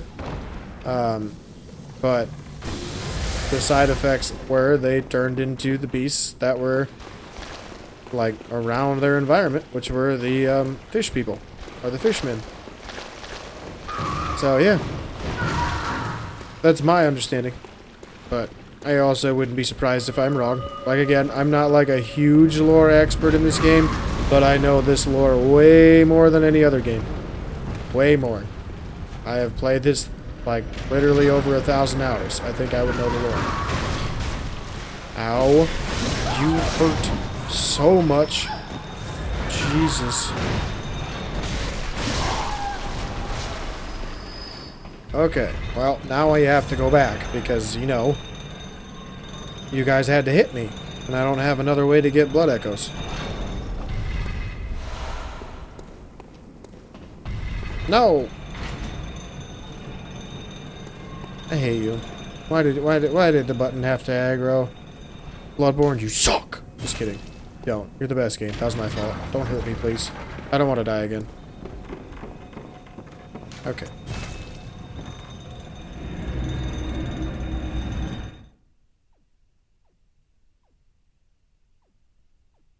I'm excited to fight Orphan. He's my favorite boss in Bloodborne. It's not even close. Like, I love Lady Maria, I love Lawrence, I love Ludwig, I love a lot of the bosses in the game. They are not Orphan of Cause. Orphan of Cause is the best boss. He's so unpredictable. He's so tough to dodge. You gotta know where to dodge, when to dodge, how to dodge. There's things you can do to make his fight a little bit easier, like parry farm or stay on him and parry him to death. But which is what I'm going to try to do, obviously, with my build, because it's all about parries and visceral attacks. So yeah, that's my plan. It should work pretty good. It's just a matter of getting off to a good start through phase 1. So phase 2, he's easier. But that is Koss. That's not the boss. That's Mom. That's Mama Koss.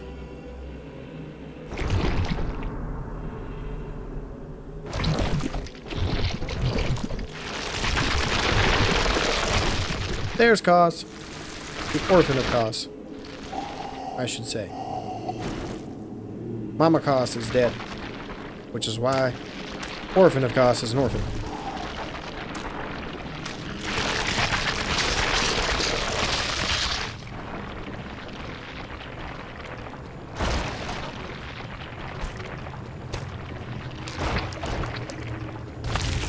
Those of you that played Elden Ring, and you played the DLC, it looks real similar to Putrescent Knight. But you gotta remember, Putrescent Knight came from this guy.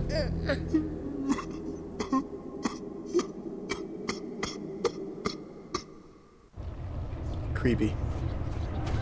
Here we go. It's orphan time, baby. Beautiful start.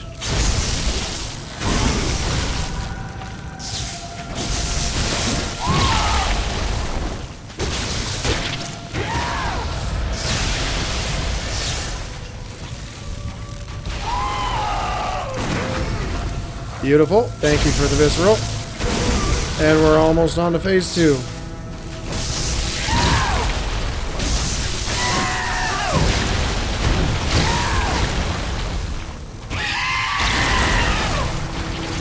Alright, can I time it right?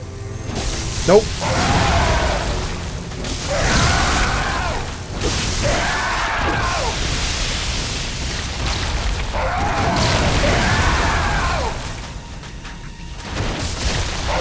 Oh, thank you. Thank you.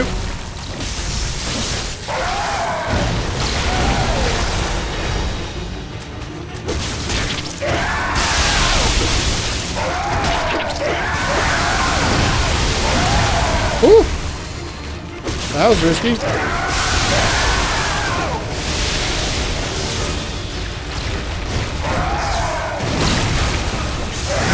Oh, good move, sir.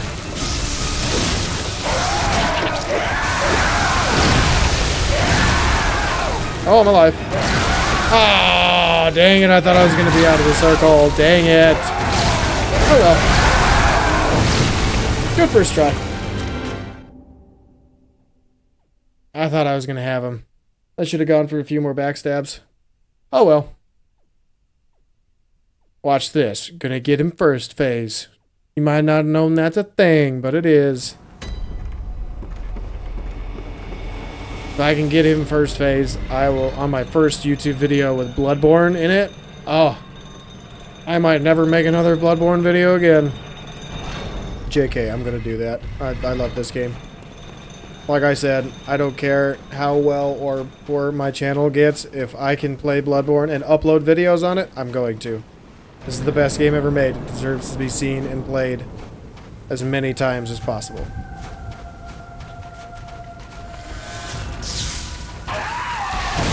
Ouch. Hot stone.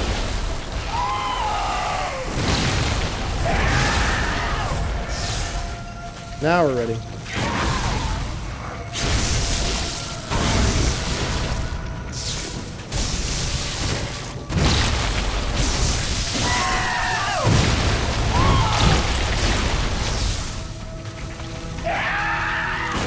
Thank you. Nice. Oh, okay. Ow. Thank you. Well-timed heal. Nice. Good hit. Oh, he's too far.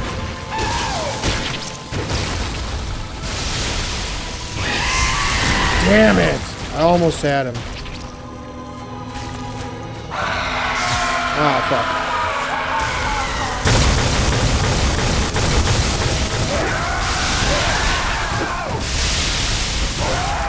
Oh! Good move. I was still in the animation. I was still in the healing animation. Dang it! Thought I had it. That's fine. Let's try again. Round 3. My favorite boss. I'm fairly certain if I would have gotten that backstab on him before he transitioned to phase 2, I would have had him locked into phase 1 the whole way through the fight. That would have been outstanding for me. I've only done that like 2 other times.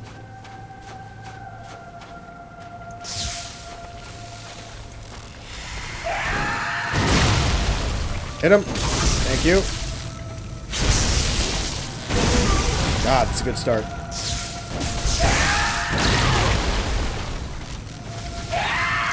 Oh, that was early.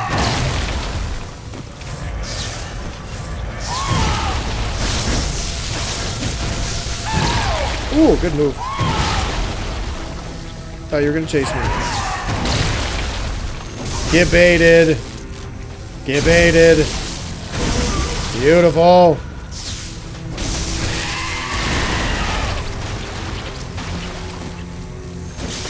Oh, he didn't give it to me again. Getting this one, though. What? Oh!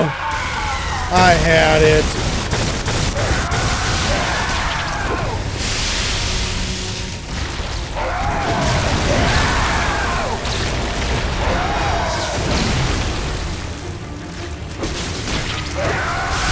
Oh, good move.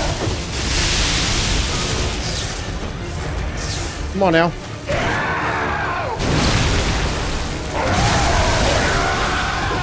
Dude, why are you jumping all over there? I'm over here.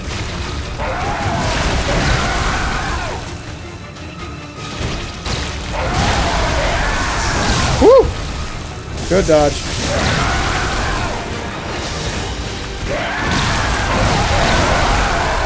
Beautiful! Let's go! Beautiful! Get baited!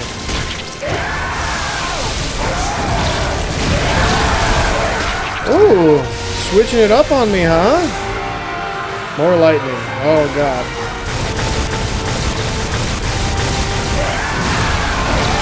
Jump. Finish it. Let's go. Woo! Right up the booty to finish. God, that fight's awesome. That's why Bloodborne is the best game ever. Ah, the adrenaline. I love that fight. It's such a good fight. Oh, also, a little bit of lore from my interpretation. I'm not sure if this is 100% accurate, which is fine if it's not. It's just my interpretation. That is as close to Formless Uden as we can get. Like, a lot of people think this is, like, the cause parasite. I don't. I think it's Uden. Formless Uden has, like, leached onto Cause, another great one, and was trying to create their own orphan great one, or infant great one. But all great ones die. We just killed, or all infant great ones die. That's why great ones try to create their own through other means. Like the wet nurse, that's a great one that was trying to create an infant that it could have by stealing one from a different one, from Uden. This is Orphan Cause, and Uden, their infant was orphan. We killed it. So unfortunately, that doesn't work for him. And I believe this is orphan. I believe it, because it's formless. You see a hazy figure, you can't really make out a lot of details. There's somewhat of a form, but not enough for me to say like it has one, if that makes sense. So this is Uden in my eyes. Is it actually? I don't know.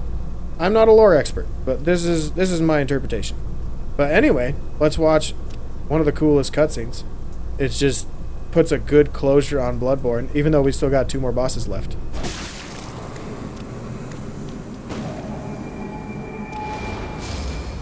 Nightmare slain. And as we get slain, we get into cutscene.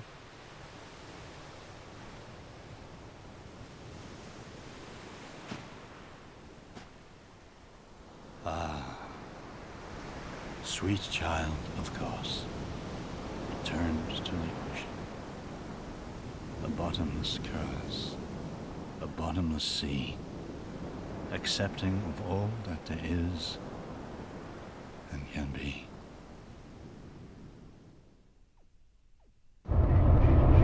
Well, that's the DLC. Done. It is done, done, done. God, this has been so much fun. I really don't want this playthrough to end, honestly. I really don't. It's so much fun. I love this game. It is my favorite game for a reason. Several reasons, actually. Like, just talking gameplay-wise, it's got the best combat system. Story-wise, it's got the most interesting lore, and I don't even think it's close. Like, the next closest, I would say, for me, is probably Elden Ring. Even though, it's still good, but they bring up stuff that I don't really like in my daily life. I don't really want to be around in my daily life. So, I don't really care for the story much in that game. It's good. It's a good story. But it's not for me. Let's just buy like 50 of those. No, invest in bullets. I used the umbilical cords, right? I always have to check. Yes, I did. Okay. Now, we have to fight the OG Hunter. OG Hunter Gehrman. So, yeah. Here we go. This is the ending of Bloodborne. First playthrough. Got 2 bosses left. I'm excited.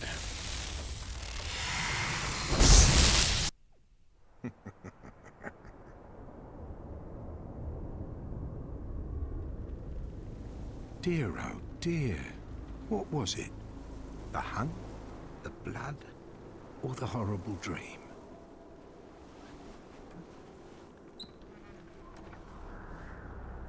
Oh, it doesn't matter.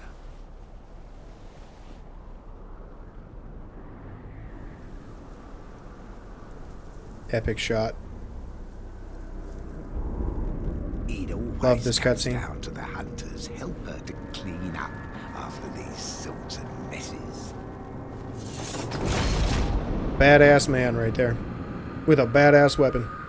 Can't wait to do a run like that with YouTube. Tonight, Gehrman joins the hunt. That'll probably be a New Game Plus, though. Ah! Yeah, gave me it.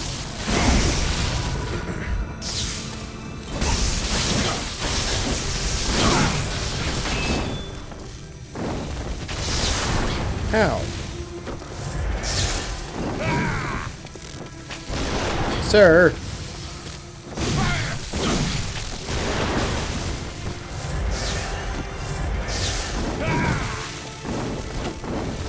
You are being so dancy today.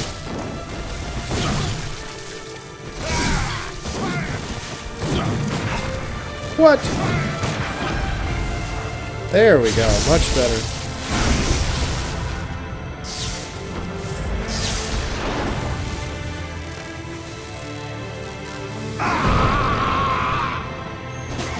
Nice.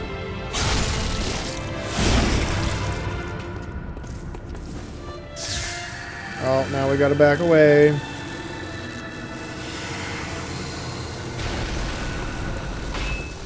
Phase 3. He's angry. I'm surprised it gave me that.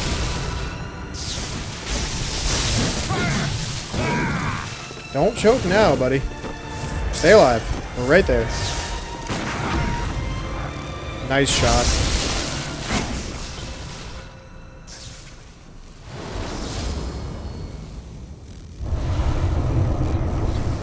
Final boss. Here we go.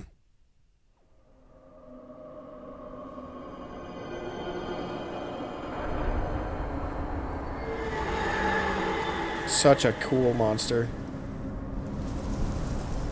The mind of Miyazaki is wonderful.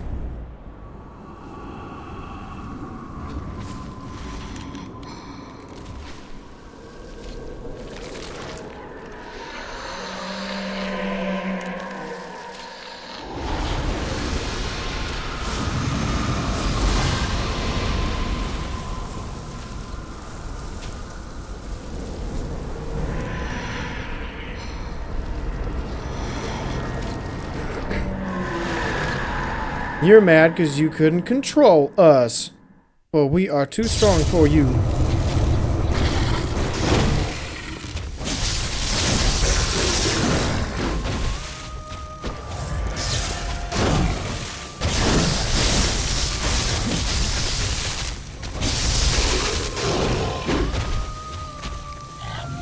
You are so dumb. You are so dumb, you just gave me the win. You don't even know it. Is it dead? Nope. Oh, it's because I ran out of my paper and meter, didn't it? That's probably why. That's fine. Oh, don't do that.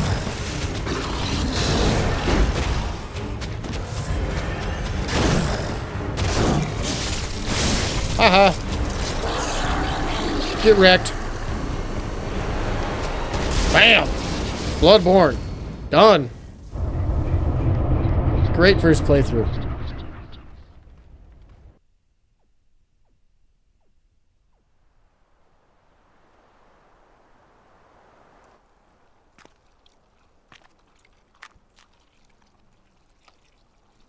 Hey, look, there we are. Don't touch me, Uden. I'm not your child. I don't like being held. Oh, good hunter. Don't like being held. Stop touching me.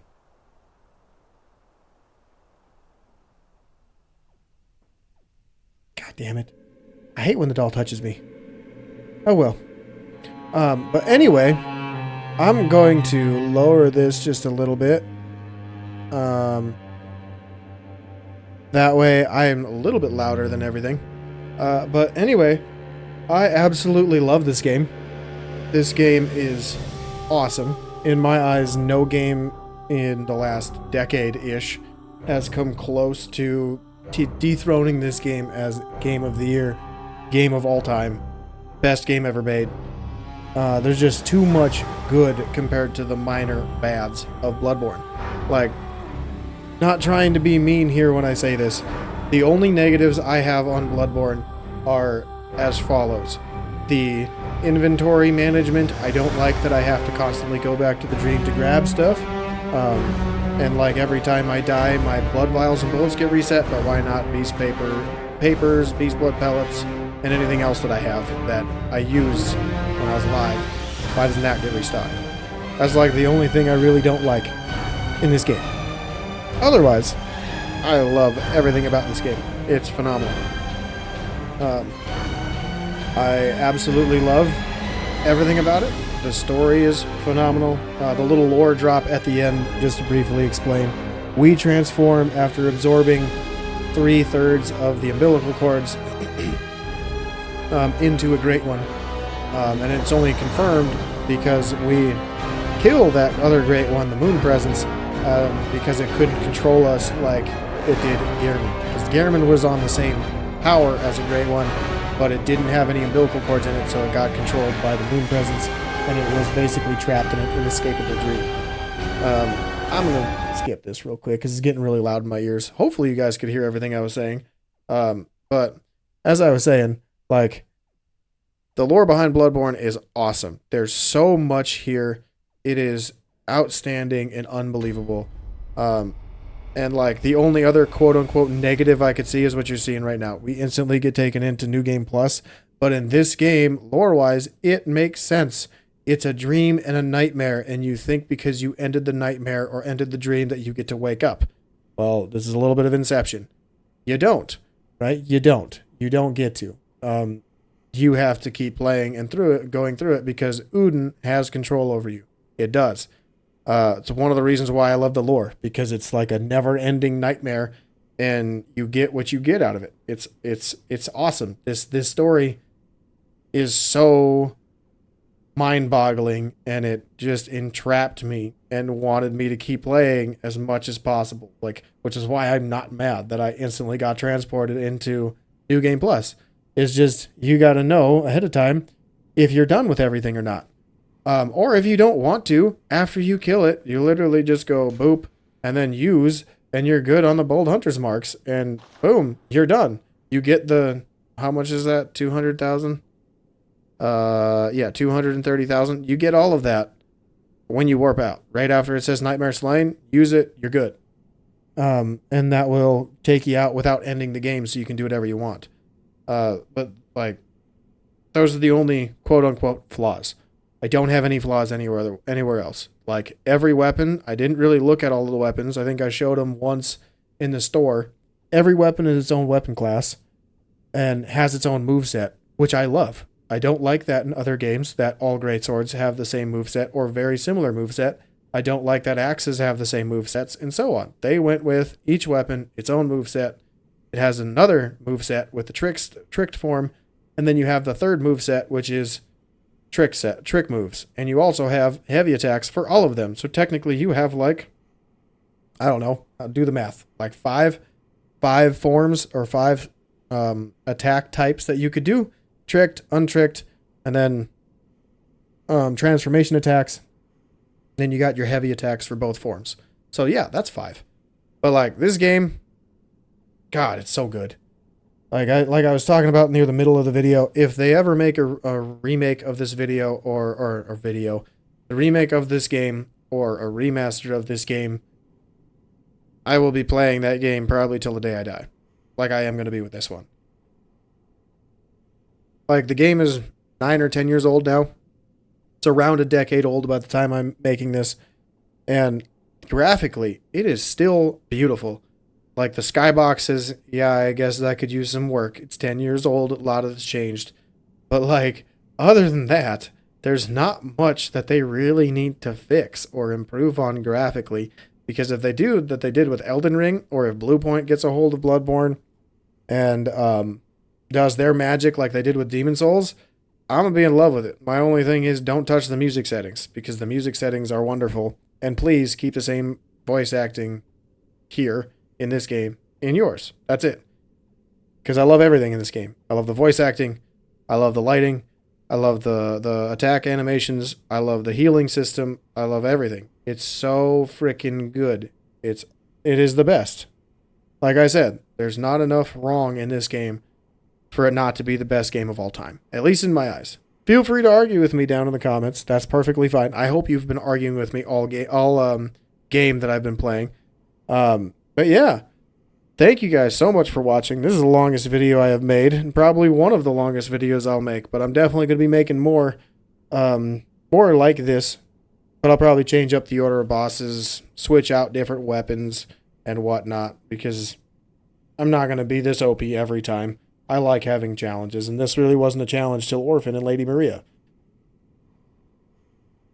And most of that was because this weapon is stupidly broken. But in the best way. But anyway, I gotta go, guys. I hope you have a great rest of your day. If you haven't already, like the video, please subscribe, especially for more Bloodborne content, because there's going to be more coming your way. I'm also going to get back into Black Myth Wukong here in a few days. I just got to have my next day off with my other job, and more videos will start rolling in. But have a good raid, guys. Thank you so much for watching.